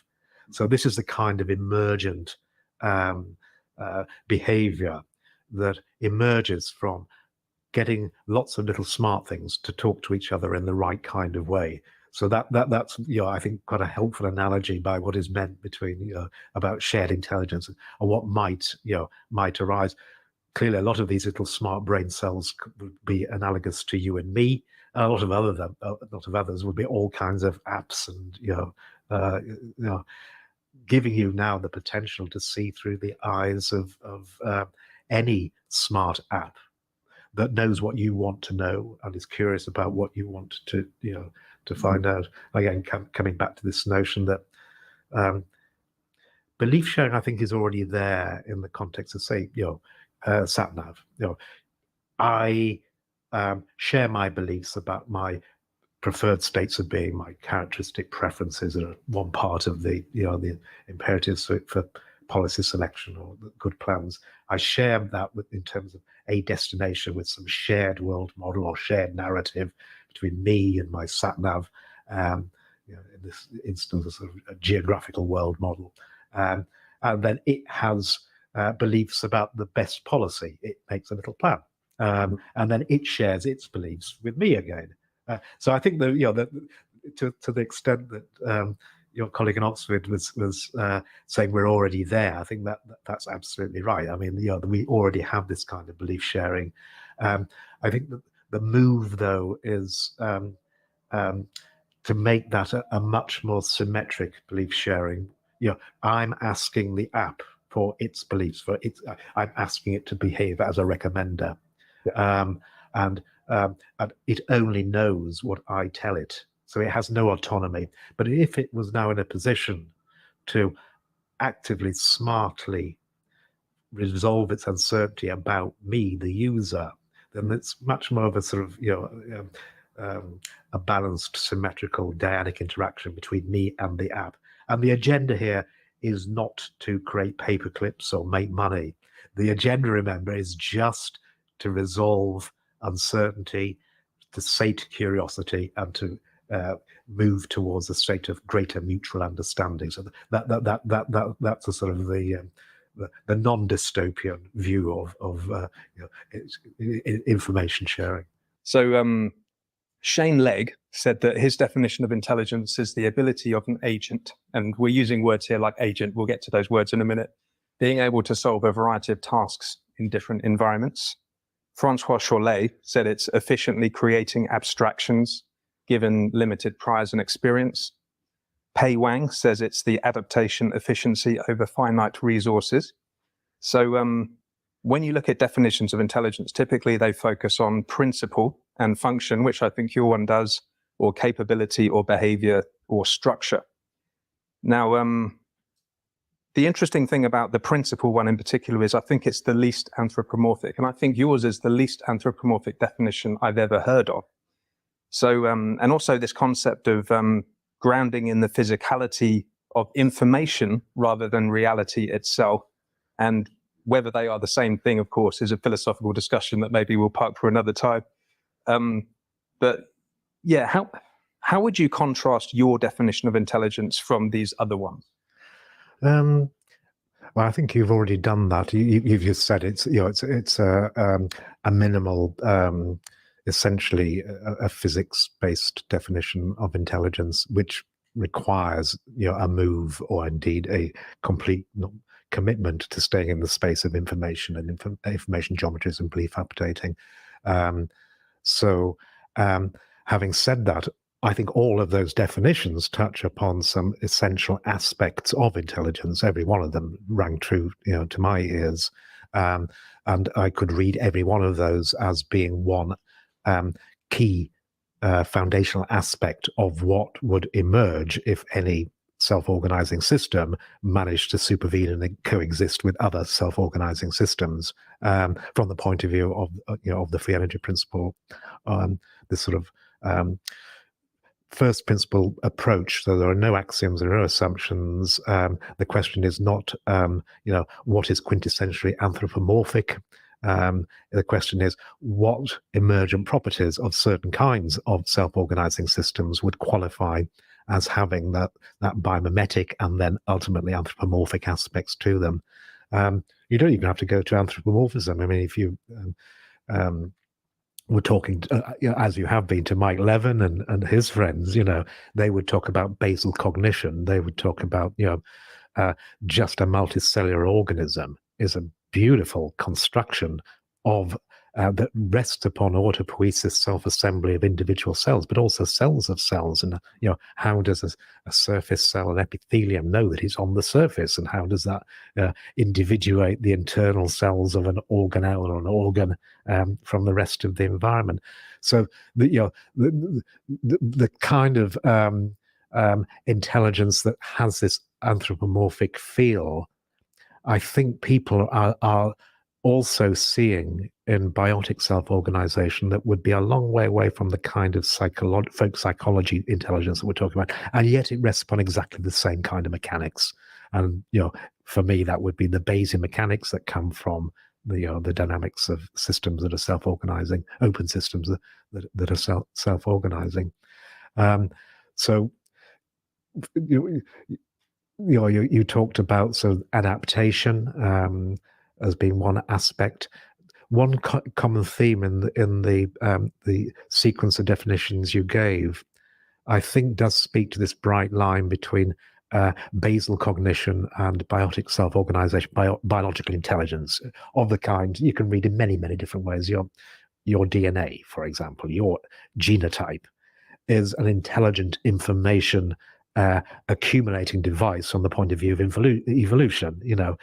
It stores all the information about what it would require to build a phenotype that's fit for purpose in this particular environment. So that's a kind of belief updating, that's a kind of intelligence, but it doesn't have what we were talking about before, which is this capacity to plan.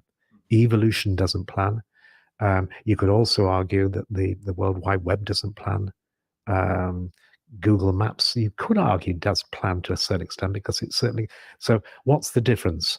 The difference is, I think, implicit in at least the first two of your definitions, which is this notion of counterfactual futures, this notion of imagining a future, or putting it another way, having a world model or a generative model that explains things that are not tied to the moment. So if you're a physicist, what you're talking about is now a probabilistic mechanics, a Bayesian mechanics, or possibly just an information theoretic mechanics based upon paths through time. So we're talking about things like the pathological formulation, and but crucially, we're talking about trajectories that cannot be localized to this point in time, that necessarily entail the future and indeed the past.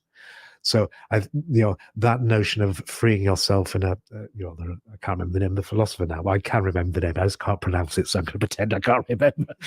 Well, there are people who there are philosophical schools that emphasize this temporality aspect. Now, and if you just look at physics, look at contributions of Richard Feynman, for example, it's all about the pathological formulation, so I think as soon as you talk about the elements to which the information geometries and intelligence and autonomy, all of these things could apply, are not states. They are trajectories, dynamics, narratives, paths that have this this sort of future pointing aspect, then being able to select among different futures becomes an emergent property of this kind of sense making, this kind of autopoiesis, read as a Bayesian mechanics of self-organization. I'm just thinking about your definitions. They all have that aspect of choosing among different futures, or considering, or having abstractions, about what might happen if this. So for me, that is one way of expressing curiosity, because to be curious, you have to imagine, well, what would happen if I did that? And what would I know if I did that? But you have to imagine it before it's actually happened, which, is for me the big bright line between, between the anthropomorphic kind of intelligence and the intelligence you find in a thermostat or in a variation autoencoder. Yeah. Later on, we will decompose the different aspects of cognition, and I think as well as thinking, it can be knowing and acting as well, and we'll talk to that. But you said words, action, agent, percept, goal, plan, behavior, and I guess, and I posed this to Levin as well, it feels like these are terms that we understand because we have cognitive priors like agentiveness and so on. These are things that we understand, but might actually only be a lens into something far more complicated. And just to touch on the information traversal points over a geometry, that's very interesting. And I'm no expert, but I think the medial temporal lobe deals a lot with spatial contiguity, and we have grid and place cells, et cetera, et cetera. So it, at a macroscopic level in our brain, it's a first-class citizen. But there's also this hierarchy, isn't there? When does it start happening? Do single cell organisms plan into the future? And to the previous point, is planning necessarily a reductive lens of intelligence? Well, you brought up loads of interesting things there. You call me by the reductive lens. That's a lovely phrase. What does that mean? Well, I didn't mean it in a pejorative sense, but when we use words like we say intelligence must do X, Y, and Z. It must plan. It must reason. It must act. And we have this cybernetic loop and so on. And I have a theory that this is just the way we understand things. I see. And in a sense, it's a lens onto a much more complicated thing. And the reason this is interesting is the reason why we have people like John Searle, who says that the impenetrable realm of the subjective experience is beyond function, dynamics, and behavior. It's a little bit extra. And even morality is another example. We'll talk about that later. That feels like it's something which is a little bit extra. So there's always this question of to what extent is intelligent behavior deducible from the models and the words that we use? Yes, I think that's a fundamental point.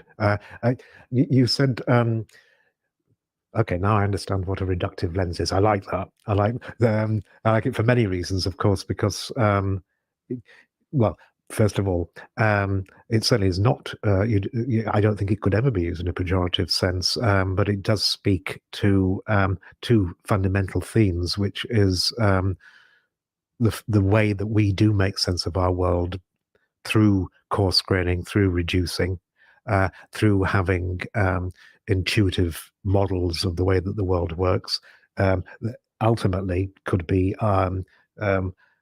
seen as language. Words could be, I think, could also be seen to be quite honest as physics and maths as well. To be quite honest, these the more I read about modern mathematicians and physicists talking about their skills and the legacies that they enjoy, the more I realize it's all changing all the time. It's just another kind of reductionism.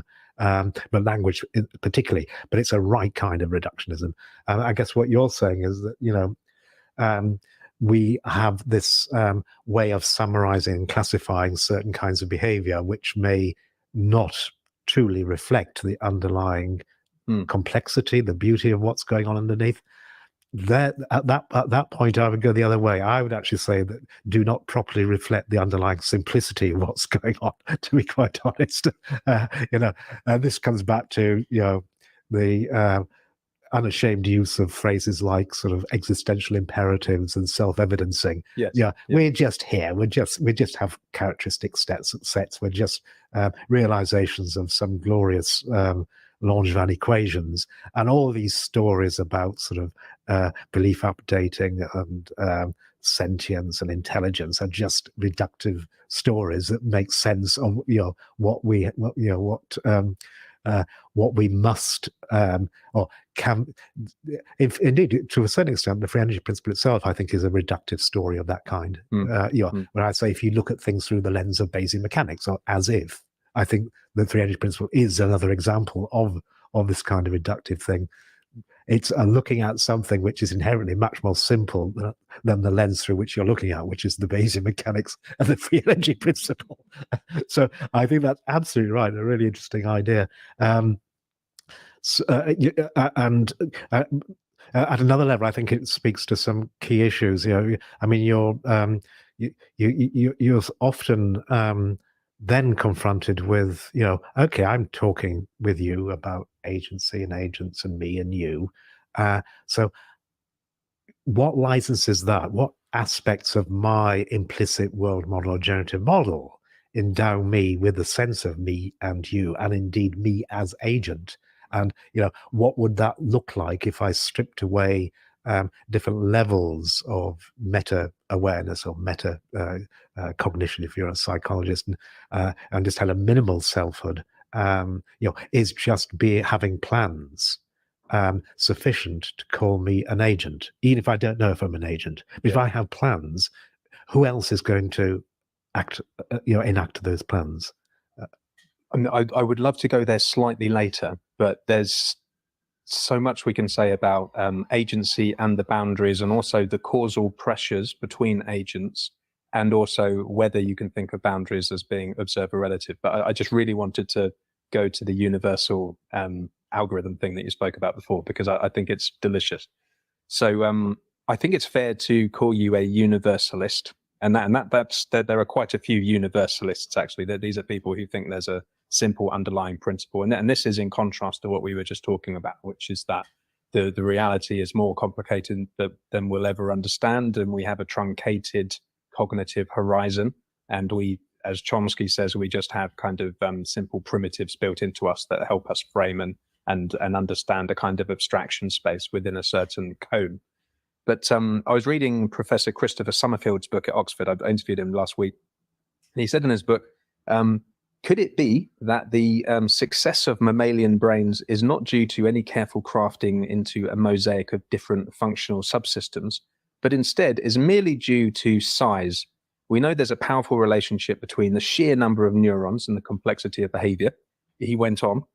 He said, researchers and neuroscientists alike, such as Carl Friston and Jeff Hawkins and even Andrew Ng, have flirted with the idea that there might be a single algorithm which underpins intelligence, with the brain acting like a massive TPU, repeating instructions ad nauseum to generate complex behavior. So it's a fascinating idea. Is that a fair summation? Yes. What's a TPU in this? Oh, well, a tensor programming unit. It's a very powerful computer. Right. Yeah. I've learned another new acronym. My world is full of new acronyms. Right. Okay. Yeah. So his argument there, is it something to do with scale and size? Is that what? Well, not only that, and we'll get to. There's a guy called Rich Sutton, and he had this bitter lesson essay, and it's a warning against handcrafting structures, architectures, because it bottlenecks, it doesn't scale. So this universalist idea is that maybe. And Jeff Hawkins says the same thing. He's got this 1,000 brains theory of intelligence. Yes. And the idea is that there's a very simple underlying algorithm or principle, and you just replicate it, you scale it up or out, and that produces emergent intelligence. Right. Yes. Well, okay. Then I am a universalist. Then yes.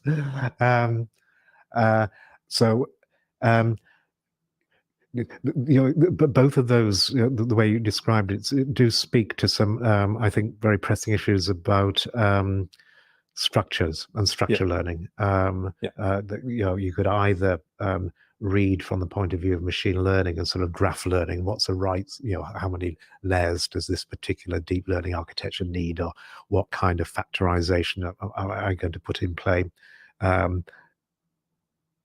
Or if you were in radical constructivist, this that's where I've often heard people like Josh Tenenbaum, for example, think about sort of structural learning, and from the point of view of the universalists, I've now learned that new word. Now that's good. So as a universalist, then you are certainly looking for the one principle that is redeployed at successive scales. And that should be a sufficient explanation for those things that show emergent behaviors at particular scales. So I think that that is absolutely true. And again, you can read this from the point of view of a mathematician, and from the point of view of the renormalization group. And what does that mean? Well, it just means that, if I take lots and lots of little things and I start coarse graining them in a particular way, then if I want to describe the behavior of all the elements at one scale of organization, say molecules or cells or people, then if I can write then down their dynamics in terms of, say, a Lagrangian, so some way of summarizing their dynamics, and all the things that accompany or ensue from those that dynamics, then if I do my coarse graining and then look at the collective, the average behavior of, say, lots of cells, a place cell, or an entire medial temporal or entire person, at a more macroscopic level, then I should be able to recapitulate the same functional form of the dynamics and or the Lagrangian. So from that point of view, you have a particular kind of universalism that is actually scale-free, because you get the same principle emerging at every level. And that is basically one way of looking at the deployment of the free energy principle, is asking what would it look like when deployed at different scales. So you can deploy it at the level of dendritic self-organization, you can deploy it at the level of neuroscience, you could deploy it at the level of morphogenesis and cellular pattern formation. We've done that with Mike Levin. The idea being that the same universal principle works at every level. Then the interesting game comes between the coupling between the levels. How does one level constrain and inform or contextualize the level below, and vice versa? And this, I think, is a really important sort of issue, which is probably well rehearsed in many different disciplines, ranging from, say, evolution. So evolution as a free energy minimizing process, where free energy is literally the negative, a bound on the negative log marginal likelihood, namely the likelihood of finding this phenotype here, when sampled at random from a population. How does that scale of a free energy autopoietic process, natural selection, Bayesian model selection, if you're a statistician, how does that provide constraints on exactly the same principles of active inference and learning in developmental time for any given phenotype? And then that would be the top-down causation. The bottom-up causation from one scale to the next scale would be, how does my behavior, my experience-dependent plasticity, my evidence accumulation, all my good Bayesian decisions, how does that now mean I contribute to the gene pool at the evolutionary level? Yes. So that would be one way of reading it. The other way of reading it, of course, is just if you're designing a TPU or deploying a TPU, you've got message passing on some graph. What is a graph? Well, it only has interesting structure in virtue of the sparsity or the connections that are not there. Otherwise, it's a full graph, and it's not very useful for anybody. Speaking to Christopher's, too many neurons. You can't. You necessarily have to have a sparsity to fit all those neurons into.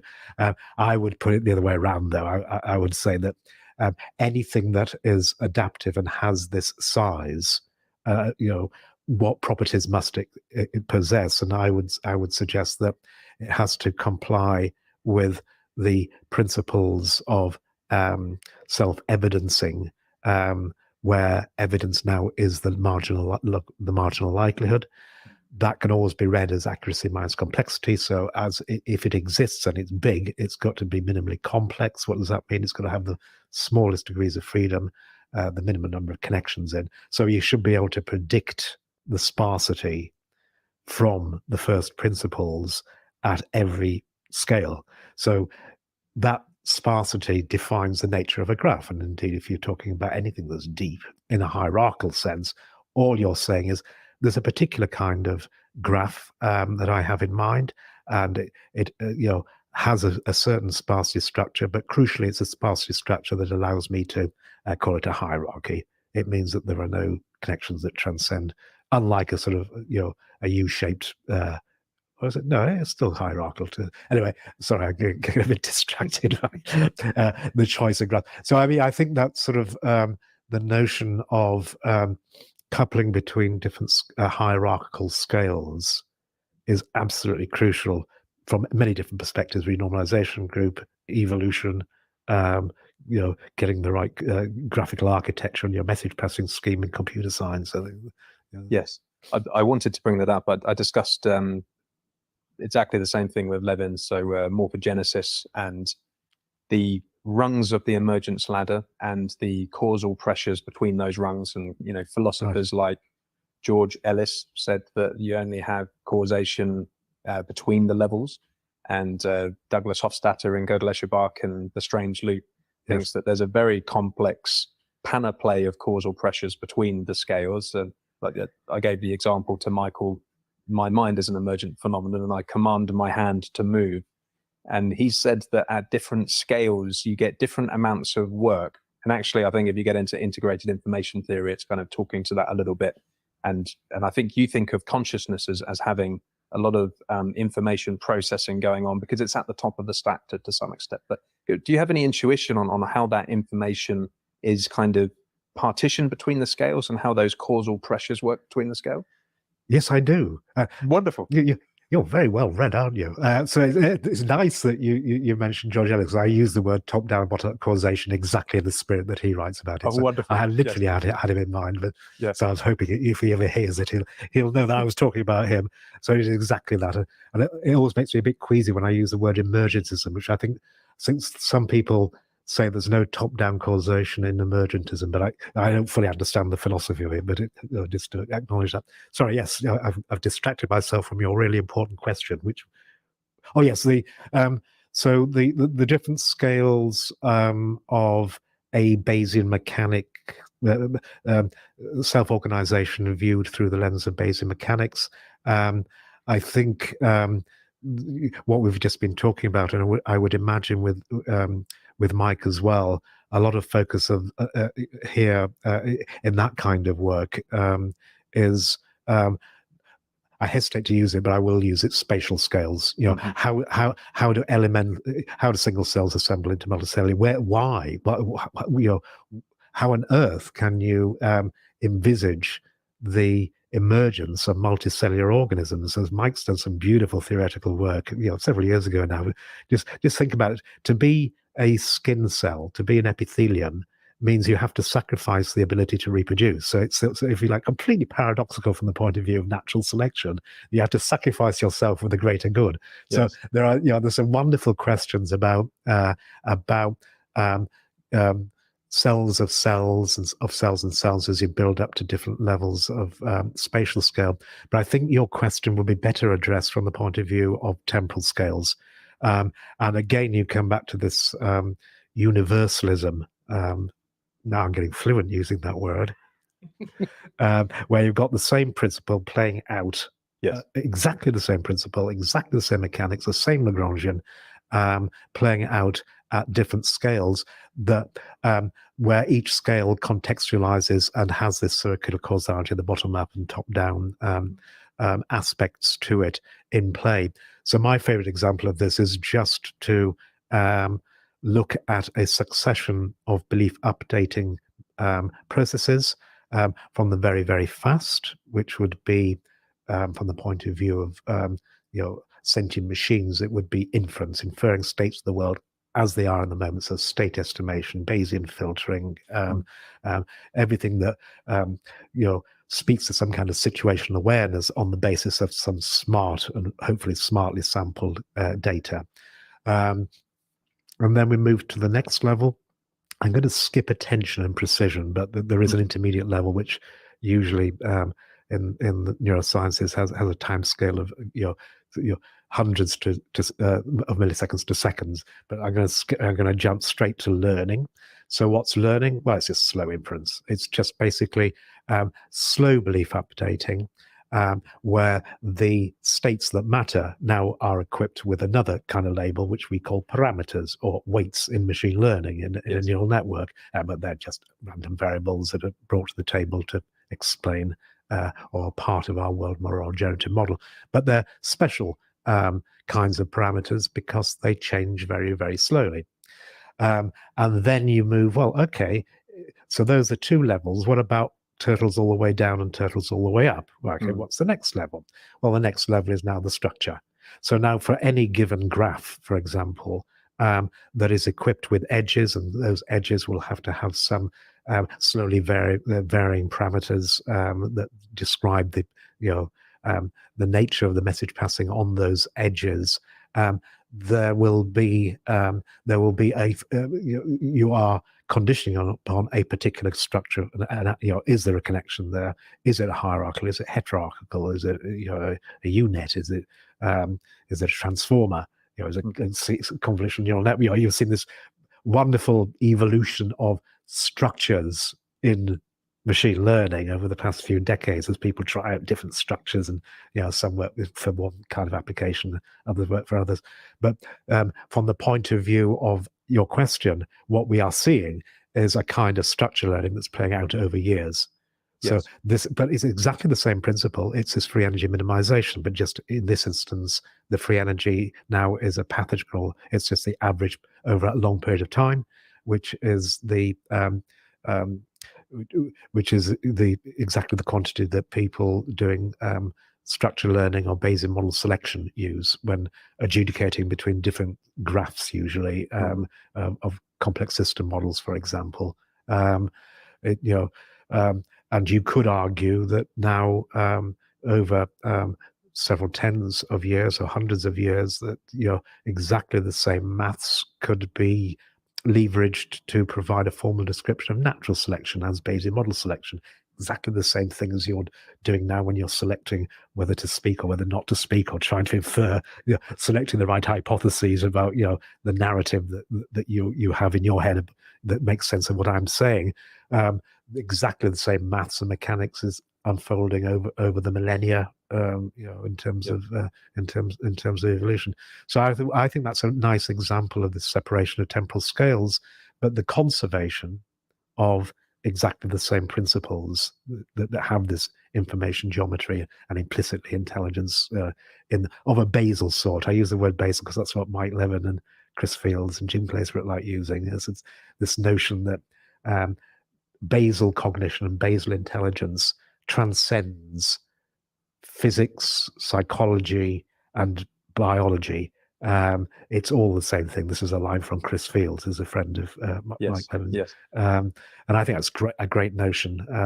And I think one can do that very gracefully by being a universalist and just by finding the right principle, the right sort of reading of dynamics. And that reading, for me, is the information geometry that supports the belief updating. I was going to do Markov blankets later, but it feels relevant now. And maybe we should bring a bit of continuous versus discrete in. So a few things came to my mind when you were talking about that. First of all, we think of emergence over time and self-organization over space. And I guess it just occurred to me that, are we only interested in time and space when we talk about this kind of structural learning?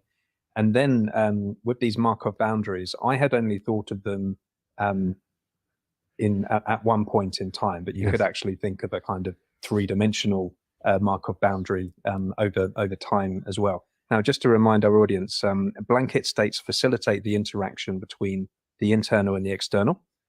Conditional independencies, the external states are independent from the internal states, as long as we know the intermediate blanket states.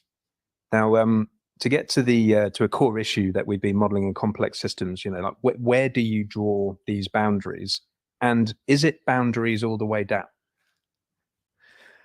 Yes. So I think you're absolutely right. This is the perfect time to bring up the sort of. I hadn't really thought about a notion of boundaries in time, and sort of. That's intriguing. So, but you distracted me. I'll think about. I'll think about that after our conversation. But no, certainly. So there's certainly a lot of current interest in taking the notion of Markov blankets, which is foundational in this sort of reductionist lens of the free energy principle as a Bayesian mechanics. One could summarize the Bayesian mechanics of the free energy principle as simply just another kind of quantum mechanics or statistical mechanics that inherits just from this partition that is the Markov blanket that separates the inside from the outside. Yes. And of course, there are lots of vexed issues about, one, how do you identify those Markov blankets and how long do they endure for? So there's lots of interest in that at the moment. But one very simple approach to the question, how long do they endure for, is to say, well, that's not the right question, because we've just talked about separation of temporal scales. So you have to say, at what temporal scale? Well, you operationally define the Markov blanket as the time over which it exists. And what would that look like then when you suddenly now think about this situating that temporal scale within the context of a larger temporal scale? So what you now have is a picture where big Markov blankets are blankets, things that define, say, you and me, or cultures, or nations, states, or institutions that outlive, say, species. These big ones last for a long time, but they contextualize and provide constraints on Markov blankets at a smaller scale that last for for much shorter periods of time, and so on all the way down. So that at some level, say at the molecular level, from your perspective, these Markov blankets may only exist for nanoseconds or milliseconds.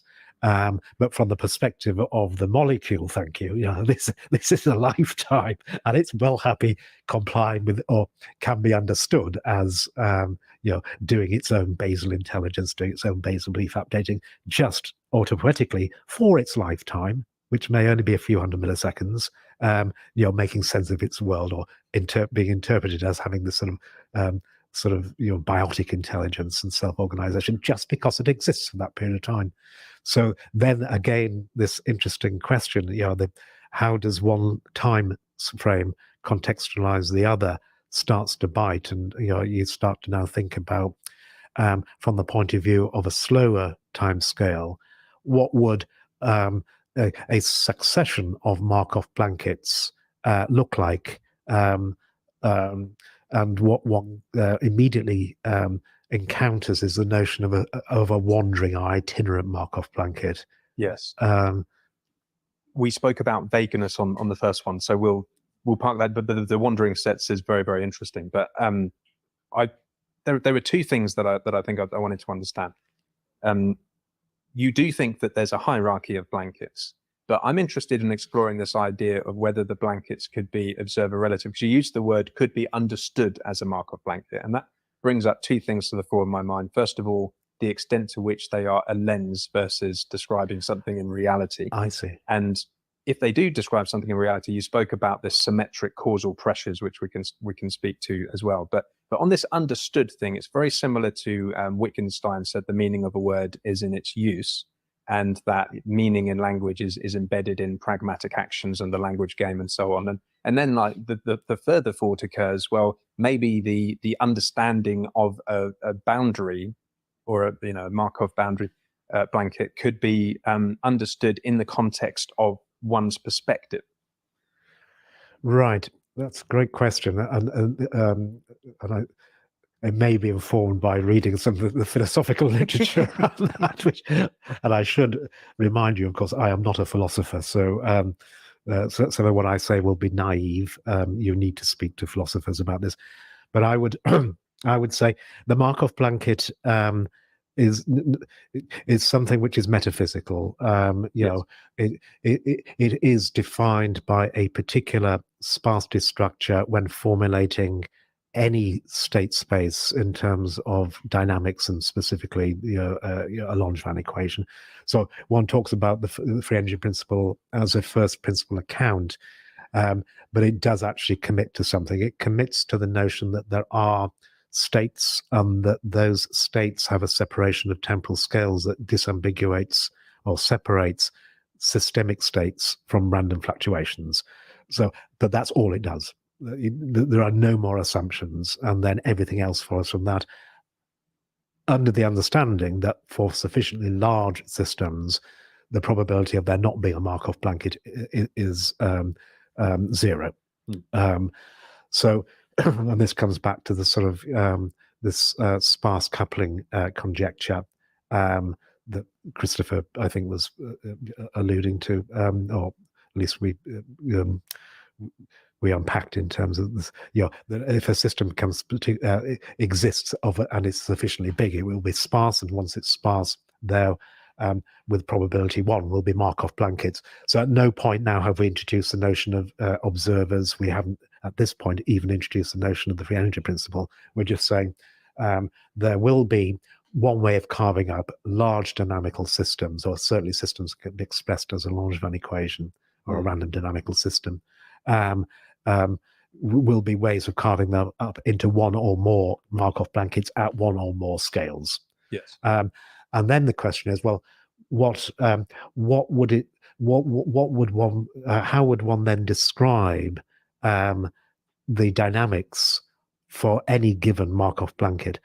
So at this point, you are at liberty, if you are simulating a universe, to choose the Markov blanket and the scale that you want to simulate. If you're part of this system, you're not at liberty, because if you're part of this system, you have your Markov blanket. So all you see are the sensory impressions upon your Markov blanket, and you may or may not have active states. And it brings us back to the bright lines that make between agents and sense-making machines that can't act, sessile things. So if you're asking, are the observer-dependent perspective dependent aspects of this formulation using Markov blankets as a epistemological device? Not if you're part of the system. It says something quite profound about what you could, what you know, and if you're being observed by something else, if you believe, if your world model is populated with the fantasy that there are other observers out there, yes, then those observers will never ever know your internal states. Well, what about, rather than an observer, an actor or an agent? And we'll talk about an activism in a little bit, but even at the microscopic scale, there are still affordances. And you gave this beautiful example of was it a type of species where someone might kill themselves for the greater good, and that shows the kind of information sharing that you have in these complex systems. So similarly, if I'm an agent in this system and I act, and there are these, you described this cybernetic loop, and there are these kind of symmetrical causal pressures and so on, and then you almost get this emergence of the Markov blanket. So it's changeable. Yes, no, it's certainly that's certainly true.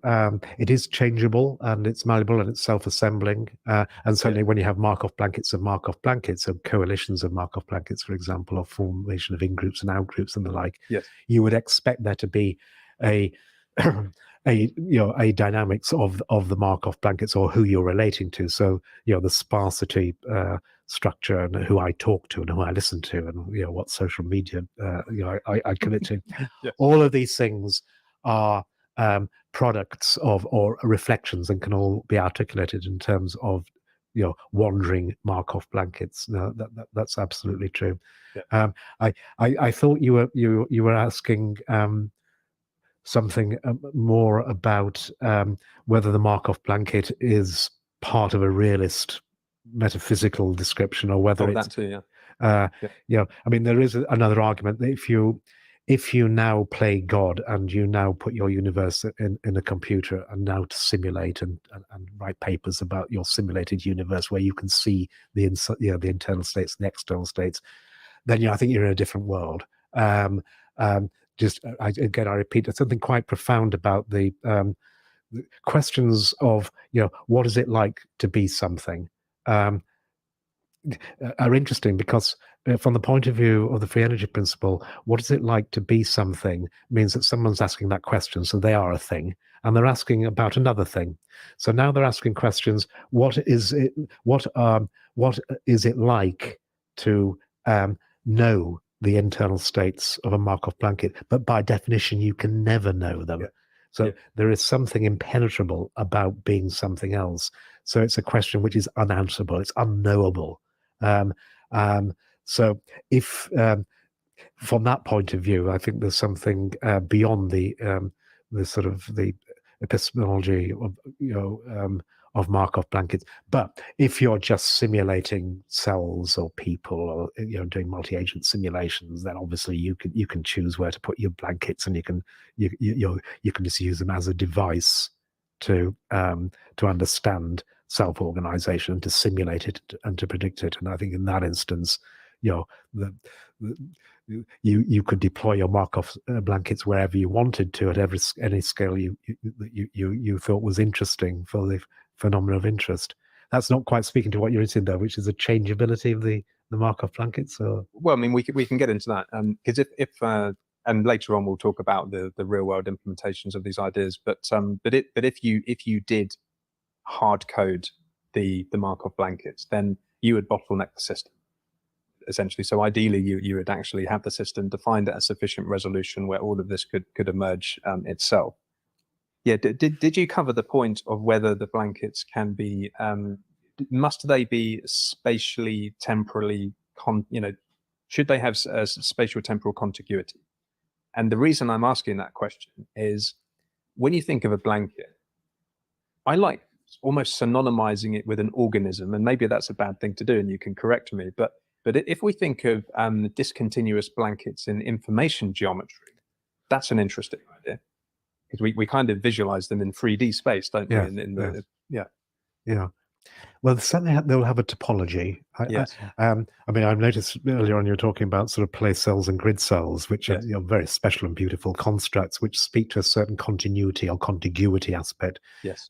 They suggest that these, coming back to Christopher Summerfield's book, one way of understanding the Markov blankets in the brain. So, we've been talking about Markov blankets delineating me from a world, but of course, your temporal lobe has a Markov blanket, as it wouldn't be a thing. You wouldn't be able to call it a temporal lobe. So, the very hierarchy could also be described now in terms of Markov blankets within Markov blankets within Markov blankets, and some really interesting questions about what that means for what part of the brain can know about another part of the brain, and what action becomes. Of course, it becomes attention. Yes. I just wanted to slip that in because I think that was in part what you were driving at with this sort of context-sensitive fluid dynamics in exchanges between Markov blankets. I think that's incredibly important. Even within the brain, in neuroscience, this is basically the routing of information, the deployment of selective attention or sensory attenuation, attenuating, ignoring some signals. It is exactly that makes us such adaptive, context-sensitive information processing machines.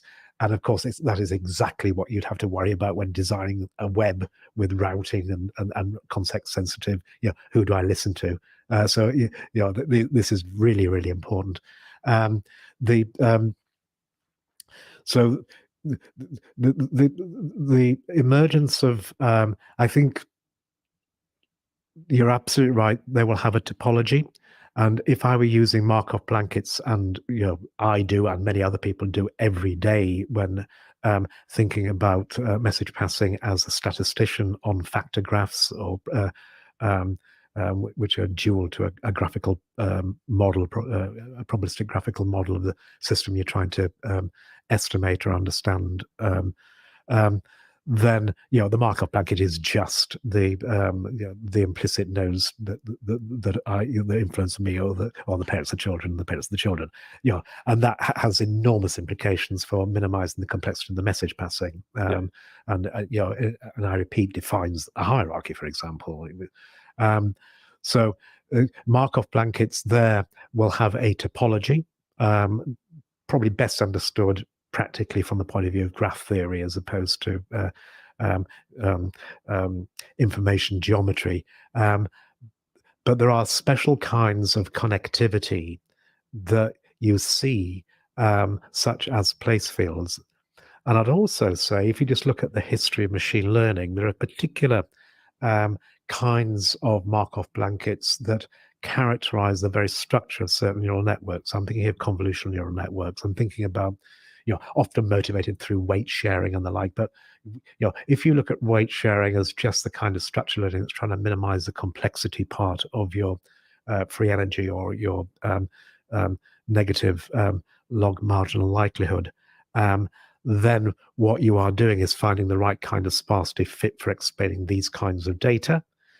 What is the architectural principle? It's the translational invariance, the translational symmetry. It's just the contiguity aspect. It's a fact that you are sampling data that is generated in or from a metric space that has a well-behaved metric.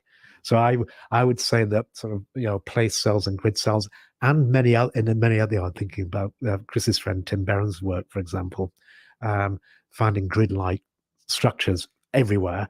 Yes. In abstract spaces.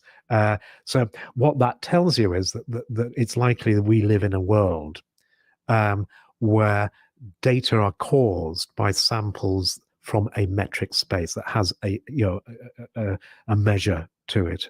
Not all spaces do. I think you'd be hard pushed to find the right kind of metric for language, for example.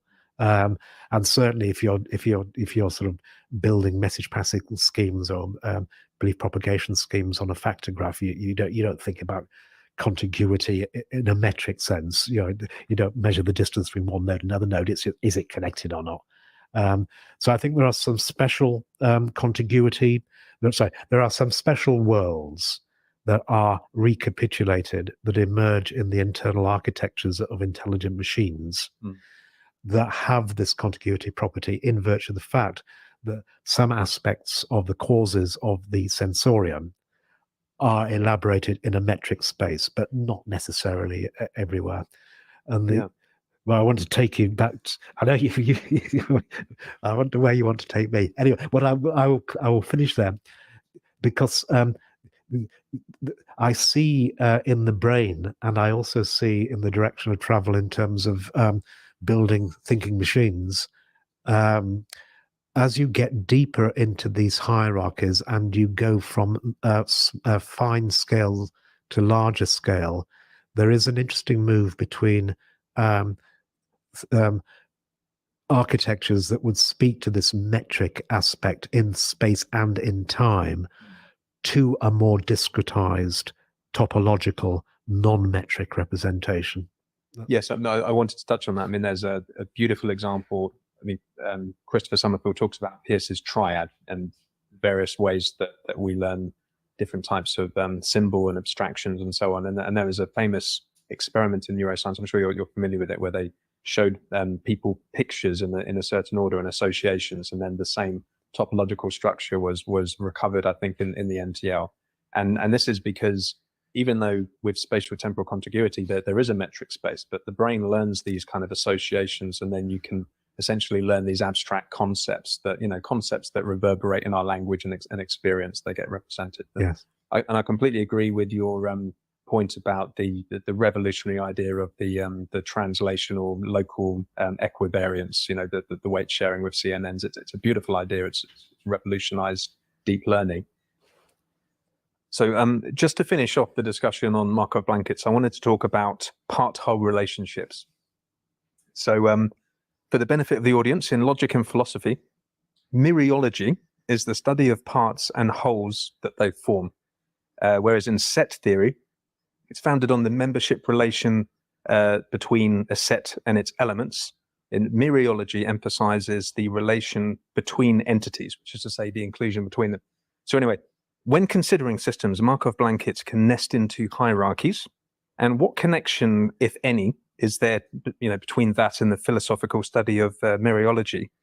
And I was also going to bring in, I don't know if you've heard of Hinton's GLOM architecture, but it came after capsule networks, and it's, we were just talking about these wonderful inductive priors in deep learning, and they make the problem. There are many curses in machine learning, but one of them is kind of like the curse of optimization, and there's a complexity curse as well, and that's why most of these inductive priors, they reduce the size of the hypothesis set. If you reduce it too much, you get approximation error, which doesn't help you either. There's curses everywhere, but this is a really interesting prior as well. These part-whole relationship. Gosh, yes, there's so many issues you bring there. I'll just reiterate my favorite one, which is the notion of these inductive biases minimizing the complexity. I think that's that's something which is absolutely central from the physicist's perspective. This reading self-organization as self-evidencing, which is a philosophically poetic way of simply describing existence as an optimization process, which you shouldn't really do. It's really a principle of least action, but you can read it as an optimization process. What are you optimizing?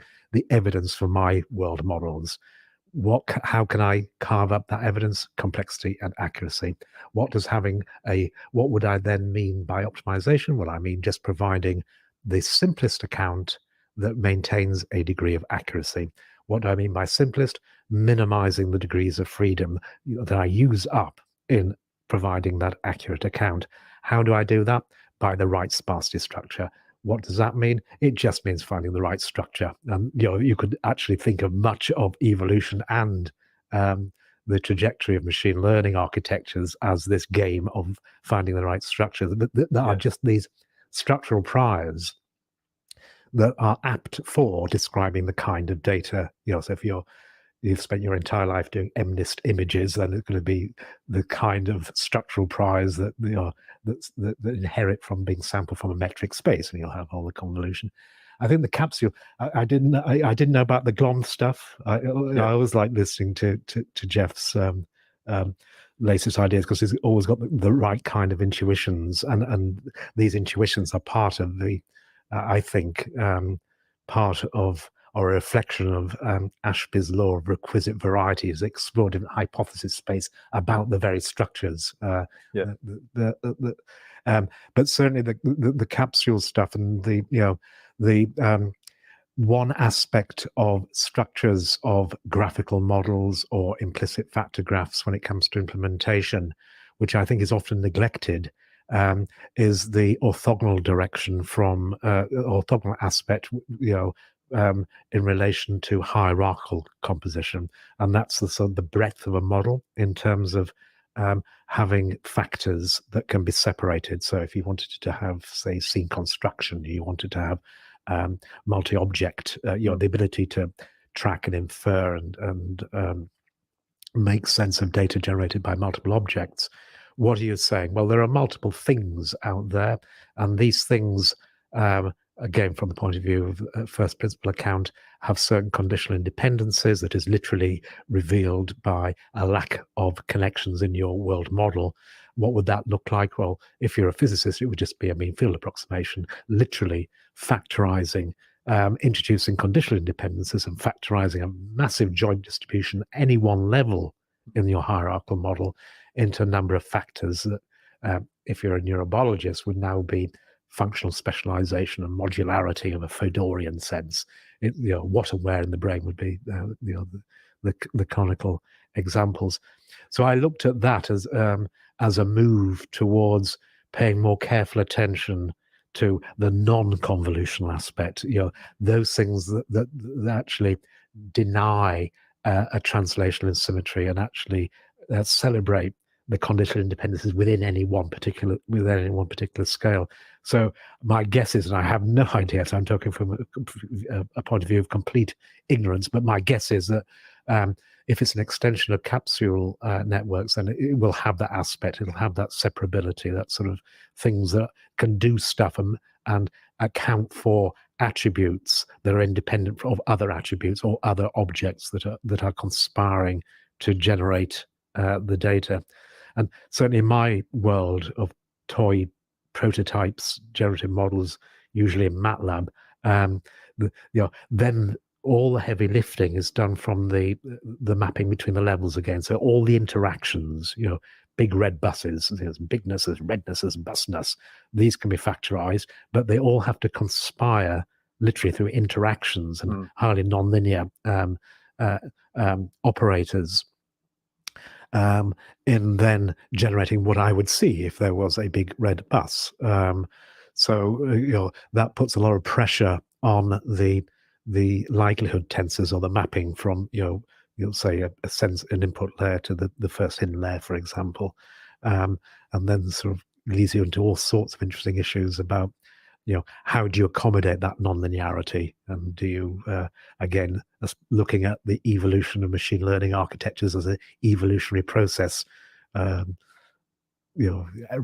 or 10.8 whatever. That is another aspect of this sort of structure learning. I think will be very much finessed, I think, if we just move to sort of quantum operators and just go to discrete state spaces in the spirit of quantum loop gravity. I think sort that out, and then we can worry about what particular nonlinearities. Anyway, so I wandered away. What was your question? My apologies. Well, no, this is a wonderful break point. So before we hit record, we were talking a little bit about ChatGPT, and just before we go there, because that's a fun discussion, I think one of the things that really distinguishes your line of thinking, obviously there's the uncertainty quantification and so on, but also there's this idea of enactivism, and I wanted to just do a whistle-stop tour of that as a contrast to these more monolithic approaches to AI like ChatGPT. So enactivism contrasts with representationalism, which is this idea that I know everything about the world inside the model, and you said that you can't just think of the brain as some behaviorist thing. It's a dance of dialogue. You act in the environment, and the environment acts on you in a cybernetic loop. Now, you also gave I'm quoting like an interview that you did previously. You gave the example of radical enactivism, that you can dispense of representationalism entirely. And you gave this beautiful example of this walking robot that kind of fell down a hill, and it did so gracefully, it looked like it was walking. It was all in the body. If the body is sufficiently tuned to the environment, you don't even need cognition. And of course, we'll talk about the decomposition of cognition in a minute. And you bring in this idea of circular causality. So we're causally embedded in the world bidirectionally, essentially. Now, when we decompose cognition, I think of things like thinking and feeling and knowing and acting and the environment and so on. And I think this is one of the key things that distinguishes your line of thought. So could you give us a bit of a whistle-stop tour of enactivism? Yeah. So enactivism is at the heart of the circular causality that follows from the very existence of a Markov blanket. And a Markov blanket is the thing that would be, it's certainly in my world, necessary for the existence of something that is demarcated or individuated from something else. So just having a separation between thing and nothing or not thing, having that separation requires you now to think about the two-way traffic, the bidirectional traffic. And of course, now you've got two directions of travel that can be thought of as the agent, if you like, sensing the environment on the one hand, and on the other hand, the agent acting upon the environment, or vice versa.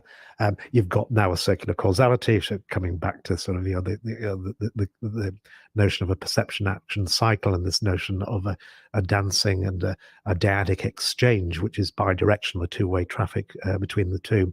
So when you apply the free energy principle in practice to emulate or simulate sentient behavior that is predicated on sense making, then you are necessarily simulating action perception cycles. So you're necessarily inactivist, and that's called active inference. So sometimes just for fun, I put an EN in front of it, called enactive inference. I have to say that active inference was really a nod to active learning. It was just it's the same idea, but cast in terms of fast belief updating as opposed to sort of slow evidence accumulation in terms of learning contingencies. So that use of inactive is at the heart of applications of the free energy principle, and obviously has been at the heart of, I think, all right-minded formulations of behavior and self-organization since Plato, probably, but certainly, things like perceptual control theory, cybernetics, and all of that good stuff. Everybody at some point, active sensing, will have to commit to this active aspect, even to a certain extent semiotics, I think. Well, no, perhaps we shouldn't go there. But so that would be one way of sort of celebrating and foregrounding the role of action. And what would that look like from the point of view of machine learning and computer science? Well, it would look like basically smart data mining.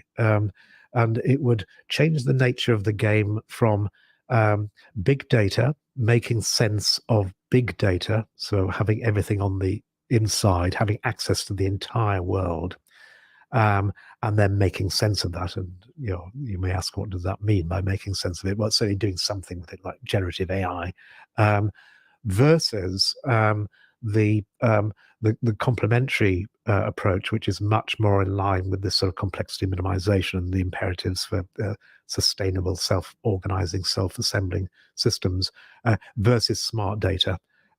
So the action now is basically, what moves do I make on the world to get the right kind of data that will serve my imperatives? What are my imperatives to maximize the evidence for my model of the world? And if I can do that, by definition, I will be there, or put it the other way around. If I exist, then that is what it looks like I am doing. So, you talk about or you mentioned this notion of sort of monolithic big systems versus small, agile, intelligent little agents, and go and get the smart data that they need or that they think that you need.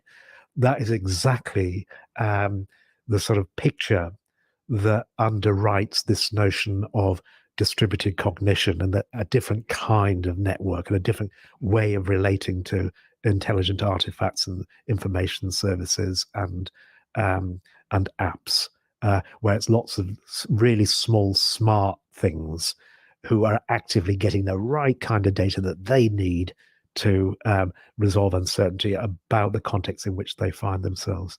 Again, that the complexity minimization gets in, and I think really, I'm sure we've talked about this before, but I can't resist just mentioning it again from the point of view of sustainability and climate change.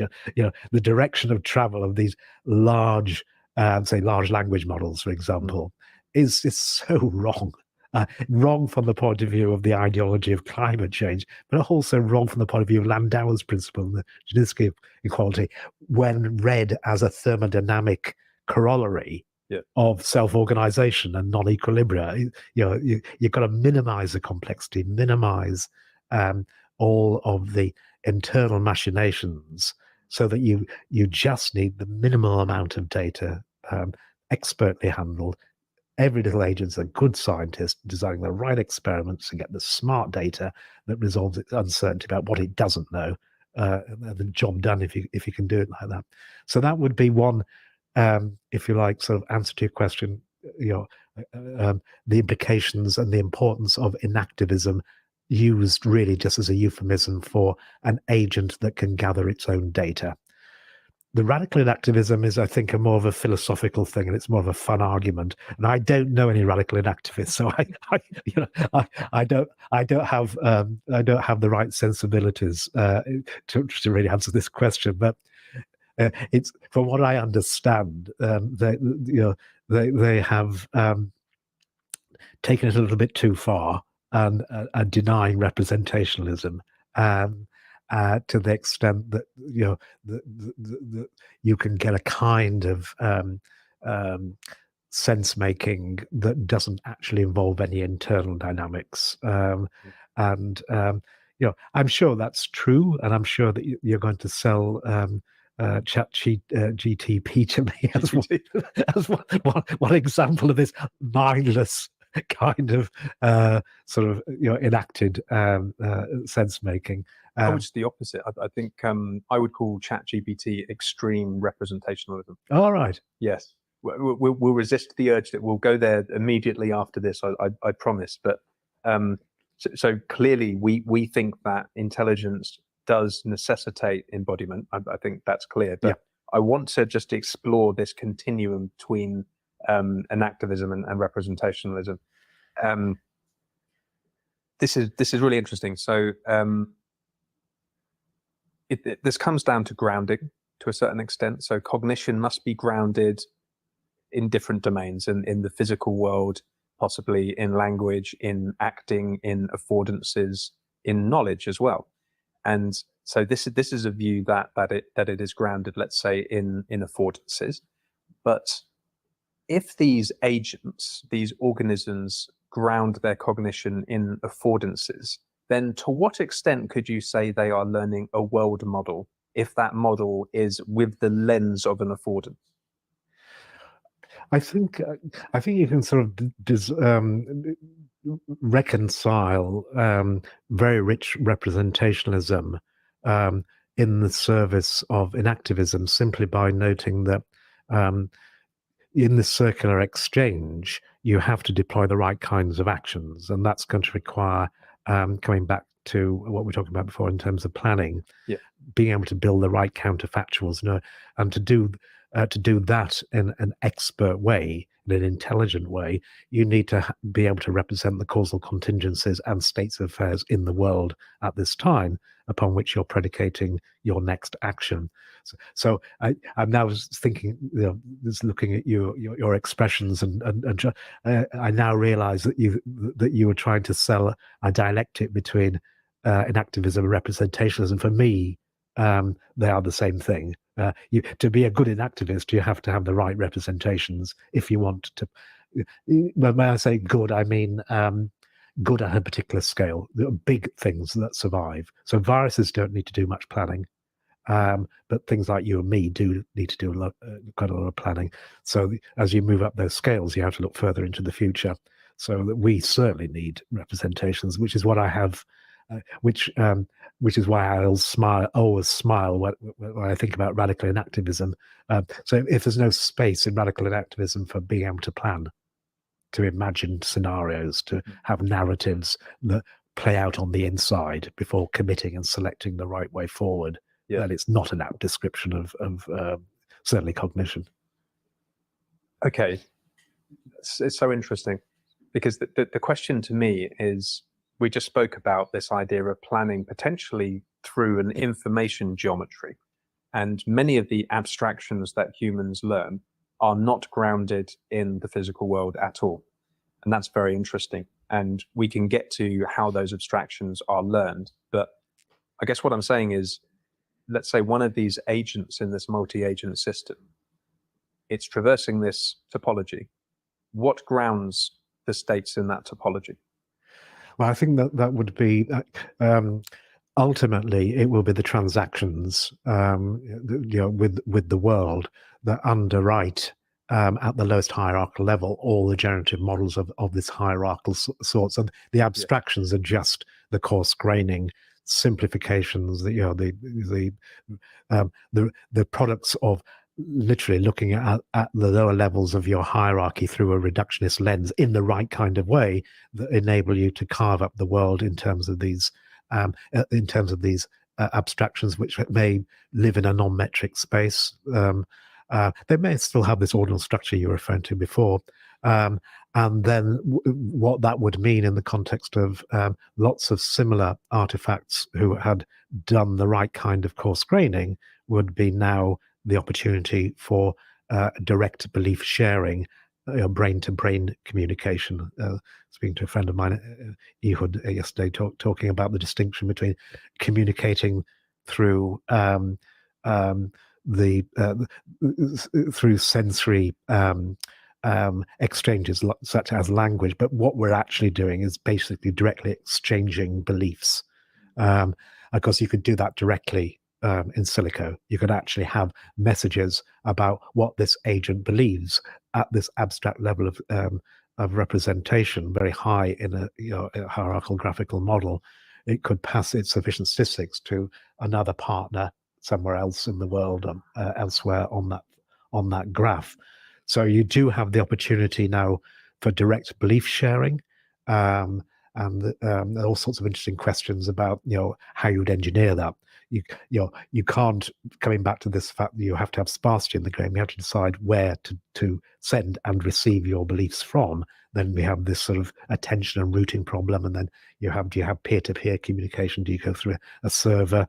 Can you write that down in terms of quantum information theory as a holographic screen, and who's all sorts of really interesting things. But what they speak to is that you're sharing beliefs, literally Bayesian beliefs, probability distributions, as encoded by sufficient statistics that can be passed as messages on a factor graph.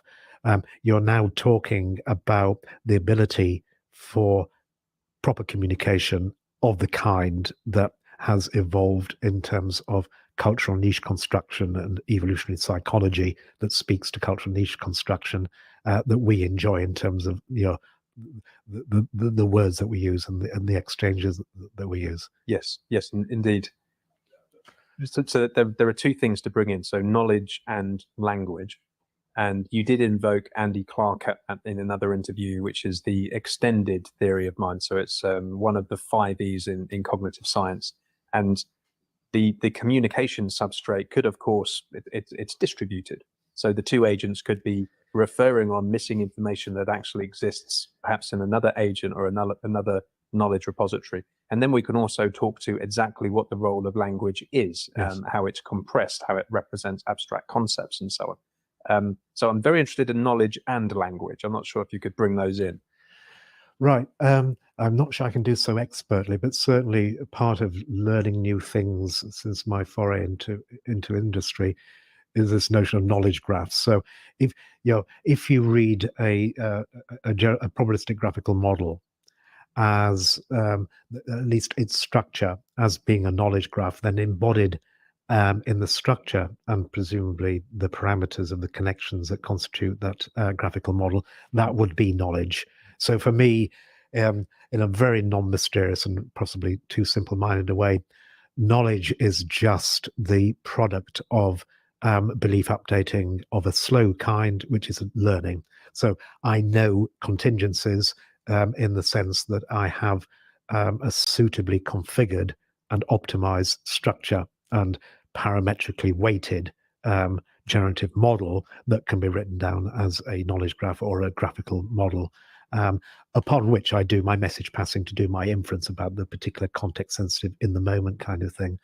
So I would put knowledge basically as an attribute that is implicit in a graphical description of an implicit generative model or world model that is actively that is used actively to do the data mining and to do the do this inference and the sense making.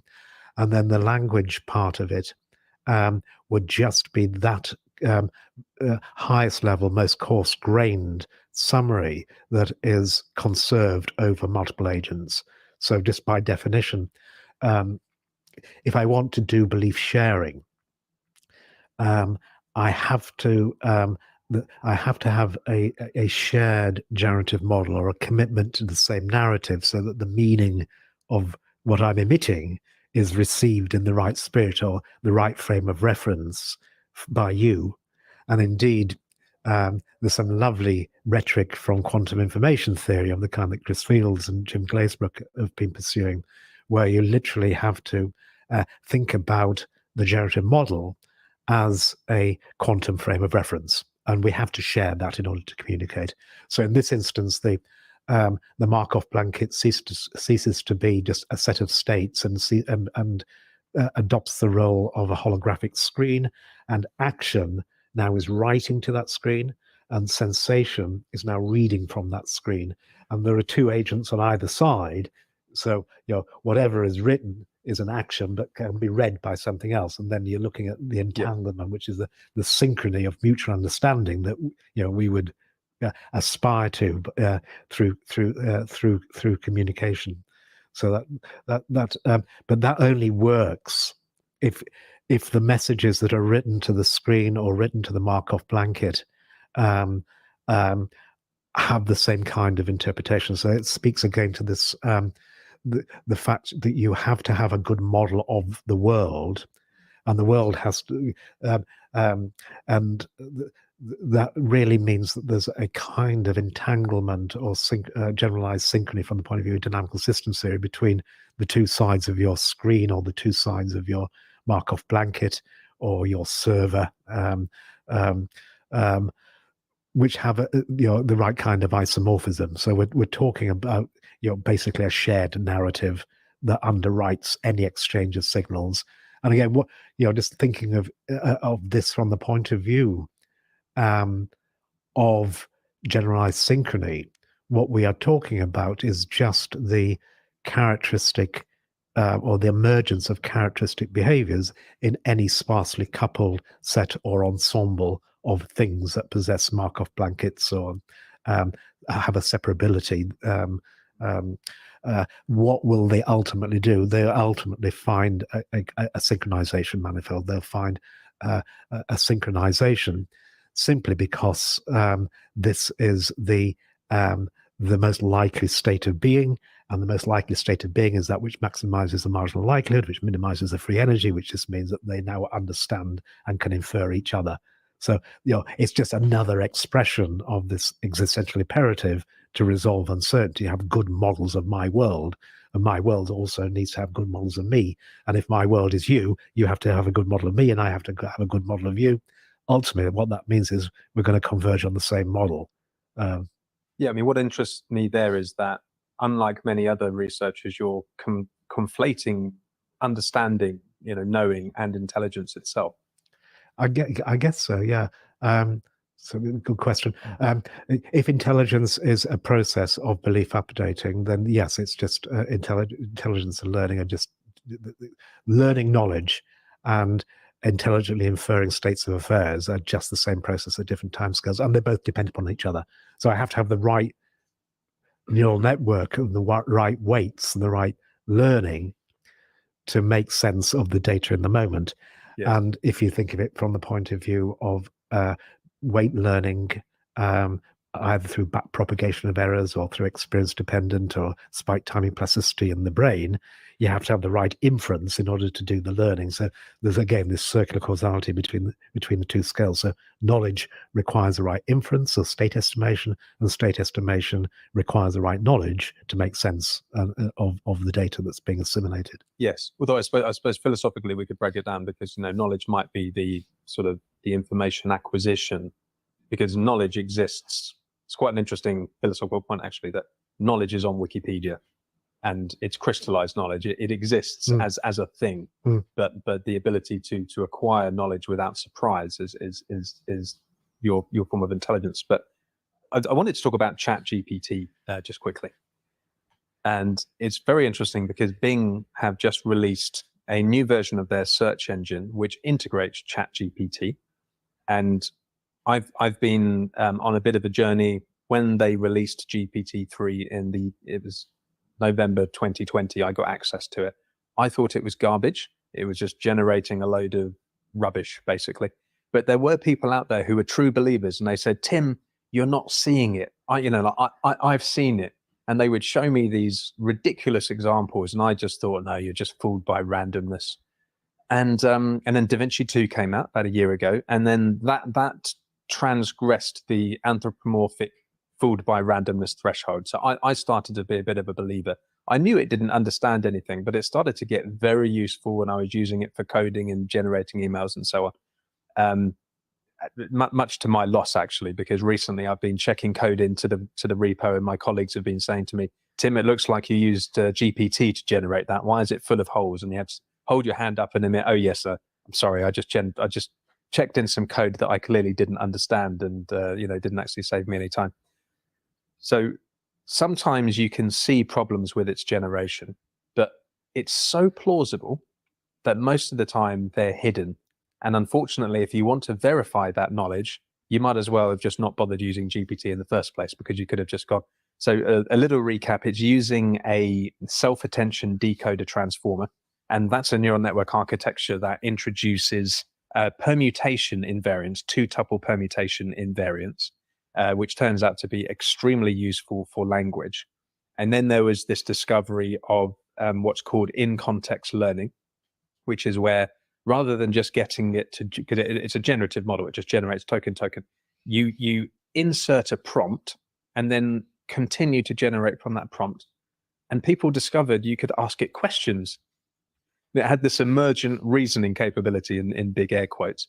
And then more recently, people have done what's called preference fine-tuning, which is that you do some additional supervision on the top with human preference examples, and that aligns it to humans and makes it give slightly more politically correct or more sensical answers. So, and now it's been integrated into GPT, and that does this retrieval augmented generation, which means rather than just being a snapshot in time, it will also go out to Bing, get some relevant search results, incorporate that into the prompt, and then generate from there.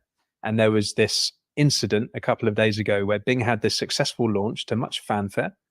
And then people looked at the results it was generating, including, one of the things was, give me a comparison between the financial results of Lululemon and some other company. And it was just hallucinating. The results it gave weren't even in the document. And the product managers at Microsoft didn't even themselves bother to check the truthfulness of this generation. So God help anyone else using Bing. So what's your take, Carl? I love that story. Thank you. As we were talking about before, I've heard so much about ChatGTP, but I haven't been able to get on it because it's always being used over subscriber. It's a wonderful moment, isn't it? And so many issues there.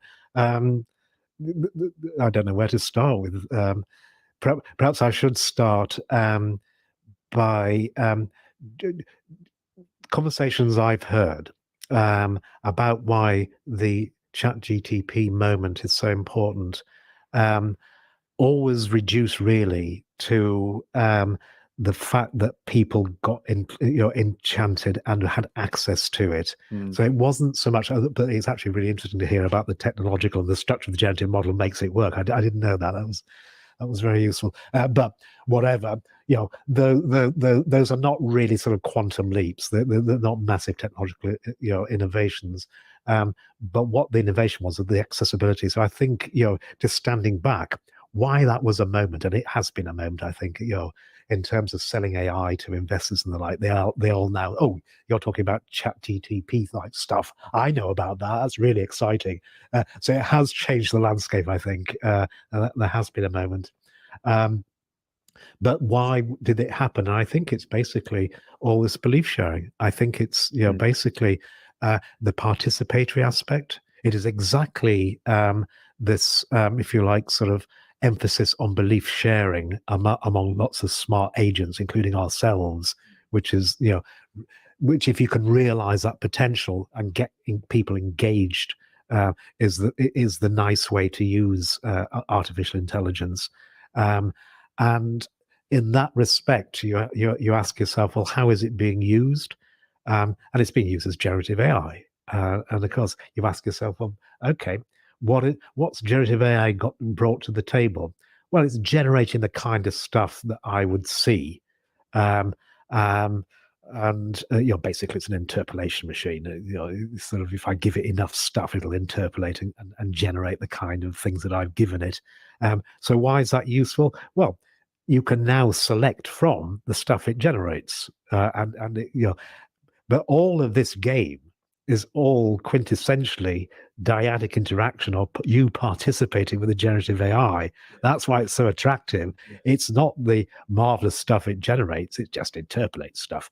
The interesting bit is when you now have the opportunity to select, oh, I like that one, I don't like that one, I'm going to triage that one, I'm going to check that code, or I'm not going to check that code before putting it in. So looked at from that point of view, I think that both those, if you like, the why it became so much foregrounded in people's conversation and in the media, and why more generally people have been enchanted by generative AI. I think they both speak to the fact that you're actually engaging people. It's a dyadic exchange of an asymmetric sort, and that asymmetry is exemplified by generative AI. That there's all the action, all the choosing, all the triaging, all the selection of what to actually show your friends or send off in your email is done by you, the human user. So all the inactive bit is actually done by the human still. The generative AI in and of itself is not actually acting because it's generating content. The other interesting thing about generative AI is that it's generating content, not beliefs. So unlike Google Maps, which actually gives you a belief about the best plan forward, it's actually generating content. It's in data space. So from the point of view of a statistician, or from the point of view of a physicist committed to a holographic screen or Markov blanket formulation of exchange with the world, notice that generative AI doesn't need to understand, because that's not its purpose. Its purpose is to generate sensations, to generate data, to generate stuff in content space or data space, stuff that has been mined in the space that the mining took place, not in the sense making and the abstraction and the understanding space. So I think that's an interesting distinction, which I'm sort of going off on a tangent here, but it's interesting when it comes to what do you mean by belief sharing and communication. But just look at that observation in light of the discussion about why ChatGPT is so successful. It's successful because it generates language. So the content now is the belief. And it's the kind of belief structures that have been honed through certainly millennia of cultural niche construction. And so your language is a distillation, the most efficient way that we can carve up our knowledge of our world, our lived world. Yes. And now the generative AI, which was previously just limited to generating pictures and content and sound files and whatever, is now actually generating stuff which is in a belief space, because we have evolved language. So I think there's something quite special about generative AI and large language models, simply because they actually generate content in the context of language, which has this speaks to knowledge. Also, it has abstracted and distilled the kind of representations of our world. Yes. In the most efficient way. Yes, I mean, there are so many things we can say there. They are a materialized snapshot of our sense making, our abstractions, our world knowledge, of the Wittgensteinian language game, if you like. But they also have a truncating effect, and they introduce inertia, because it's a static model, right? And Yes. they are, as you say, they produce traversals in word space. And people don't understand that these are random trajectories with some kind of modified form of maximum likelihood estimation, much more stochastic than people realize. And we can discuss the degree of how creative they are and what creativity is. Maybe creativity is just a random traversal through some abstraction manifold. And I loved your poetic description of this kind of didactic relationship between humans and machines, much like an extended mind.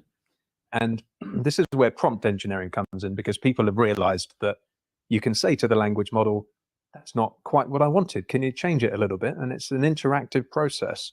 And that's why, as a conversational interface, it's very, very powerful. But the problem is, you can say to it, no, 2 + 2 doesn't equal 4, it equals 5. And it will say, oh, I'm so sorry, I actually meant 5. So it's polluting the infosphere with misinformation, Yes. false news, all this kind of stuff.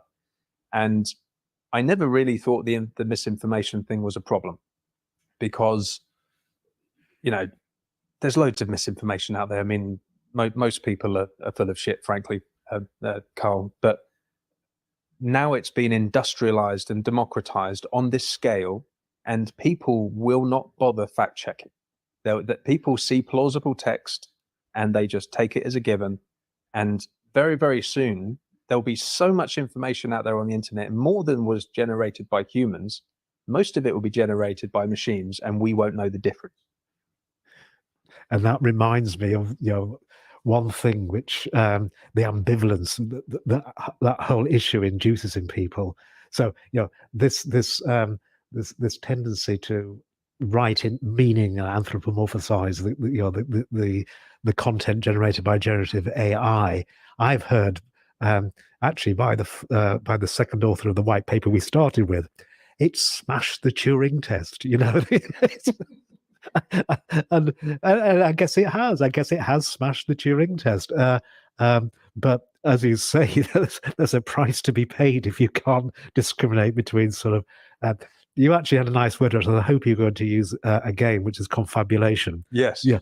That's a great way of describing So it. when I was talking about sort of interpolating, generating content, novel content that is an interpolation, it's that would be a confabulation. I'm just mindful of the fantasies that were generated by Jeff Hinton's sleep-wake algorithm, or sort of the original sort of amortization of variation autoencoders, I guess you'd think about nowadays. But this notion of confabulation, I think, is a splendid. I haven't heard it expressed like that, but that is a beauty of it of generative AI. I guess what you're saying is if people misinterpret that as real information, that could be problematic. I'm being a bit older than you. I'm slightly more mellow about this. I'll just very quickly tell you a little story. I had to, for a friend or a colleague, at least an email colleague in America, I agreed to write some blurb for his 200 plus word book, which is a philosophical model, but he's also very informed in terms of artificial intelligence. And he sent it to me, so I speed read it at the weekend in order to write a 3 or 4 sentence blurb for the publishers. And halfway through, I suddenly had the awful realization that this may have been written by ChatGPT. Oh no! And it's a wonderful book, and I wasn't quite sure. Yeah. So I actually put in the blurb, this is a 21st century Turing test. Either, and I'll just advertise it now because it'll probably come out by the time people watch this. I think it's called The Hidden Illusion. Yes. And either this author was very, very skillful in writing the book last year and preempting the public release of these things, preempting to the extent he could emulate the confabulation of a large language model. Because part of the novel actually, because the protagonist, the hero, is actually working on large language models for a tech startup. It's a love story, Yes. but it's interwoven with things that he's actually generated on his large language machine. Yes. And he and that comprises part of the model. But I generally don't know whether the rest of the narrative was actually written by a large language model, and then he's carefully gone through and triaged it.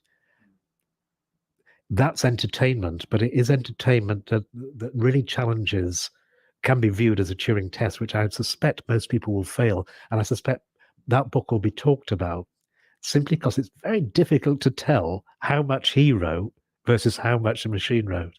But that, as long as it's kept to entertainment, that's fine. If it's not, then we come back to smart data mining. We come back to intelligent agents that just don't confabulate content in the context of generative AI. You actually need the ability of smart agents to go, and you've talked about fact checking. What does that mean? This basically means having an explanation or a belief at hand that provides an accurate account of all the data that is internally consistent. So again, we're coming back to the fundamental principles of good modeling that can be quantified.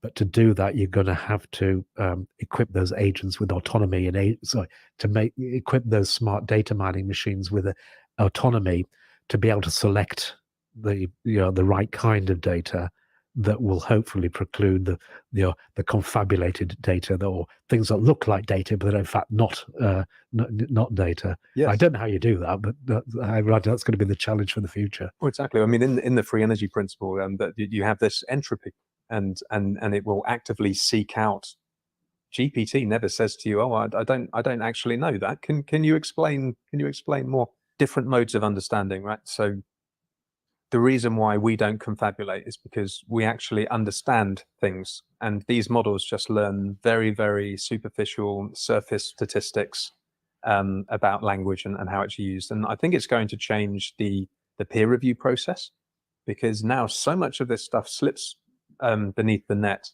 and the amount of due diligence and rigor that is required to weed out some of this stuff, because most of it has gone undetected. I think that's the problem. People don't realize how big the problem is because the mistakes are not immediately obvious on the surface.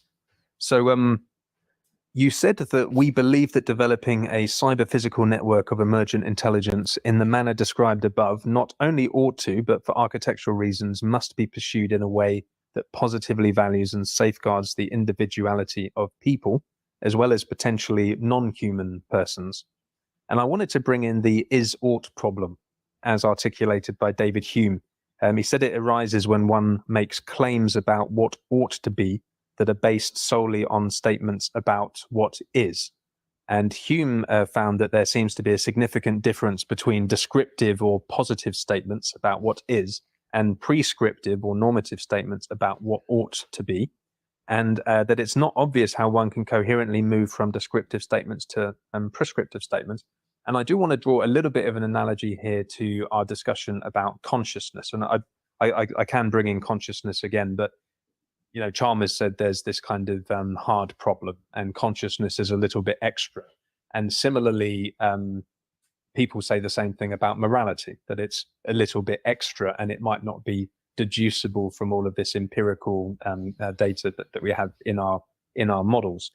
And Hume, of course, was a famous empiricist, and I think you are one as well, probably the extreme version of that.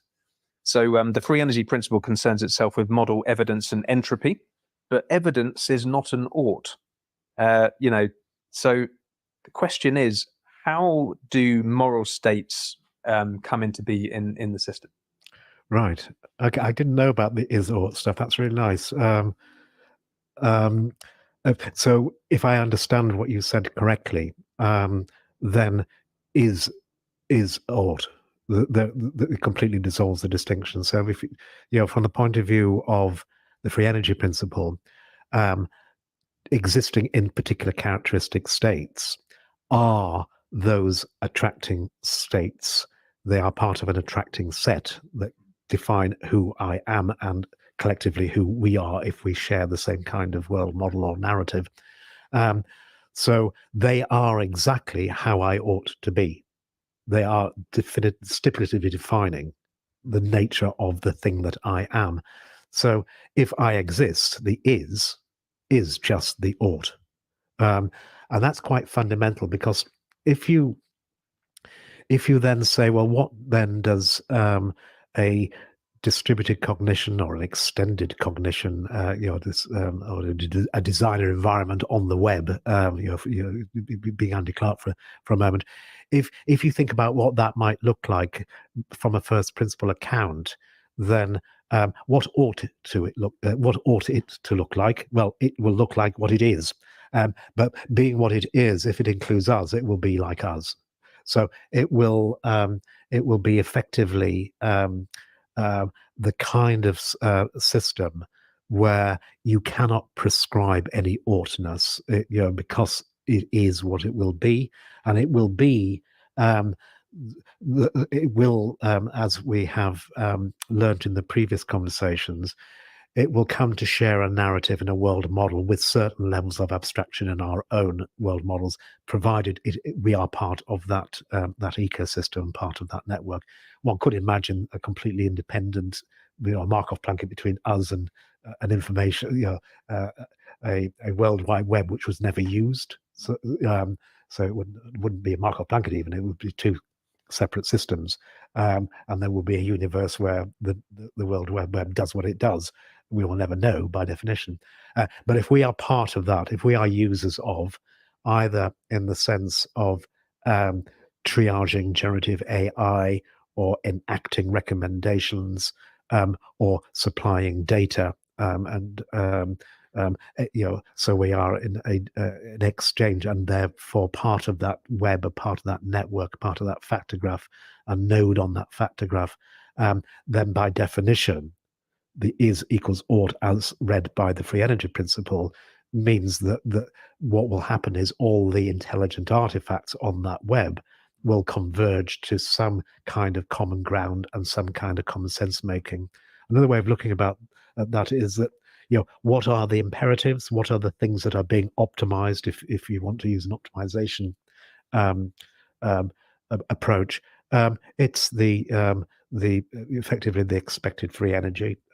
What is that? It's just minimizing uncertainty, minimizing surprises.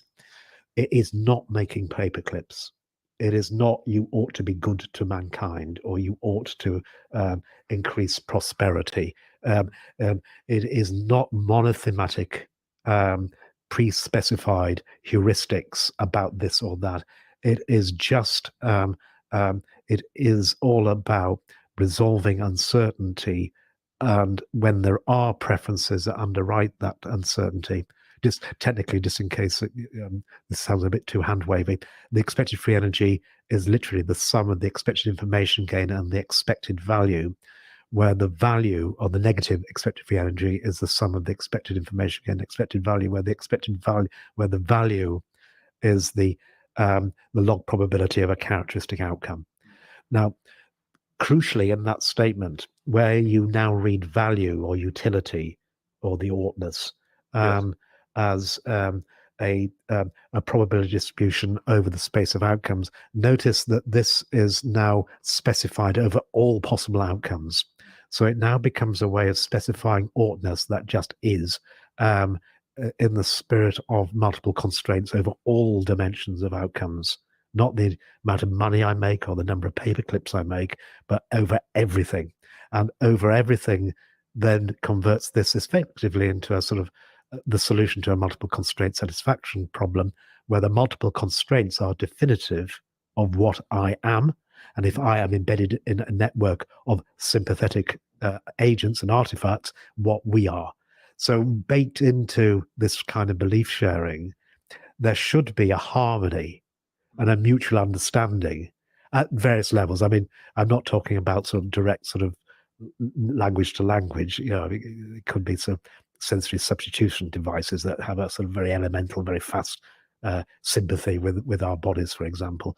But at least from the point of view of the information geometries, that there will be a convergence, which will be effectively, if you're a quantum physicist, an entanglement. If you're a dynamical systems theory person, a generalized synchrony of everybody in that web that is necessarily a facet of free energy minimization on the one hand. On the other hand, it's also just a statement of the steady non-equilibrium steady states to which any distributed network will ultimately converge to. It can be no other way, in principle. Yeah. I mean, many people have an intuition that when designing utility functions, if you look at how markets work and so on, that utility and value are orthogonal. And then we have institutions like the church and government and so on to introduce value pressures onto the utility function. And I guess what I'm getting from you is certainly from an evolutionary perspective that they need not be orthogonal. And I mean, in religion, for example, I mean, I'm not religious myself, but they have they're moral realists, and you have moral relativists, and they say that we need to hold some things sacred, because otherwise, if everything's sacred, then nothing's sacred at all. So we need to have a difference between the sacred and the profane. But they think that morality shouldn't be achieved through consensus, and this is what we need to behave properly. I don't believe that, but I'm very interested to know where morality comes from, and I think you kind of alluded to that in your answer. So are they hardwired in the brain, or is it just a kind of like constructivist social phenomenon? I think it's a constructivist social phenomena, but and over a transgenerational sort of niche construction as well, but also in the moment, and constructivist in the sense that we're not born with these things. So these things are very much part of cultural cultural evolutionary thinking and sort of nurture that we inherit not just from our mum but also our mum's mum and mum, right, all the way back. So they are in the brain. They are learned, which are distinct from innate priors that underwrite my homeostasis. So there are certain beliefs I have, subpersonal beliefs about the way I should behave, that are held with incredible precision and conviction subpersonally, that hardwired epigenetically, and these would include everything that leads to homeostasis, and then you build upon that and you get to allostasis, and you build upon that and you can probably at some level get to the right way to behave morally and ethically at school with your in the playground, for example. So as you so mathematically the distinction between these sort of very fixed prior preferences or prior beliefs that are basically just an encoding of beliefs about the states I characteristically occupy or aspire to, or narratives that I would pursue. They are very, very precise in some dimensions. You said, they are or are not orthogonal. It was exactly that sort of multidimensional aspect to writing down value of something, which would be impossible to do for a human being unless you give me your DNA and also your mother's womb. I couldn't actually write it down very easily. But the specification has to be upon all dimensions, some of which will be written down with great precision, and others will be much more flexible. And I think when it comes to writing down values over attributes that do not yet exist because you haven't grown your deep generative model sufficiently deep in order to have that degree of abstraction, then clearly those kinds of beliefs about the way I should behave are not even specified at birth, but they have to be learned through interactions with other people. So I guess I'm trying to bring to the notion that it's perfectly okay to have a spectrum of different convictions about the way to behave that can be absolutist, or it can be more forgiving and relativistic simply, and you would be able to simulate that just by writing down very, very precise beliefs versus less precise beliefs. I think the second key thing here is that we're talking about when it comes to the building beliefs about the way I should behave, that basically presupposes you've got to a sufficient developmental stage to have selfhood, which not everybody gets that far. If you've got severe autism, you wouldn't. And if certain other lower life forms may never get that far, but certainly you have to have selfhood. You have to have a model of that selfhood, and then you have to have a model of others that may actually be a prerequisite before you have a model of self, and then other kinds of people. So when it comes to making decisions of a moral or ethical sort, it's just inferring what would I do in this context, given I am this kind of person.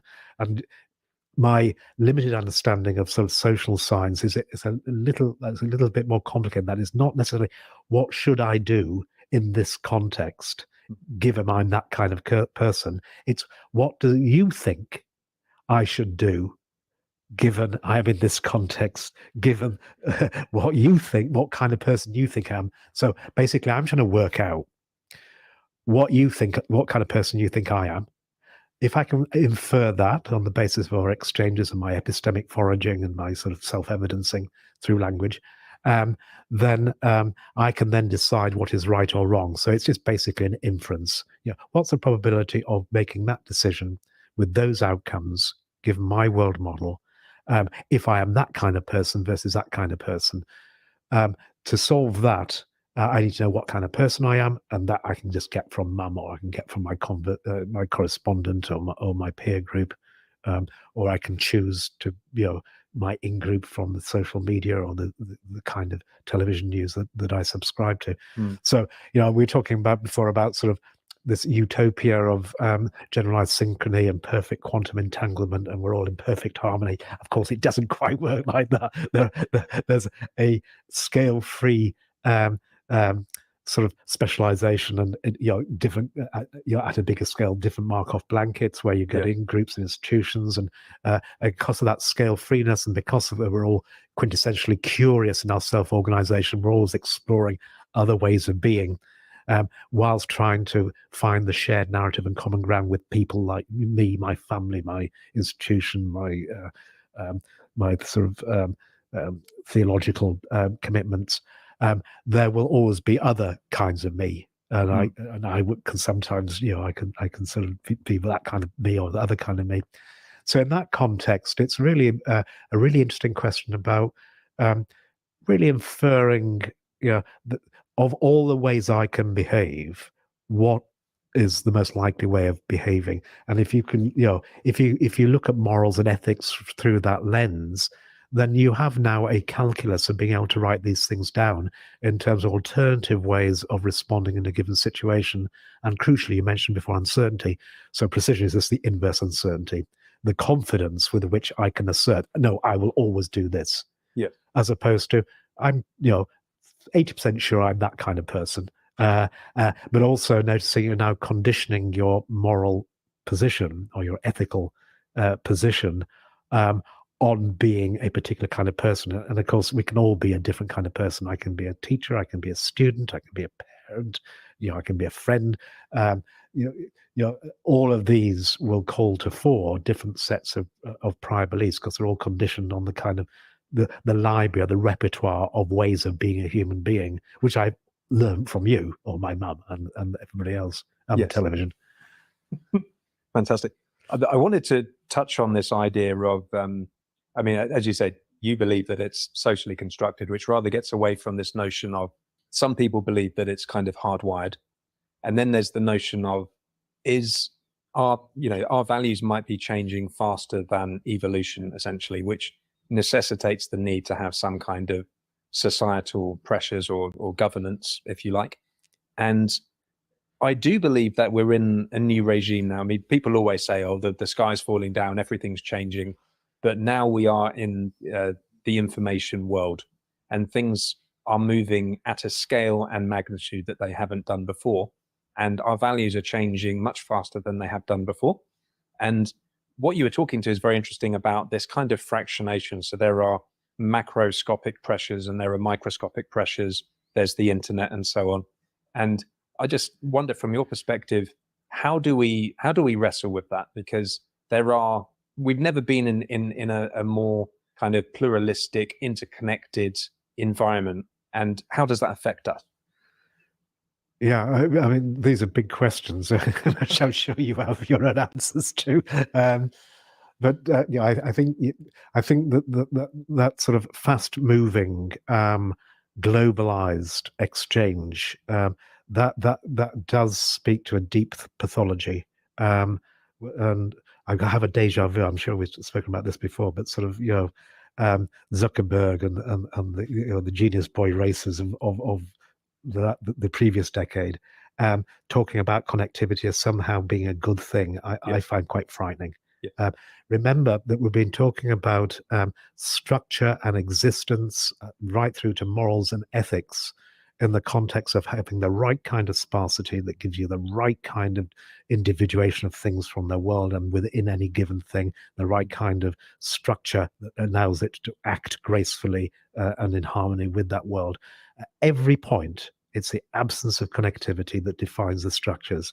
So if you destroy that sparsity by over-connecting, over-globalizing, you will essentially destroy, it'll be basically cancer.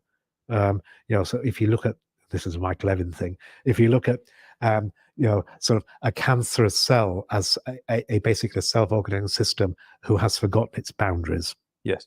Then you have a metaphor for the kind of thing that happens if you do not respect the sparsity of communication and the joyful isolation that is existence behind your own Markov blanket. So every affront to that maintaining that sparsity, smart data, carefully sampled, not being overwhelmed with a deluge of very imprecise data, that it makes it very difficult for me to actually go and smartly sample and work out what would happen if I go and look over there or look on that website. Yes. So what that would suggest to me is that there will be, and I take your point that things are changing. I initially thought to myself, well, no, hang on a second, because all of the information and the sense making and all the kind of exchange of information we're talking about is about constructs that do not exist when I am born. You can't have misinformation from the what you called the confabulation, what I in my blurb referred to as the flighty ramblings of GTP. You can't. That has no meaning for someone, a child that has not yet learned to read or write, or So this is something that has to be below the scale of evolution. So I was just thinking, no, it's okay. This is this is limited to each generation, but I think that's probably a false comfort, because we were talking about sort of evolutionary psychology and cultural evolution as well. And I think that's what you were talking about. I think that then is, if things are speeding up, that usually means that you've lost precision in your prior beliefs, which means that the precision, the informativeness, the salience, the reliability of information now takes precedence, and you increase your learning rate. You become, in schizophrenia, that we call as jumping to conclusions on the basis of sparse information. You're basically looking out there, not inside, to resolve uncertainty about states of affairs, because you've lost confidence in your very structured prior beliefs. So if things are speeding up, that basically means that whoever is now generating and garnering that information in the information age has lost confidence or precision in their own convictions and prior beliefs, and possibly information morality. So what's going to happen? I read Carlo Brevelli's book yesterday, in fact. He wrote in 2014 just sort of 7 things you need to know about physics. It was originally published, each chapter as in the Sunday newspapers with pretensions to scientific discourse, and then made it into a book. But he ends up with a very, very pessimistic. He thinks it's all over. I was actually compelled by that. You read the last few pages. He makes exactly the same points that we've just been discussing from the point of view of physics at different levels. And he generally thinks it's over. It's I know it's so hard, because it's like the hill climbing problem, and you can't see behind the next hill. And there are always people who are, techno Luddites, and people who think that the sky is falling down. It's genuinely hard to know. Just to finish on this ethics point, Lisa Feldman Barrett was a constructionist. She had a book called How Emotions Are Made: The Secret Life of the Brain. And she thought emotions themselves are socially constructed. Would you subscribe to that view? I think I probably would. I mean, she writes very wisely and has thought for many decades about the nature of emotion. I think I would say yes, absolutely. It's simply because the notion of building generative models in a neurodevelopmental context is an act of construction. It's a free energy minimizing process that that explains why we construct better and better explanations, which are sort of carving nature in its joints in our head. And part of that is not just about the state of the external extraceptive world, but also our internal world, our interoceptions, our gut feelings, our respiration, and everything else. So her big thing, and indeed other people thinking along similar lines, people like Anil Seth and would really always nod towards interoception and embodiment, but now beyond the situated cognition kind of embodiment that we were talking about before, but actually now about the physical body, the beast machine, as Anil Seth would say. So the physiology. So having a constructed explanation or hypothesis for the way that I put together my gut feelings, my interoceptive signals, with situational awareness derived from exteroceptive sensations, and indeed what I do about it, I think leads to a very compelling notion of constructed emotions. So, for example, I can infer, I can use the explanation on the hypothesis, I am frightened, as the best explanation for why my heart is racing, why I feel frozen proprioceptively, why I have cardio acceleration, why I have, why I cannot discern that dark figure in this dark alley in a city which I've never been in before. All of these myriad of sensations and my low-level constructs now succumb to a simple explanation. Oh, I'm frightened. Yes. That explains everything. It explains my racing heart. It explains the fact I can't see who that is. The potential predation that would follow from that. Also, interestingly, because you've got this circular causality and the inactivism, the fact that I am frightened means I expect to cardio accelerate. Yeah. And of course, under active inference, that's exactly what will happen, because you're acting to generate the evidence for your predictions and for your hypothesis about you in your lived world, but also you as you hypothesize yourself to be. So you've got this sort of closing the circle in a sort of James Langian kind of sense that, yes, I explain my current set of sensations as having the emotion of fear that itself induces the very evidence that I was trying to. So you've got this sort of autopoetic, self-fulfilling prophecy that, is just ideomotor theory, but in the interoceptive domain. Yes. So I think if you read constructed, that's right. But I noticed you said socially constructed, which I guess is okay. Yes, if you're taught that you can have these, this kind of fine-grained repertoire of feelings, or you can use these to explain your own sensations. Yes, I would imagine it is molded by convention and by the culture which you come from, in the same way that Eskimos having 12 words for snow would give them a finer visual acuity and visual discrimination of whiteness. I'm sure that exactly the same kind of cultural enculturation speaks to different kinds of alexithymia and the coarse grainedness of my repertoire of explanations for emotional states of mind that best explain me in my in my interactions. Now, Carl, I know you have a background in psychotherapy. Can people be evil? Can people be evil? It doesn't exist in the diagnostic criteria, I believe. No, it doesn't. So that was out of the blue question, which I've never been asked in public before. As a psychiatrist, I think it would be rather difficult to conceive of that. There are certain patterns of behaviour, and I do have some psychotherapy, but it's group psychotherapy. But really, I'm a psychiatrist, so there's a distinction, I think. Right. From a professional point of view, I'd be more like a biological. My apologies, I didn't mean to. Oh, that's Yeah, all right. yeah. No, I mean, psychotherapy is an important aspect of psychiatry. It's just that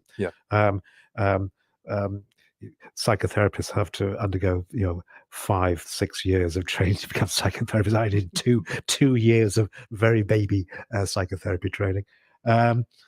But in terms of the nosology in psychiatry, you can certainly get sort of certain kinds of personality disorders and certain kinds of psychopathy that would normally be associated with evil behavior, and it normally basically transcends the social norm. So it comes back again to basically me trying to work out what kind of person should I be, which my only point of reference is you. So how do I think you think I should behave? And when that kind of self-modeling doesn't work, then you will be you will have behaviors which are so far from the social norms and Yeah. morally acceptable. I guess you could label them as being evil. When could they arise? Well, when you fail to have any theory of mind, for example, if I am unable to see you as another thing like me, so I may see you as a fridge or a car or some sort of camera, an artifact. You're not a person. You don't have intentional dispositions, or we don't have a shared narrative. I couldn't talk to you in any really deep sense. Then obviously I can never ask the question, how do you think I should behave? Because you do not, you don't have that kind of belief or that kind of intentional stance in relation to me. So you could imagine that some kinds of psychiatric conditions that preclude proper theory of mind and the ability to sympathize or empathize or bond would enable the expression of certain behaviors which could be regarded by other people as evil. Whether the person prosecuting them thought they were evil or not would of course be a mute question, one you never know because it's inside her Markov blanket, but also from her point of view there is no reference, and that is the problem. Yes. But you could certainly have somebody else out from the outside saying that is evil. You normally don't, you try not to do that when you're doing psychiatry or psychotherapy. You have to have conditional positive regard. Yes. So you can't really impute nastiness or evil or bad intentions. Yes, and it's one of these things where autonomy comes into it, free will comes into it. Possibly it evil itself is a constructed concept, which exists in our language, and it's something which some people will perceive depending on lots of other things they believe. Yes. But okay, and talking about ethics in AI, it seems to suffer from a similar form of fractionation in the sense that different people with different beliefs think that it should be enforced in different ways. What's the solution? Well, I'd take a sort of deflationary approach, and it won't be a terribly informed approach. But my answer would be, well, if you get the right optimization, the right imperatives in play, then that kind of question just goes away. I think one way that I have heard this discussed, and I actually enjoy discussing this with with my colleagues and friends, is that there is this dystopian meme, the singularity, the paperclips paradox, everything you see in, sort of, on comic films of a futuristic dystopian dark, very entertaining. I mean, that's the first things I go for when going to the watch list, but they are all dystopian in a rather unconvincing and fantastical way. And you have to ask yourself, well, why are they, why do people have this sort of dystopian view of realizing the potential of what used to be called AGI, or and I think it usually inherits from that distinction when you introduced the is and the ought. Yeah. So what should a good AI, what ought it to do? And who's in charge of saying what it ought to do?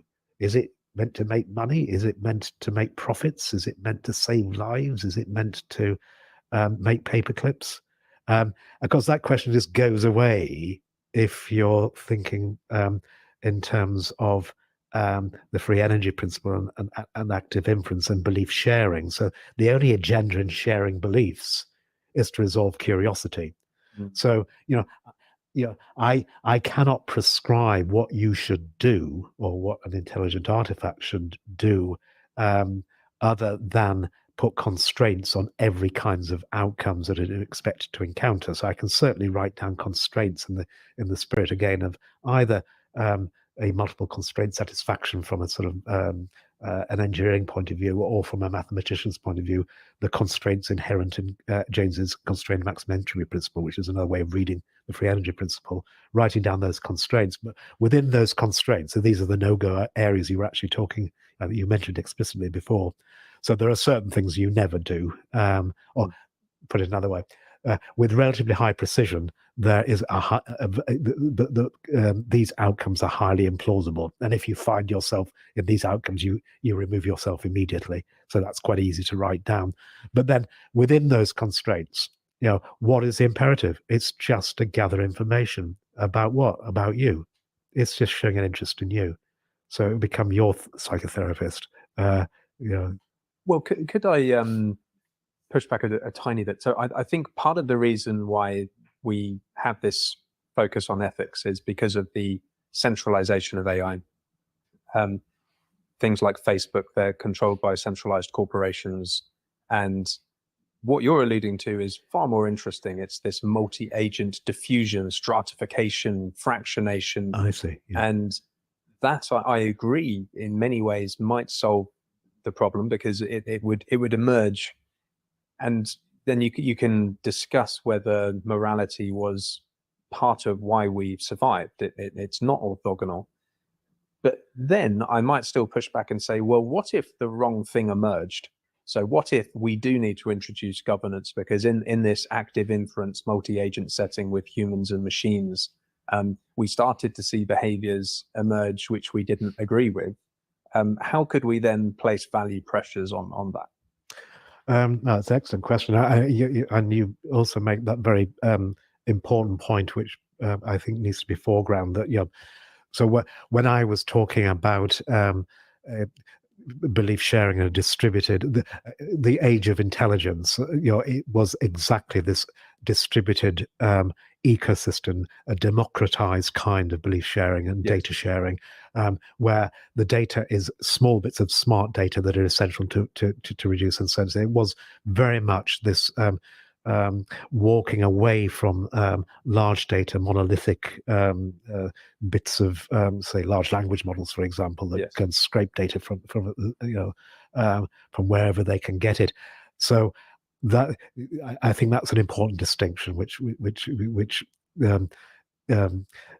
qualifies my dismissing of all these dystopian outcomes. So I'm assuming that so spending $1 billion or $1 million on training some deep neural network is not going to be happening in the future, and we're going to be buying cheap and cheerful edge devices and little apps that are smart and just go and get the data that we need to know in terms of resolving uncertainty about what we are going to do next.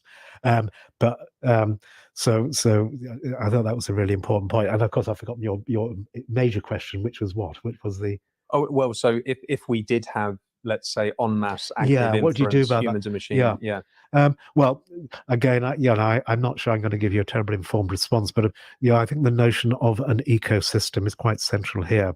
And one, if you like, tenet of that white paper was a nod to natural intelligence and natural processes and what has actually happened and what does actually happen in as a natural scientist.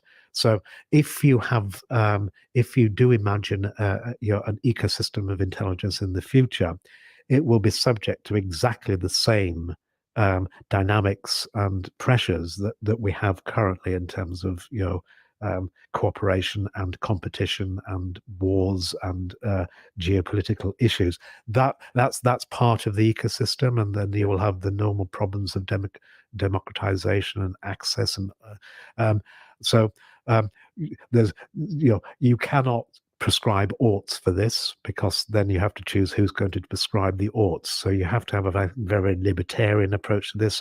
So the emphasis, and now it's not really me talking so much, but now the architects of the future, the generation below, who are sort of thinking about the legacy they're going to leave their children. So a lot of emphasis is, from what I see in the conversations I have in my world, which may not be Microsoft or big tech who are still focused on big data. In my world, it's much more upon putting constraints in place that preclude the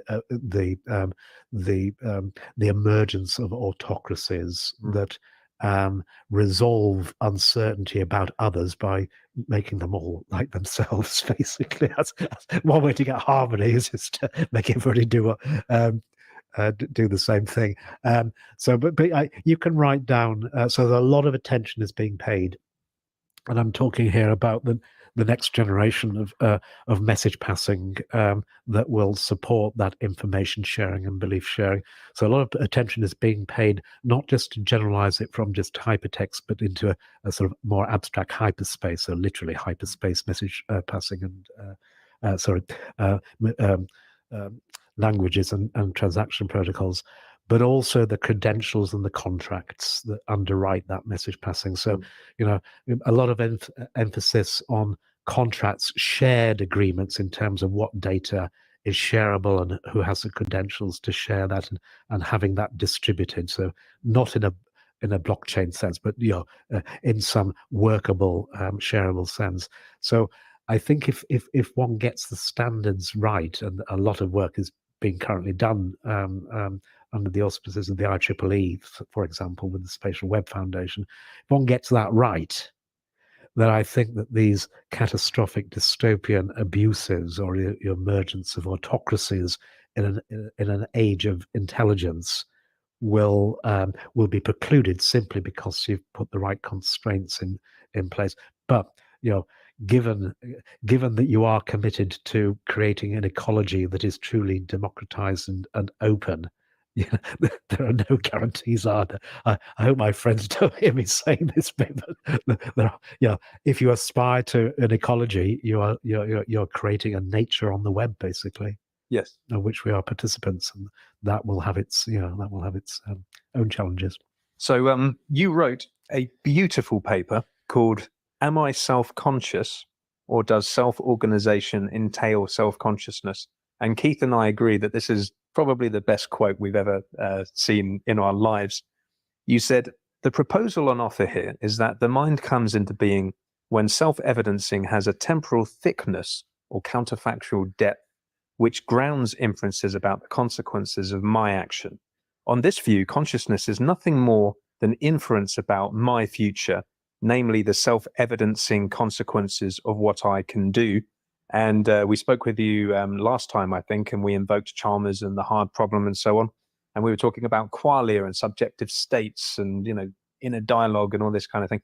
And you responded that different feeling states are hypotheses about how I'm feeling at the moment. And then it would use all the messages and belief updating and all the planning and estimates of uncertainty which attend that planning. The precision or estimates of uncertainty play heavier roles the higher you get in the hierarchy.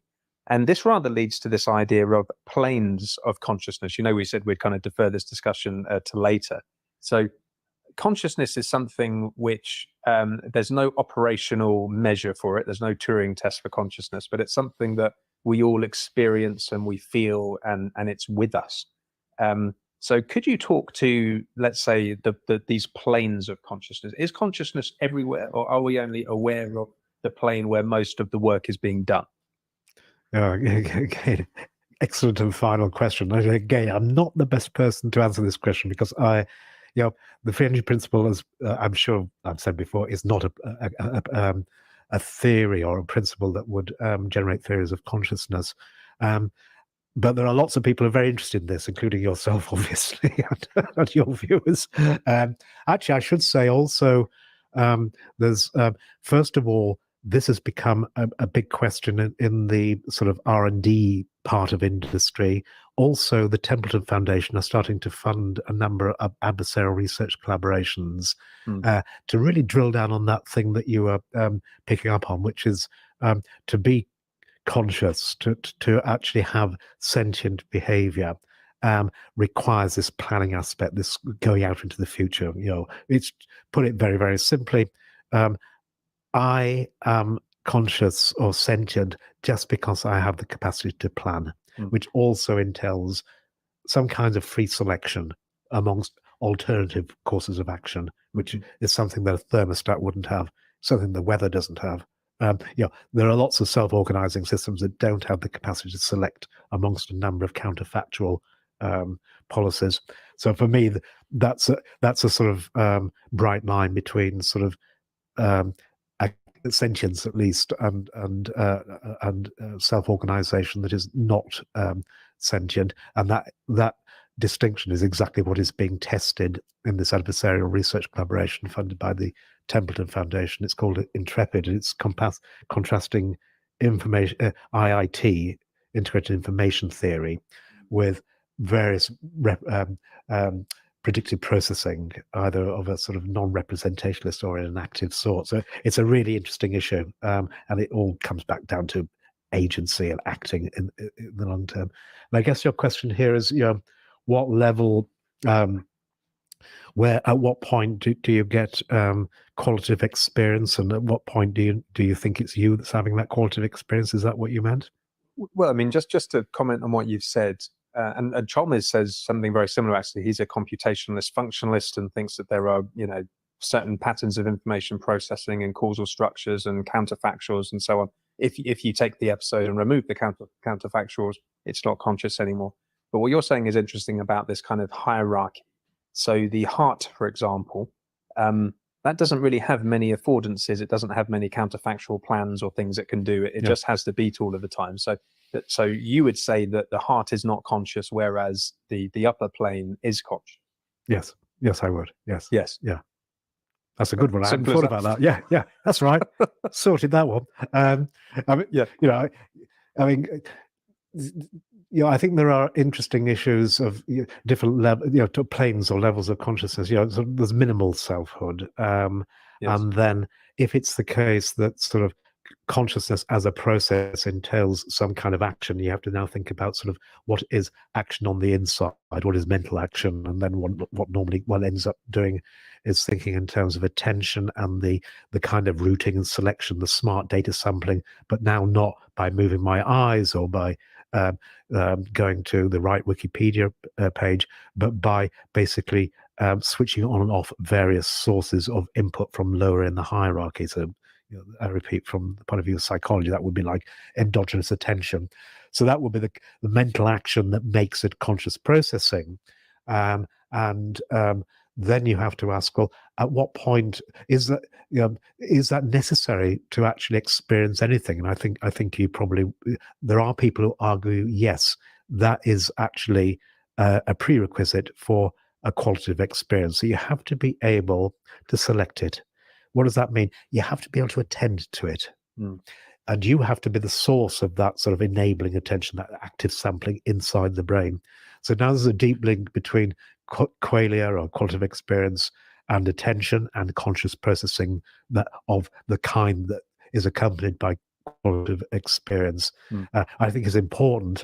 It also, interestingly, also speaks to your dynamic Markov blankets, because, of course, by switching off and selecting various bits of neuronal message passing in the brain, you're reconfiguring your Markov blanket out. Somebody's Markov blanket lower down, which is an interesting notion. But that also fits comfortably with Thomas Metzinger's and Vanya Weiss's formulations, actually Yakov Lemninsky as well, formulations of phenomenology in the context of transparency and opacity. That what renders something opaque in the sense, I see it now, if you like, as a projection on a murky window. It's not just going straight into. It's not direct perception. It's now something I am looking at. I'm looking at a red apple. And it may well be exactly this controllability, the fact you can attend or ignore it. So I think there's a nice link there from the point of view of certain philosophical takes on self-modeling and phenomenological transparency and opacity, and the mechanics of belief updating when it comes to selection through basically getting the Kalman gain right, or doing getting the routing right. Exactly the same mechanism you get in transformers. So they call it attention. It's just basically a weighting. In that context, it's a weighting that it inherits or is inferred from something in the past, a pattern in the past. But if that weighting comes from higher in an abstract hierarchical model, that would look very much like endogenous attention, and it starts to have the look and feel of a mental action that would bring you closer to it. But whether you would know that you were deploying attention and whether you can tell somebody else, oh, I've got a qualitative experience, or whether you become a philosopher and spend your life puzzling about the fact that I can tell somebody else I'm having a qualitative experience. Those are the different planes I think you'd have to contend with. Beautiful, beautiful. Do you have any final thought? I mean, we've got a machine learning audience, so any calls to action? How can they start looking at active inference? Where should they look? What would you like to tell them? That was very charming of you. I'm not going to tell them anything. If it's the right kind of approach, then it'll already be out there. It'll be self-evident. It's just a question, I think, of people finding their own language and their own rhetoric or calculus that makes sense of it. The other reason I'm not going to say anything is I've spoken far too much, and I'm trying to be a recluse. And the more I point people to my work, the less easy it is to be a recluse. Yes, indeed. Professor Carl Friston, it's been an absolute honor. Thank you so much for joining us. Thank you. Thank you very much. Okay, this is just a bit of a note from me at the end of the podcast. Thank you so much for supporting all the stuff that we're doing. It means so much to me. We have a Patreon if you would like to support us personally, if you're touched by the work that we do. Also, I'd really appreciate it if you could give us a rating on your podcast app. I actually discovered the other day, I couldn't quite believe this, but on Spotify, we are the top rated AI podcast or active AI podcast. It's incredible. So thank you so much for those of you who have rated us. Unfortunately, on Apple Podcasts, the learning rate is only 0.01, so it hasn't quite caught up with the fact that we're the best AI podcast yet. So particularly on Apple Podcasts, if you could give us a 5-star rating and a review, I think that will accelerate the learning process. But yeah, other than that, if you're on YouTube, most of you aren't subscribed. Of course, YouTube has recently changed its modus operandi. It's less of a subscription chronological model, and it's more of a magical algorithm model. So I guess it doesn't matter so much. But just from a metrics point of view, it would really help us out if you hit the subscribe button. We have an active Discord community as well, so check us out on there.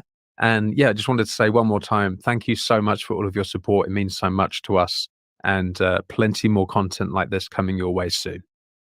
Cheers. See you on the next one.